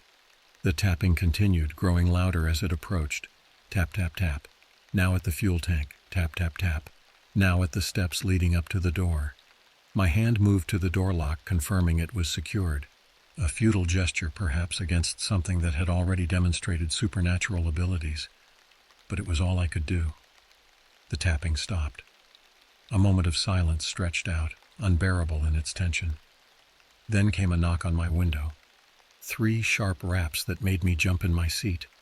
I turned, expecting to see that grinning face pressed against the glass. But there was nothing there. Just the darkness and the distant view of the mountains. I exhaled slowly, wondering if my mind was playing tricks on me. Perhaps the stress and fatigue were causing me to hear things that weren't. The knock came again, louder this time. 3 raps, followed by the screech of something sharp being dragged across the glass. I jerked away from the window, heart pounding so hard I could feel it in my throat. Still, I could see nothing outside. "Who's there?" I managed to choke out, my voice barely a whisper. The radio crackled to life again, though I hadn't touched it since throwing it down earlier. Through the static came that same whispering voice. "Let me in." I fumbled for the keys in the ignition, hands shaking so badly I could barely grip them. The engine roared to life, and I threw the truck into gear, desperate to escape. As the truck began to move, I felt it lurch violently to one side. A loud bang echoed through the cab, and the whole rig shuddered, as if something had slammed into it. I swore, gripping the wheel tight as I tried to steady the truck. But the banging continued, loud and insistent, like something was trying to tear its way in. Metal groaned under unseen pressure, and the truck listed to one side as if a great weight had been added. My mind raced, and then I saw it, a figure clinging to the side of the truck, its fingers curled around the edge of the window. It was him, the man from the road. But now, up close, I could see the extent of his decay. His skin was mottled, peeling in places like wet paper, revealing patches of grayish muscle beneath. His eyes were sunken deep into their sockets, gleaming with an unnatural yellow light. His clothes were stained with more than just dirt. They were covered in a thick, dark substance that glistened in the moonlight. He looked like he'd crawled out of a grave, and that same horrifying smile was still stretched across his face. Too wide, too many teeth, some broken and jagged like shattered porcelain. He pounded on the window, the glass rattling under his fist. Each impact left a smear of something dark and viscous that began to slide slowly down the pane. "Let me in," he rasped, his voice barely human, a dry whisper that somehow penetrated the cab despite the closed window. "Cold out here. Let me in." "No way in hell," I muttered, slamming my foot on the gas. The truck roared forward, tires spinning on the gravel before finding purchase. I swerved back onto the main road, taking the turn so sharply that the trailer fishtailed behind me.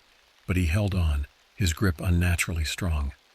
His fingers, too long, the joints bending in impossible directions, dug into the rubber seal around the window, pulling himself closer to the glass. His other hand reached up, nails scraping against the window with a sound that set my teeth on edge. They weren't nails anymore, but curved, blackened claws that left deep scratches in the glass. "Let me in," he repeated, his face now pressed against the window. His breath fogged the glass, and within the condensation patterns began to form, symbols I didn't recognize, shapes that hurt my eyes to look at. My heart pounded in my chest, and I knew I couldn't let him in. Whatever he was, whatever he wanted, it wasn't good. The mountain road offered few options for shaking him off, a steep drop on one side, a rock face on the other. In a moment of desperation, I yanked the wheel hard to the right, sending the truck skidding toward the edge of the road. The tires screamed in protest as the rig swerved, the trailer threatening to jackknife behind me. For a terrifying moment, I thought I'd miscalculated, that we'd go over the edge, plunging down the mountainside. But then the tires found traction again, and the truck straightened out, fishtailing wildly before I regained control. The violent maneuver had the desired effect. With a final jolt, he lost his grip. I watched in the side mirror as his body tumbled off the side, hitting the pavement hard before rolling toward the guardrail. He bounced once, twice, then disappeared over the edge into the darkness below. The truck kept going, my hands shaking as I fought to keep it on the road. I didn't stop. I couldn't. Not until I was sure he was gone for good.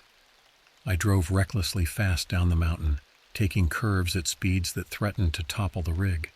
The load shifted dangerously with each turn, the pipes sliding against each other with metallic shrieks that added to my panic. It wasn't until I reached the bottom, where the road leveled out into a valley, that I dared to slow down. My heart was still racing, my shirt soaked with sweat despite the cold air blasting from the vents. I checked the mirrors obsessively, expecting to see him appear on the road behind me at any moment. But there was only darkness, occasionally broken by the reflection of my taillights on road signs. As my panic began to subside, rational thought returned. I needed to report what had happened. The abandoned truck, the strange man. Someone needed to know. I reached for my phone again, hoping that descending the mountain had brought me back into signal range. The screen lit up, showing a single bar of reception. It wasn't much, but it might be enough to make a call. I dialed 911, listening to the phone ring once, twice, 3 times before the call connected. 911, what's your emergency? The dispatcher's voice was professional, steady, a lifeline to normality that almost made me sob with relief. I need to report. I paused, suddenly unsure of what to say. How could I explain what I'd seen? What would they think if I told them about a man who could run as fast as a truck, who could cling to the side of a moving vehicle, who had fallen from a cliff and might still be pursuing me? "Sir, are you there?" the dispatcher prompted. I took a deep breath. "There's an abandoned truck on Route 52 up on Blackwater Pass. I think something might have happened to the driver. Can you describe the vehicle?" A blue Peterbilt white trailer. Driver's door was open. I saw what looked like blood on the ground. "And your location now, sir?" I glanced at a passing mile marker. "I'm heading east on Route 52, just past mile marker 87. "And your name?" I gave it to her, along with the company I drove for. "All right, I'm dispatching a unit to check on the abandoned vehicle. Would you be willing to stop and wait for officers to take your statement?" The thought of stopping, of sitting alone in my truck waiting for police who might take hours to arrive, sent a fresh wave of fear through me. "I can't stop," I said, aware of how it might sound. "I have a delivery schedule to keep, but I can meet them at the next town. How far to Milltown?" There was a pause, the sound of typing. "About 20 miles from your current location. I'll stop at the truck stop there. Jackson's on the east side of town. I'll relay that information. Please drive safely." The call ended, and I was alone again with my thoughts and the endless road ahead. 20 miles to Milltown. 20 miles of winding road through forests and hills. 20 miles during which anything could happen. I tried to focus on driving, on the familiar routine of checking mirrors, watching for road signs, monitoring the gauges on the dashboard. Anything to keep my mind from dwelling on what had happened. But the questions kept coming. What was that thing? Why was it after me? What had happened to the driver of the abandoned truck? And most pressingly, was it really gone? The road stretched before me, each curve revealing only more darkness. The trees crowded close to the pavement here, their branches forming twisted shapes that my headlights transformed into reaching arms and grasping hands. Every shadow held a potential threat. Every unexpected sound, the creak of the suspension, the rattle of the pipes in the trailer, the whistle of wind through a poorly sealed window, made me flinch. I was so focused on watching for danger from outside that I almost missed the change inside the cab. It started as a slight drop in temperature, the air growing colder despite the heater running at full blast. My breath began to fog in front of my face, small clouds that dissipated quickly in the artificial warmth. Then came the smell, that same sour, rotting odor I detected when I first encountered the man on the road. It filled the cab, growing stronger with each passing second until I was gagging, one hand pressed over my nose and mouth while the other gripped the wheel. The radio crackled again, but this time no voice came through. Instead, there was a sound like hundreds of insects chittering and buzzing, rising and falling in waves that seemed almost like language. And beneath it all, almost too quiet to hear, laughter. I jabbed at the radio's power button, desperate to silence it, but the sound continued. If anything, it grew louder, the buzzing now accompanied by a wet, squelching noise like something moving through mud. The temperature continued to drop. Frost began to form on the inside of the windshield, delicate patterns spreading across the glass with unnatural speed. I turned the defroster to maximum, but it made no difference. The cold seemed to emanate from somewhere inside the cab itself. And then I felt it, a light touch on the back of my neck, cold, wet fingers gently caressing my skin. I jerked away, swerving the truck as I whipped around to look behind me. The sleeper compartment was empty, the narrow bunk neat and undisturbed. But the touch had been real. I could still feel the clammy imprint of fingers on my skin, the cold spot where they had made contact. "Stay away from me," I shouted into the empty cab, my voice cracking with fear. The laughter from the radio grew louder, more distinct. No longer an undertone to the buzzing, but the main feature, a dry, rasping chuckle that raised the hairs on my arms. I pressed the accelerator to the floor, the speedometer climbing as the truck hurtled down the road. The frost on the windshield was spreading, obscuring my view. I leaned forward, frantically wiping at it with my sleeve, trying to maintain visibility. Through the clearing on the glass, I saw lights ahead, the outskirts of Milltown. The sight gave me a surge of hope. People, buildings, streetlights, safety. The truck's engine roared as I pushed it to its limits, the frame shuddering with the strain. The smell was overpowering now, making my eyes water and my stomach heave. I was so focused on reaching the town that I almost missed the figure standing in the middle of the road. He appeared without warning, directly in my path, the same man, somehow intact despite his fall from the cliff. He stood perfectly still, that horrible smile fixed on his face, arms outstretched as if in welcome. I had no time to stop, no room to swerve. All I could do was brace for impact as the truck bore down on him at nearly 80 miles per hour. The collision never came. As the truck reached him, he simply dissolved. Like smoke dispersed by a strong wind, his form scattered into the darkness, leaving nothing behind. I gripped the wheel, knuckles white, breathing heavily as I tried to process what I'd just seen. Had he been there at all? Was my mind playing tricks on me? The frost on the windshield began to recede. The temperature in the cab slowly rose. The smell lingered, but grew fainter with each passing minute. The radio fell silent. Ahead, the lights of Milltown grew brighter, promising sanctuary from the night's horrors. I reached Milltown just before 2 a.m., the truck's headlights illuminating the faded welcome sign at the town limits. The main street was deserted, storefronts dark and shuttered, the only signs of life coming from a 24-hour diner and the promised truck stop at the edge of town. Jackson's truck stop was a typical roadside establishment, a sprawling complex housing fuel pumps, a convenience store, showers, and a small diner. The parking lot was half full, a dozen or so trucks lined up in neat rows, their drivers presumably asleep in their cabs or taking advantage of the facilities inside. I pulled into an empty spot at the far end of the lot, positioning the truck so that I had a clear view of the entrance. If the police were coming to take my statement, I wanted to see them arrive. I cut the engine but left the key in the ignition. The sudden silence was both a relief and a new source of anxiety. Without the familiar drone of the engine, every small sound seemed amplified. The tick of cooling metal, the rustle of my clothes as I shifted in my seat, the distant hum of the truck stop's refrigeration units.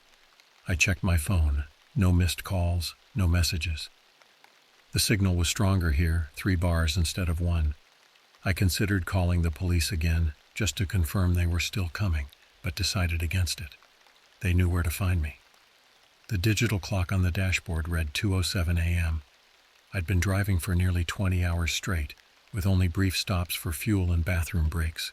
The adrenaline that had kept me alert during my encounter with the strange man was fading, leaving behind bone-deep exhaustion that made my eyelids heavy.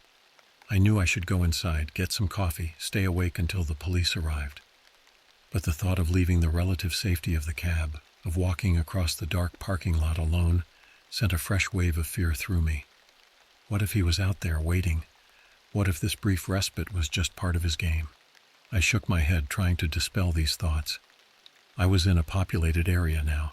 There were people nearby, other drivers, staff working the night shift. I wasn't alone anymore.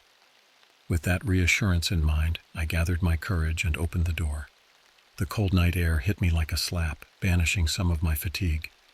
I climbed down from the cab, my legs stiff from hours of sitting. The gravel crunched beneath my boots as I took a cautious step away from the truck, scanning the parking lot for any sign of movement. Nothing. Just rows of parked trucks, a few cars near the entrance, and the steady glow of the truck stop's neon signs. I locked the truck and began walking toward the building, gravel giving way to smooth asphalt as I approached the main entrance. The automatic door slid open with a pneumatic hiss, releasing a wave of warm air scented with coffee and fried food. The interior was brightly lit, a stark contrast to the darkness outside.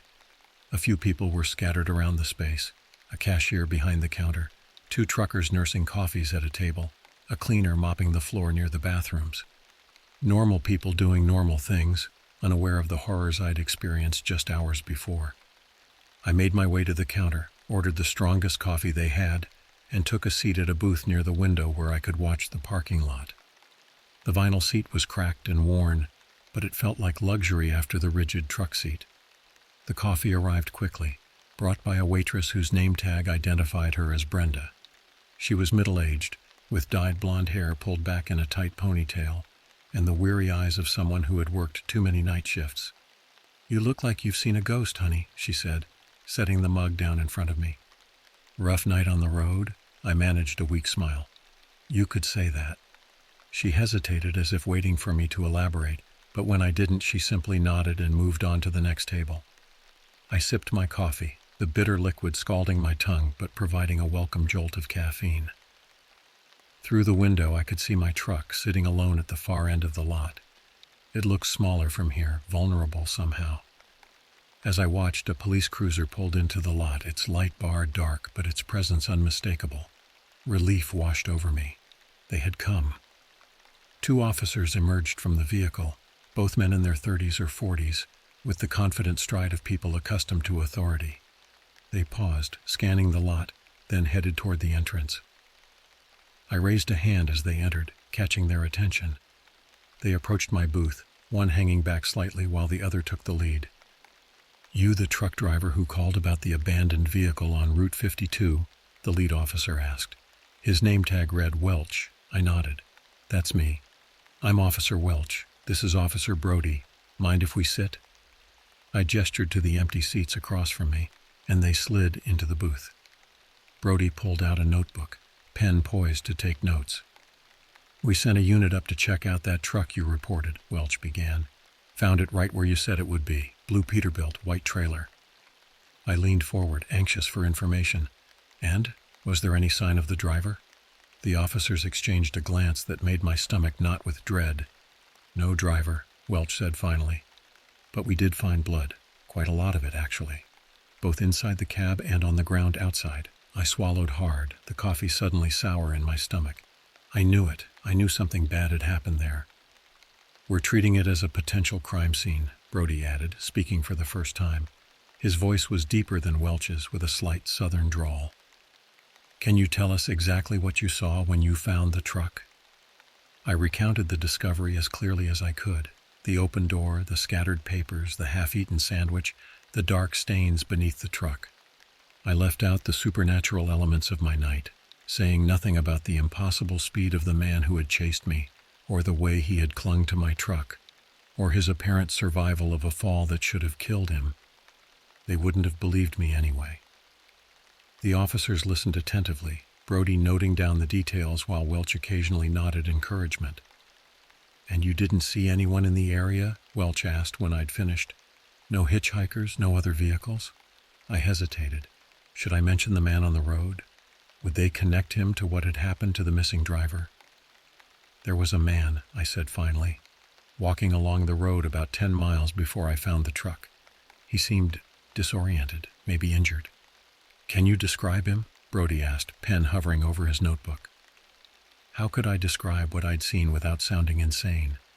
The pallor of his skin, the unnatural smile, the way he moved, none of it would make sense to these officers. Medium height, thin build, I said, settling for a sanitized version. Light-colored clothes, but they were dirty, stained. I couldn't see his face clearly in the dark. Did you stop to help him? Welch asked. I pulled over, called out to him, but he didn't seem to hear me. I got a bad feeling, so I drove on. It wasn't entirely a lie, just a simplified version of events. And you didn't see him again after that? I shook my head, avoiding eye contact. No, never saw him again. Welch studied me for a moment, his expression unreadable. I had the distinct impression he knew I wasn't telling the whole truth. Well, he said finally, we appreciate your report. We've got an APB out for the missing driver, Ben Russo, according to the trucking company. 48 years old, been with them for 15 years. No history of mental health issues, no reason to abandon his vehicle. The name hit me like a physical blow. Ben Russo, a real person, with a name, a history, a life. Someone who had encountered whatever I had on that road, but hadn't been as fortunate. Is there anything else you can tell us? Brody asked. Anything at all that might help us find him?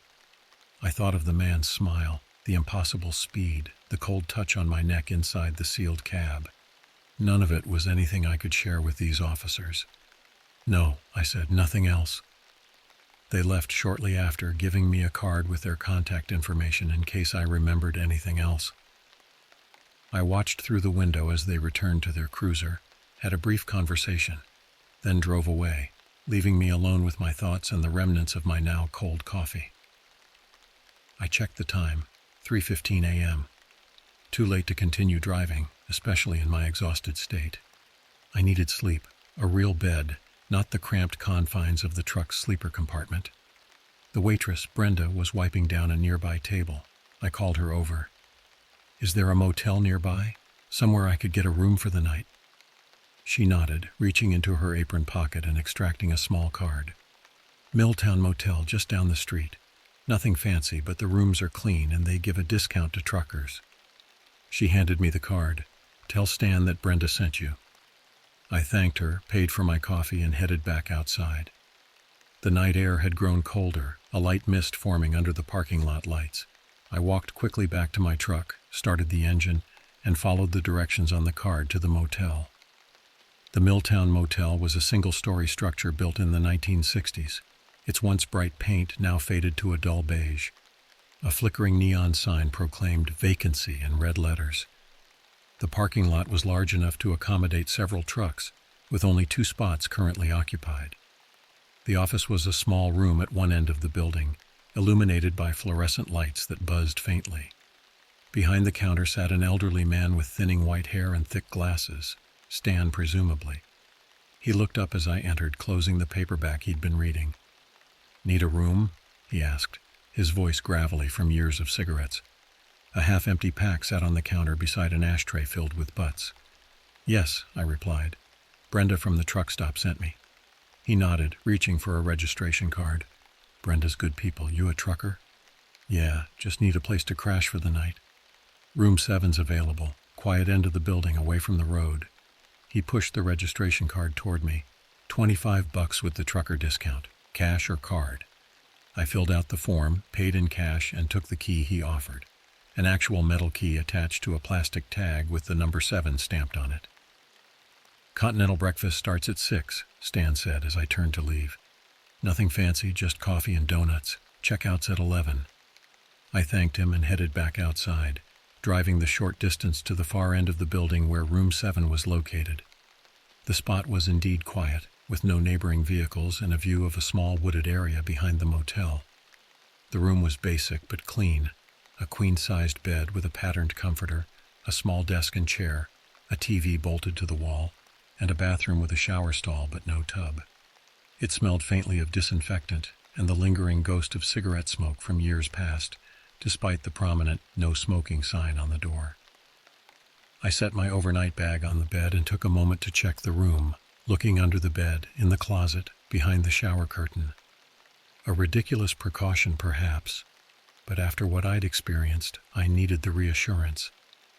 Satisfied that I was alone, I locked the door, sliding the chain into place for good measure. The windows were secured with simple latches that wouldn't keep out a determined intruder, but at least they would make noise if disturbed. I inspected the truck from the window, making sure everything looked normal. The massive vehicle sat silently in the parking lot, its dark silhouette reassuring in its familiarity. Exhaustion hit me all at once, my limbs suddenly heavy, my eyes burning with the need for sleep. I stripped down to my t-shirt and boxers, placed my phone on the nightstand within easy reach, and collapsed onto the bed. Despite my fatigue, sleep didn't come immediately. My mind kept replaying the events of the night, the man on the road, the chase, the abandoned truck, the impossible presence inside my cab. None of it made sense, yet I couldn't dismiss it as imagination or hallucination. The experience had been too vivid, too terrifying. Eventually, the physical need for rest overcame my racing thoughts, and I drifted into an uneasy sleep filled with fragmented dreams of endless roads and pursuing shadows. I awoke with a start, disoriented by the unfamiliar room.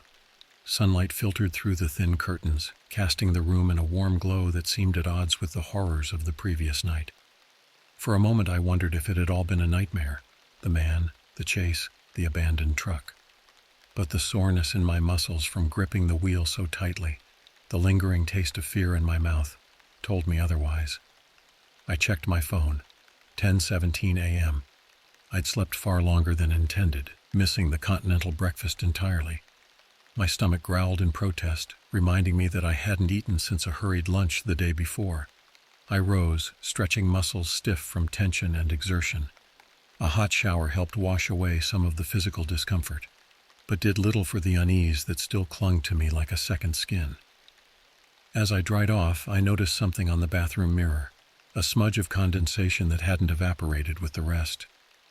I wiped at it with my towel, but it remained, as if it were on the other side of the glass.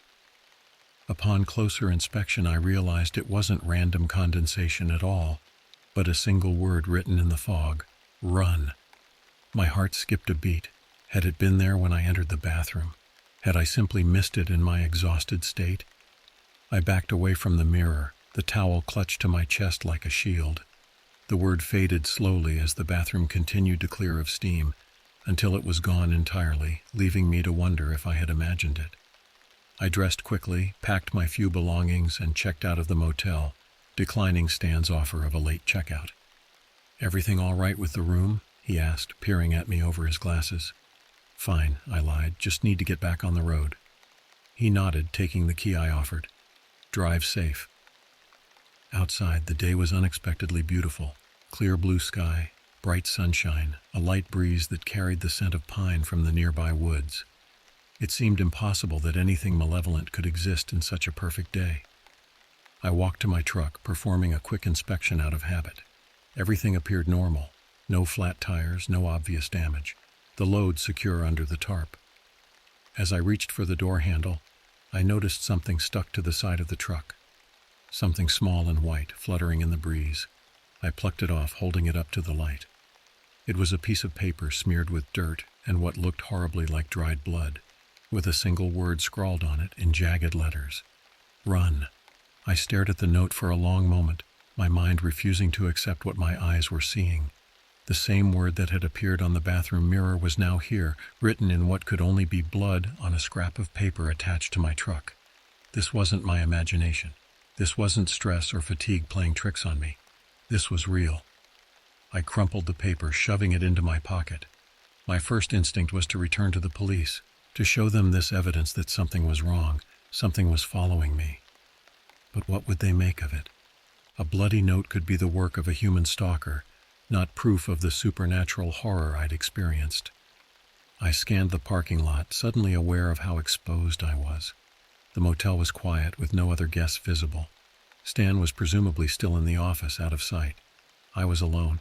Or was I? I could feel eyes on me, watching from somewhere I couldn't see. The beautiful day suddenly seemed like a thin veneer, a pleasant mask hiding something sinister beneath. I climbed into the cab, locked the doors, and started the engine. The familiar rumble provided a small measure of comfort, though not as much as it once had. My sanctuary had been violated, my confidence shaken. As I prepared to pull out of the parking lot, I noticed something else that made my blood run cold. A faint set of footprints in the dust, leading away from the truck and disappearing into the wooded area behind the motel. They were fresh, too fresh, the impressions clear and undisturbed. They weren't there when I parked last night. I was certain of it. I paused, heart hammering in my chest. Part of me wanted to investigate, to follow those tracks and confront whatever had left them. But the rational part of my mind, the part that had kept me alive this long, screamed at me to leave, to drive away as fast as possible. I listened to that voice. I threw the truck into gear and pulled out of the parking lot, tires squealing as I accelerated onto the main road. In my mirrors, I could see the motel receding, growing smaller with distance, until it disappeared around a bend. I should have felt relief, but instead, a new dread began to build. Where was I going? What was my plan? The delivery, my original purpose for being on these roads, seemed trivial now, overshadowed by the fear that had become my constant companion. The delivery point was still several hours away, in a small industrial town near the Ohio border. I could continue as planned, pretend that nothing had happened, that I hadn't seen what I'd seen. Or I could abandon the job, turn around, head back to familiar territory. But would that make a difference? Whatever had attached itself to me, literally and figuratively, hadn't chosen me because of my destination. It had found me on a random stretch of road for reasons I couldn't understand. Running might be pointless, but staying still felt dangerous. So I drove, the highway unrolling before me like a ribbon of freedom and trap in equal measure. The day progressed, the sun climbing higher in the sky, bathing the landscape in golden light. I passed through small towns and stretches of wilderness, always alert, always watching for signs of pursuit. The radio remained silent, the temperature in the cab steady, the air free of that rotting smell that had heralded his presence before. By early afternoon, I had convinced myself that perhaps it was over. Perhaps whatever force had targeted me had lost interest, moved on to some other unfortunate traveler. The note might have been left during the night before I'd escaped the overlook, before I'd thrown him from the truck. Maybe I'd left him broken at the bottom of that cliff, unable to continue his pursuit. I stopped for fuel at a busy truck stop, mingling with other drivers, normal people going about their normal lives. The routine tasks, pumping diesel, cleaning the windshield, checking tire pressure, felt reassuringly mundane. Inside, I bought a sandwich and coffee, sat at a table surrounded by other truckers, and almost believed I was safe. The conversations around me were typical road talk, complaints about dispatchers, stories of difficult loads, tips on avoiding way stations. No one mentioned strange encounters on dark roads or men who moved too fast, smiled too wide. I was just another driver with just another load, on just another day. But as I returned to my truck, that fragile sense of normalcy shattered. There, tucked under the wiper blade, was another piece of paper. This one was clean, white, seemingly ordinary, until I unfolded it. Inside was a crude drawing of a truck. My truck, identifiable by the specific pattern of lights I'd added to the cab. And beside it, a stick figure with an exaggerated smile. Below the drawing, the same word as before. Run. My hands trembled as I crumpled the paper, looking around wildly for whoever might have left it. The parking lot was busy, drivers coming and going, no one paying particular attention to me or my truck. He could be anyone. He could be anywhere. I climbed into the cab, locked the doors, and sat there, trying to calm my racing heart. This had to stop. I couldn't keep driving, looking over my shoulder, waiting for the next sign of his presence. I needed to end this, one way or another. But how do you fight something that isn't bound by the laws of nature? Something that can chase a truck at 60 miles per hour, survive a fall that would kill any human, appear and disappear at will. I had no weapons, no special knowledge, no allies in this fight. All I had was my truck, my wits, and a growing desperation. As I sat there contemplating my limited options, my phone rang. The screen showed a number I didn't recognize with a local area code. I hesitated, then answered. Hello? At first there was only silence, then a sound I'd come to dread, that dry, rasping chuckle that had come through the radio the night before. "Found you," whispered a voice, so close it seemed to be speaking directly into my ear rather than through the phone. I ended the call immediately, my hand shaking so badly I nearly dropped the phone. It rang again almost instantly, the same number. I declined the call, then turned the phone off entirely. He had my number. Somehow, he had my phone number. The implications were terrifying. This wasn't some random encounter, some supernatural entity that had latched onto me by chance. This was targeted, deliberate. He knew who I was, how to find me, how to contact me. I started the engine, pulling out of the parking spot with more haste than caution. I needed to keep moving, to reach my delivery point, to complete this job and get back to familiar territory. Maybe then, when I was far from these mountains and these forests, his influence would wane. It was a desperate hope, but hope was in short supply. The afternoon wore on, the shadows lengthening as the sun began its descent toward the horizon.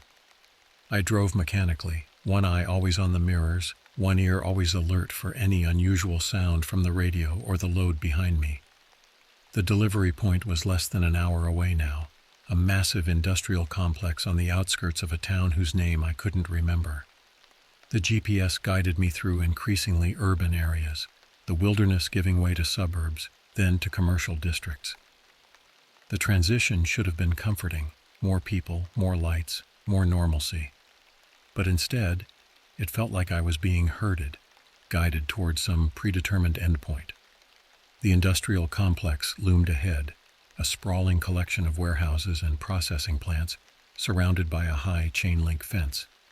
Security lights illuminated the perimeter, though the sun was still up, casting long shadows across the asphalt. I pulled up to the gate, showing my paperwork to the guard in the booth. He checked it against a clipboard, nodded, and handed me a visitor's badge along with directions to the receiving dock. "You're later than expected," he commented, glancing at his watch. They were about to close up for the day. "Had some trouble on the road," I replied, not meeting his eyes. He shrugged, unconcerned with my problems. "Dock 7, follow the blue line." He pointed to a colored stripe painted on the pavement. I drove through the gate, following the blue line as instructed. The complex was vast, with multiple buildings connected by roads and walkways. Workers in uniforms and hard hats moved about, their presence a reassurance after hours of solitude on the road. Dock 7 was at the far end of the largest building, a concrete platform with a hydraulic lift and a rolling door large enough to accommodate a truck and trailer. A forklift waited nearby, its operator leaning against a wall, scrolling through his phone. He looked up as I approached, tucking the phone away and waving me toward the dock. I backed the trailer into position, the beeping of the reverse alarm punctuating the late afternoon quiet. When the trailer was aligned with the dock, I set the brake, cut the engine, and stepped out. The sudden silence was disorienting after hours of engine noise. "You the pipe delivery?" the forklift operator asked, approaching with a clipboard. His name tag read Miller. I nodded, handing over my manifest. "Sorry I'm late." Miller glanced at the paperwork, then at his watch. "You're lucky. I was about to clock out." He sighed, resigned to staying late. "Let's get this unloaded." He opened the trailer doors, whistling at the size of the pipes. "These are bigger than I expected. Gonna need help." He spoke into a radio, calling for assistance. Within minutes, 2 more workers appeared, and the unloading began. I stood to the side, watching as they carefully extracted the massive pipes from the trailer, moving them into the warehouse with practiced efficiency. As they worked, I scanned the area, vigilant for any sign of my pursuer. The complex seemed secure, with cameras mounted at strategic points and the occasional security guard making rounds. Surely here, surrounded by people and infrastructure, I was safe. Yet I couldn't shake the feeling of being watched, of malevolent eyes tracking my every movement. The unloading took nearly an hour, the sky darkening to deep blue as the sun set. Floodlights activated automatically, bathing the loading dock in harsh white light that created sharp-edged shadows. When the last pipe had been moved inside, Miller signed off on my manifest, handed me a receipt, and began closing up the dock. "You staying in town tonight?" he asked as he lowered the rolling door, the metal clanging loudly in the twilight. "I'm not sure," I answered honestly. I hadn't thought beyond completing the delivery. Miller shrugged. There's a decent truck stop about 5 miles east of here. Clean showers, good food. He locked the door, checking it twice. Be careful on those mountain roads on your way back. We've had some strange reports lately. I frowned, suddenly alert. What kind of reports? Accidents, disappearances. Miller looked uncomfortable. One of our drivers went missing last week. His truck was found abandoned on Route 52, but no sign of him. My mouth went dry. Route 52. Was his name Ben Russo? Miller's eyes widened. Yeah, how'd you know? I couldn't tell him the truth, that I'd found Ben's truck, that I'd reported it to the police, that I might know what had happened to him, that the same thing might be happening to me. I heard some truckers talking about it, I lied. At a stop earlier today. Miller studied me for a moment, then shook his head. Damn shame. Ben was a good guy, been making deliveries here for years. He sighed. Well, take care of yourself out there. He walked away, leaving me alone in the pool of light from the floodlights. The rest of the complex had grown quiet, most workers having ended their shifts while we were unloading. Only a few vehicles remained in the parking lot, and the security booth at the gate was now occupied by a different guard, this one older and less attentive than his daytime counterpart. I returned to my truck, now lighter without its load. The empty trailer made different sounds as I drove, hollow, echoing noises that seemed to amplify the silence rather than break it. As I approached the gate, I realized I had a decision to make. Turn east, toward the truck stop Miller had mentioned, or west, back toward home. East meant another night on the road, in territory that had already proven dangerous. West meant hours of driving through darkness, through the very mountains where this nightmare had begun. Neither option appealed, but staying put seemed worse. So I turned west, back toward the mountains, back toward home. Better to face the danger while moving than to sit and wait for it to find me. The guard waved me through the gate with barely a glance, already focused on a small television mounted in his booth. As I pulled onto the main road, the industrial complex receded in my mirrors, its lights growing distant, then disappearing altogether as I rounded a bend. Darkness enveloped the truck, broken only by my headlights and the occasional street lamp. The road was quieter now, most commuters already home for the evening. I drove steadily, maintaining a speed just below the limit, alert for any sign of trouble. For the first hour, everything seemed normal. The radio played classic rock without interruption. The temperature in the cab remained comfortable, and the only smells were diesel and the lingering scent of fast food from my earlier meal. I began to hope cautiously that perhaps completing the delivery had broken whatever connection had formed between me and that thing. Perhaps the pursuit was tied to the cargo, not to me personally. That hope died as I reached the foothills of the mountains. It began with a flicker of the dashboard lights, so brief I might have imagined it if I hadn't been watching for exactly this kind of sign. Then came the drop in temperature, subtle at first, then more pronounced until I could see my breath forming small clouds in front of my face. The radio died mid-song, replacing Creedence Clearwater Revival with that now familiar static. And beneath it, almost too quiet to hear, that dry, rasping chuckle. No, I whispered, gripping the wheel tighter. Leave me alone. The laughter grew louder, more distinct, no longer coming from the radio, but from somewhere inside the cab itself, from everywhere and nowhere at once. And then in the rearview mirror, a movement in the empty space behind my seat. A shape forming out of darkness, solidifying into a now familiar figure. He sat in the sleeper compartment, legs crossed casually, that horrible smile stretched across his face. His eyes reflected the dim light of the dashboard, glowing yellow like a cat's. "Hello again," he said, his voice like leaves rustling over a grave. "Did you think I was gone?" I kept my eyes on the road, refusing to look directly at him, as if acknowledging his presence would somehow grant him more power. "What do you want from me?" I asked, surprised by the steadiness of my own voice. He chuckled, the sound sending ripples of cold through the cab. "What does anyone want? Company, conversation, a friend for the journey? We're not friends." "Not yet," he agreed amiably. "But we will be. We have so much road ahead of us." I risked a glance in the mirror. He had leaned forward, his face now closer to mine, that smile never faltering. His skin looked worse than before, patches missing entirely, revealing glistening muscle or in places white bone beneath. "You're not real," I said, more to convince myself than him. He laughed again, louder this time. "Tell that to Ben Russo. He didn't think I was real either until I proved it to him." The mention of Ben sent a spike of terror through me. "What did you do to him?" "I befriended him," the thing said, moving closer still. I could feel his breath on my neck now, cold and damp. "Just as I'm befriending you. He resisted at first, just as you're resisting, but in the end he understood." "Understood what?" I asked, my voice barely a whisper. The thing leaned in, his lips nearly touching my ear. "That the road never ends. That once you start driving, you never really stop. That's the secret, you see. The road goes on forever, and so do we." I shuddered, pulling away from him as far as the confines of the cab would allow. "You're not making any sense, aren't I?" He gestured toward the windshield, toward the road unfolding in my headlights. "Look around you. Has anything really changed? The scenery shifts, the cargo comes and goes, but you remain, always moving, never arriving. Isn't that what drew you to this life? The eternal journey?" I didn't answer, couldn't answer, because despite the madness of his words, there was a kernel of truth in them that resonated uncomfortably within me. "Ben understood in the end," the thing continued, settling back in the sleeper compartment. "Once I showed him the truth, he embraced it, embraced me. We're together now, he and I, part of the road." "You killed him," I said flatly. The thing's smile widened impossibly, splitting his face almost in half.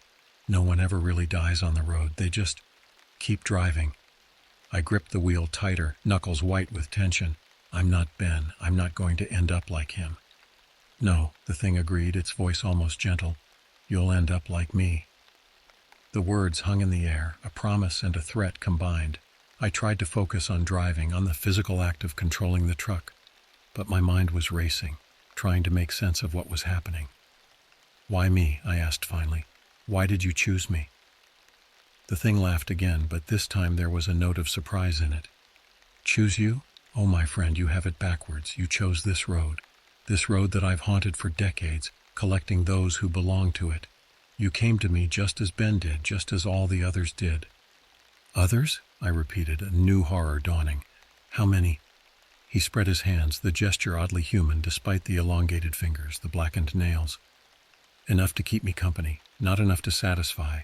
Never enough." The implication was clear. I was just the latest in a long line of victims, truckers who had traveled this road and never really left it. "What happens now?" I asked, trying to keep my voice steady. "Now?" The thing leaned forward again, his face appearing beside mine, reflected in the windshield glass. "Now we drive. Forever." As he spoke, the road ahead seemed to stretch, to distort, the lines blurring and shifting until it no longer looked like a normal highway, but an endless, twisting path that folded back on itself in impossible ways. "This isn't real," I insisted, blinking hard, trying to clear my vision. "This is some kind of hallucination." "Reality is overrated," the thing whispered. "The road is the only truth, and I am the road." His hand, cold and damp, came to rest on my shoulder. I could feel the weight of it, the pressure of each finger digging into my flesh through my shirt. This was no hallucination, no trick of an exhausted mind.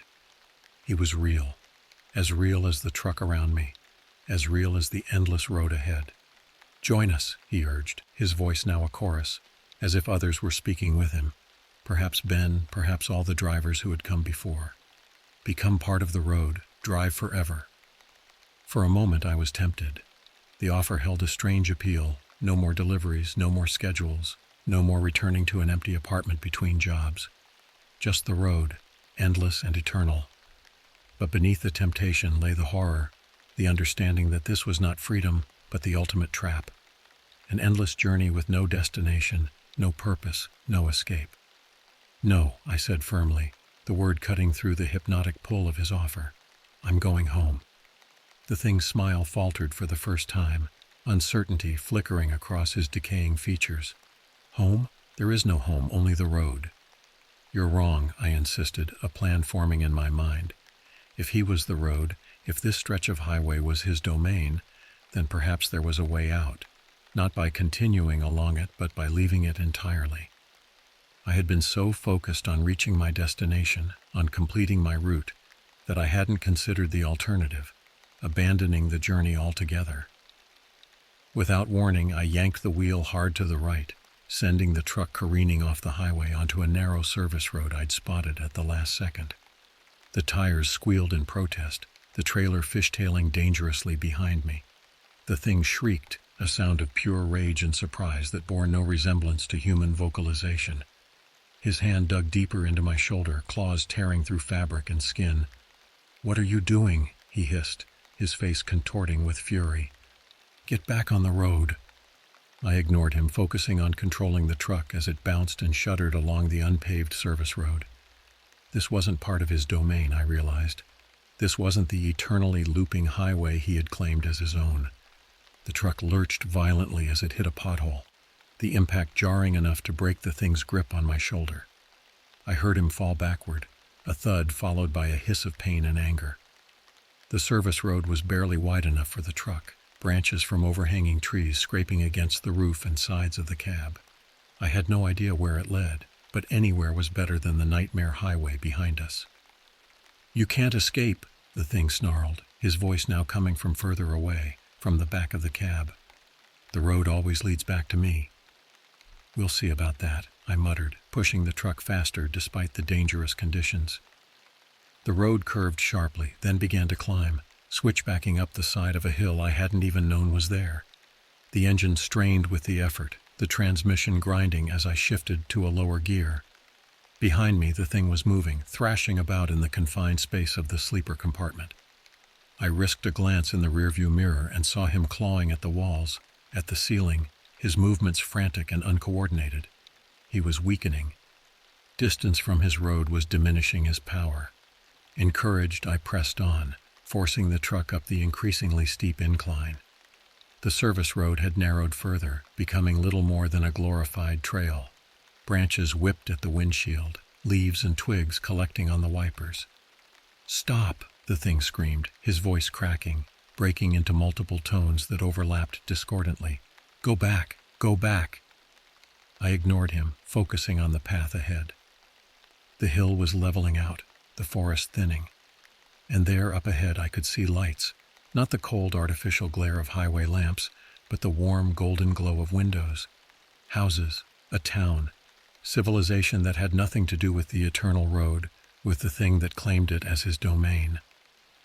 "No," the thing moaned, the sound pitiful now, weakened. "Not there. They don't belong to the road. They don't belong to me." I smiled grimly, pushing the truck toward those welcoming lights. Neither do I. As the truck crested the hill, breaking free of the forest into a clearing that overlooked a small valley town, I felt the presence behind me fade, not disappearing entirely, but diminishing, retreating. I glanced in the mirror one last time. The thing was pressed against the far corner of the cab, his form losing definition, edges blurring into shadow, but his eyes still burned, and that smile, that horrible, too-wide smile, remained fixed on his dissolving face.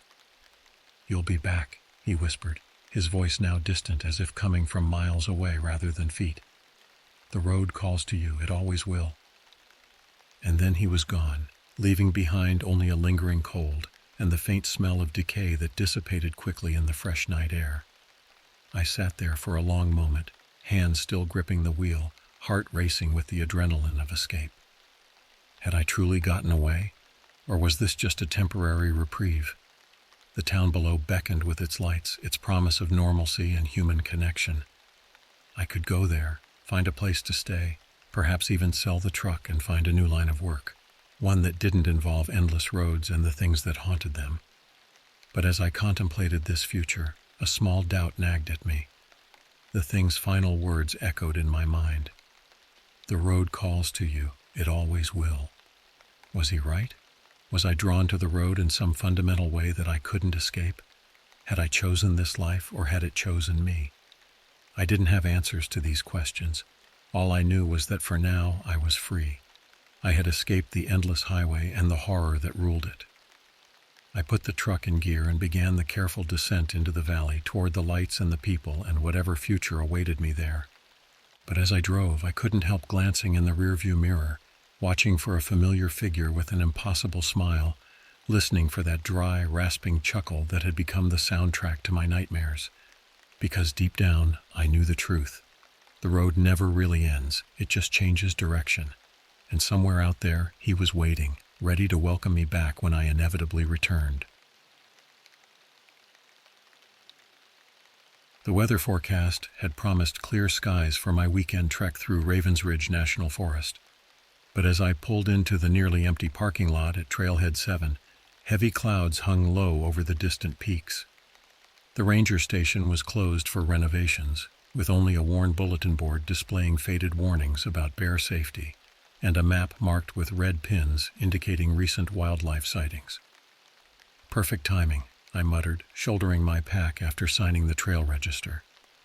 Only 2 other names appeared in the logbook for the entire week, unusual for early June, even on this remote trail. My plan was straightforward: hike 8 miles to Blackwater Lake, set up camp for 2 nights, then loop back via the Ridge Trail. Friends had canceled last minute, leaving me solo, something I'd done dozens of times before without incident. The first miles passed pleasantly enough. The narrow path wound through dense pine forest, occasionally opening to reveal sweeping valleys. I documented the hike on my phone, capturing the massive rock formation locals called Old Man's Watch, and a family of deer that scattered as I approached.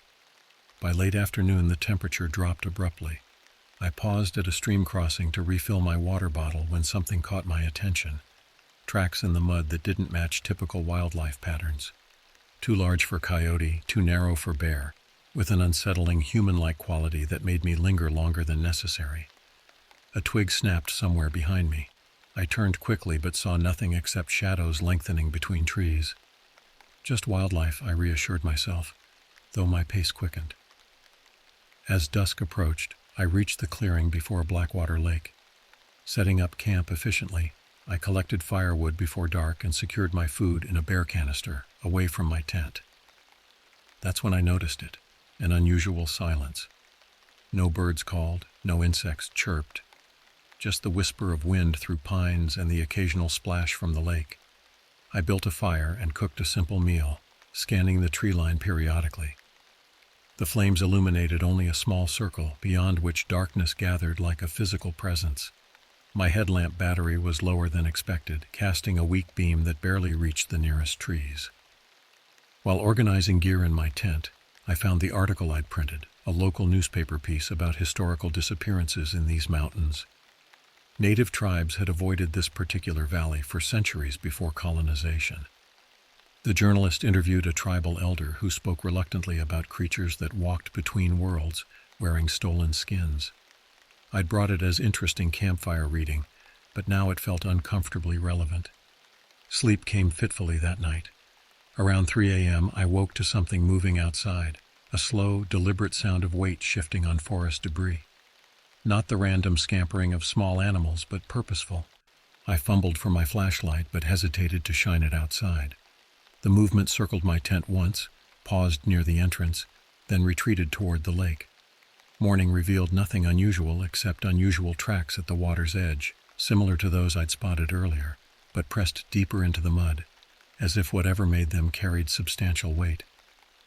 I photographed them beside my boot for scale, noticing odd inconsistencies in the pattern. My satellite phone showed no signal. The Maps application on my phone couldn't pinpoint my location. According to the device, I wasn't anywhere at all. The second day dawned with fog so thick I could barely see the lake 20 yards from my tent. The milky vapor clung to everything, transforming familiar shapes into ghostly silhouettes. I decided against breaking camp. Hiking in these conditions would be foolish. The forest remained eerily quiet. No squirrels chattered, no woodpeckers hammered. Even the wind had died, leaving the fog suspended motionless between trees. I checked my watch repeatedly, finding time crawling with excruciating slowness. By noon, hunger drove me to prepare lunch despite my diminishing appetite. While heating water for instant noodles, movement at the forest edge caught my eye, a figure partially obscured by mist. I stood quickly. "Hello?" My voice sounded muffled in the dense air. The figure remained motionless, approximately human-sized but strangely proportioned. Too tall, too thin, with limbs that seemed slightly too long. I reached for my camera, but when I looked back, nothing remained except swirling fog. I spent the afternoon gathering more firewood, never venturing far from camp. The sense of being observed intensified, a prickling sensation between my shoulder blades that wouldn't subside.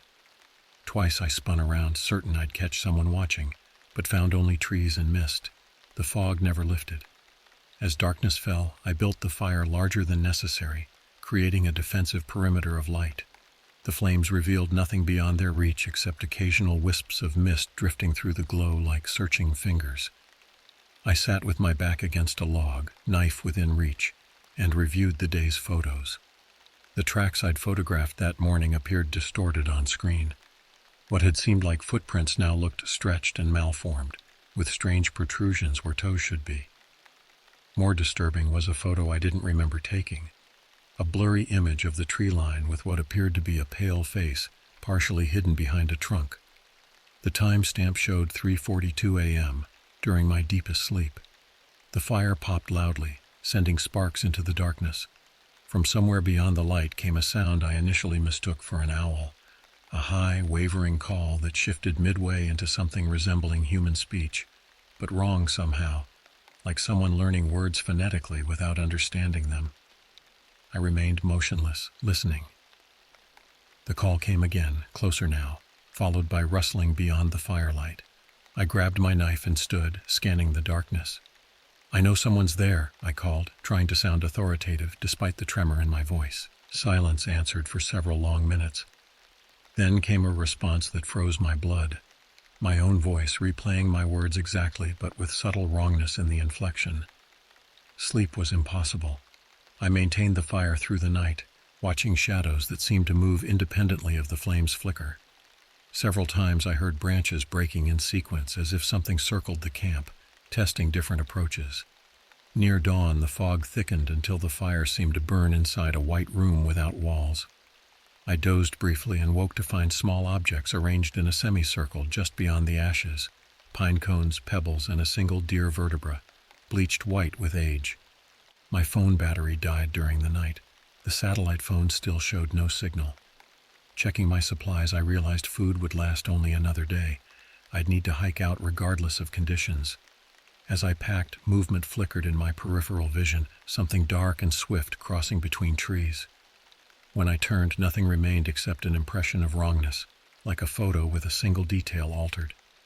The back of my tent had been slashed during the night, 3 parallel cuts about 4 inches long. The precision suggested a tool rather than animal claws. My emergency whistle had vanished from its place on my pack. Breaking camp quickly, I abandoned non-essentials to lighten my load. The fog persisted, reducing visibility to 20 feet at best. My plan was simple: follow the trail back to the trailhead, maintaining maximum speed without risking injury. The first mile passed without incident, though the silence remained absolute. No birds, no insects, no distant sounds of running water, despite the stream I knew paralleled the trail. Just the crunch of my boots on pine needles and my increasingly labored breathing. An hour in, I realized something was wrong. The trail should have descended more sharply by now. Consulting my paper map, I confirmed I'd somehow veered off course. Backtracking to the last recognizable landmark would waste precious daylight. I chose to cut directly downhill, knowing the main trail ran along the valley bottom. The underbrush grew thicker as I descended, thorns tearing at my pants and exposed skin. Twice I nearly twisted an ankle on hidden rocks. Midday brought no improvement in visibility. The fog now carried an unpleasant odor, organic decay mixed with something acrid like burnt hair. I tied a bandana over my nose and mouth, which helped marginally. The forest composition changed gradually. Pines gave way to older, gnarled trees I couldn't identify. Their bark was deeply furrowed, almost black in places, with pale fungus growing in patterns that occasionally suggested letters or symbols. I stopped to rest on a fallen log, checking my compass again. The needle spun lazily, refusing to settle on a direction. I tapped the casing, but the behavior continued. Useless. That's when I noticed the carvings. Crude figures etched into nearby trees at approximately eye level. Most depicted elongated humanoid forms with exaggerated limbs.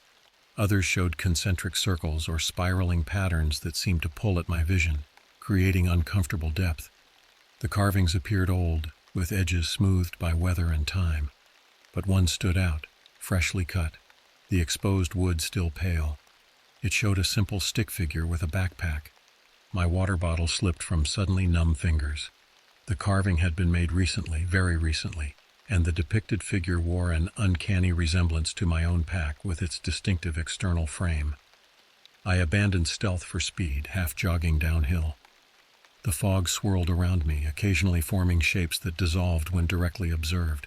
From somewhere ahead came a sound like a metal tool striking stone, rhythmic, deliberate. I froze, listening. The sound stopped immediately, as if whatever caused it was equally alert to my presence. Then came the whistle, my emergency whistle with its distinctive pitch. 3 short blasts from somewhere to my left, then again from my right, as if multiple sources surrounded me. Flight response fully engaged, I ran recklessly downhill, branches whipping my face. The whistle calls followed, always just behind or beside me, never losing ground despite my pace. I burst into an unexpected clearing and stopped abruptly. Before me stood an abandoned cabin, its roof partially collapsed, windows dark empty sockets. The door hung askew from a single hinge. No trail led to or from the structure. It simply existed in isolation, surrounded by forest. The whistling stopped. Nothing moved. Even the fog seemed to hold position, reluctant to touch the cabin or the bare earth around it. My options were limited: continue blindly through unfamiliar forest with darkness approaching, or seek shelter in the cabin until visibility improved. Logic warred with instinct as I studied the weathered structure. A sound behind me settled the debate, soft footfalls in leaf litter, deliberately paced. I crossed the clearing in seconds and entered the cabin, pulling the broken door closed behind me. The interior smelled of mold and something underneath, a musky animal scent I couldn't identify. Minimal furnishings remained: a metal-framed bed without mattress, a 3-legged table, a wood stove with its pipe rusted through. Most disturbing were the walls, covered entirely with the same style of carvings I'd seen outside, but more elaborate, more numerous, displayed with apparent purpose. Light faded quickly. I used my emergency candle sparingly, examining the cabin for anything useful. In a corner cabinet, I found unexpected treasures: matches, a kerosene lamp with fuel, and a hunting knife significantly larger than my own. As darkness claimed the forest, I positioned myself in a corner with clear views of both the door and the single window. The lamp provided minimal illumination, but enough to prevent complete blindness. Outside, movement resumed, careful steps circling the cabin, pausing occasionally. Something scraped against the exterior wall, a sound like antlers or claws testing the wood. Then came tapping, light at first, then increasingly insistent, moving systematically around the perimeter. Hours passed like geological epochs. The tapping continued intermittently, sometimes stopping for 30 minutes before resuming at a different location. I maintained vigilance, knife ready, refusing to succumb to exhaustion. Around midnight, a new development: scratching at the base of the door like an animal seeking entry. Then paper slid underneath, a page torn from a notebook, covered with childlike drawings. By candlelight, I made out crude representations of trees, a cabin, and multiple stick figures. One figure lay horizontal, surrounded by smaller shapes that might have been stones. Another figure stood nearby, unnaturally tall and thin. My hand shook as I set the paper aside. The message seemed unmistakable. At 2 a.m., everything stopped.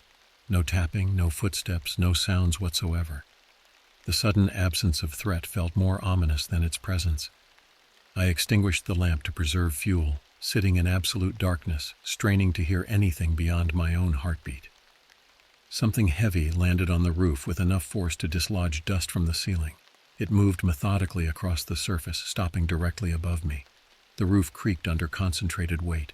I didn't breathe, didn't move. A face appeared at the window, or something like a face, difficult to discern in the darkness. Pale, elongated features pressed against the glass, visible mainly by how it displaced the night. It remained motionless for nearly a minute before withdrawing. The rest of the night passed in similar psychological warfare. Sounds would approach, stop just before revealing their source, then retreat. Twice more papers slid under the door, one blank, one bearing a single concentric spiral drawn with something that wasn't ink. First light brought unexpected relief. The fog had thinned significantly. Through the window, I could see perhaps 100 yards into the forest. No movement, no watchers. The clearing around the cabin revealed no footprints despite the sounds I'd heard throughout the night. I packed quickly, taking the cabin's knife and matches. Outside, the air felt noticeably lighter, the oppressive quality gone. Birds called from distant trees, the first natural sounds in 2 days. With better visibility, I identified a game trail leading downhill from the cabin. It showed recent use. Broken cobwebs and disturbed leaf litter indicated passage within the last day. Whether human or animal, it represented my best chance. The trail descended steadily for 2 miles, eventually intersecting a wider path that I recognized with overwhelming relief. The main trail, perhaps 3 miles from the trailhead. I practically ran the remaining distance, rationality returning with every step toward civilization. The parking lot appeared through thinning trees, my vehicle still alone in the gravel expanse. I threw my pack inside and started the engine immediately, watching the rearview mirror as I pulled away. Only later, reviewing my photos and notes, did I begin questioning my experience. The tracks I'd photographed appeared ordinary in proper light, likely coyote or fox. The face in the nighttime photo resolved into a pale birch trunk seen through fog. The slashes in my tent matched damage from storing it improperly after my previous trip. Most telling was the map. What I'd interpreted as an unmarked cabin was clearly indicated, an old ranger shelter abandoned in the 1970s but well documented on detailed topographical surveys. Yet questions remain. The carved figures existed, I have photos, though experts suggested natural formations enhanced by pareidolia. The papers that came under the door disappeared from my pack during the final miles, if they ever existed at all. The whistle calls could have been unfamiliar bird species, their patterns coincidentally similar to emergency signals. What haunts me most isn't what I can prove happened, but what I can't disprove. Logic suggests exhaustion, mild dehydration, and isolation created a perfect psychological storm. The human mind finds patterns where none exist, manifests threats from shadows. But sometimes, in dreams, I hear that perfect mimicry of my own voice coming from the darkness. And I know, with the certainty of ancient instinct, that something followed me out of those woods, something that learned from watching me, something that's still learning, still waiting, wearing whatever skin necessary to move undetected among us. I've sold my camping gear. Some forests are best left unexplored.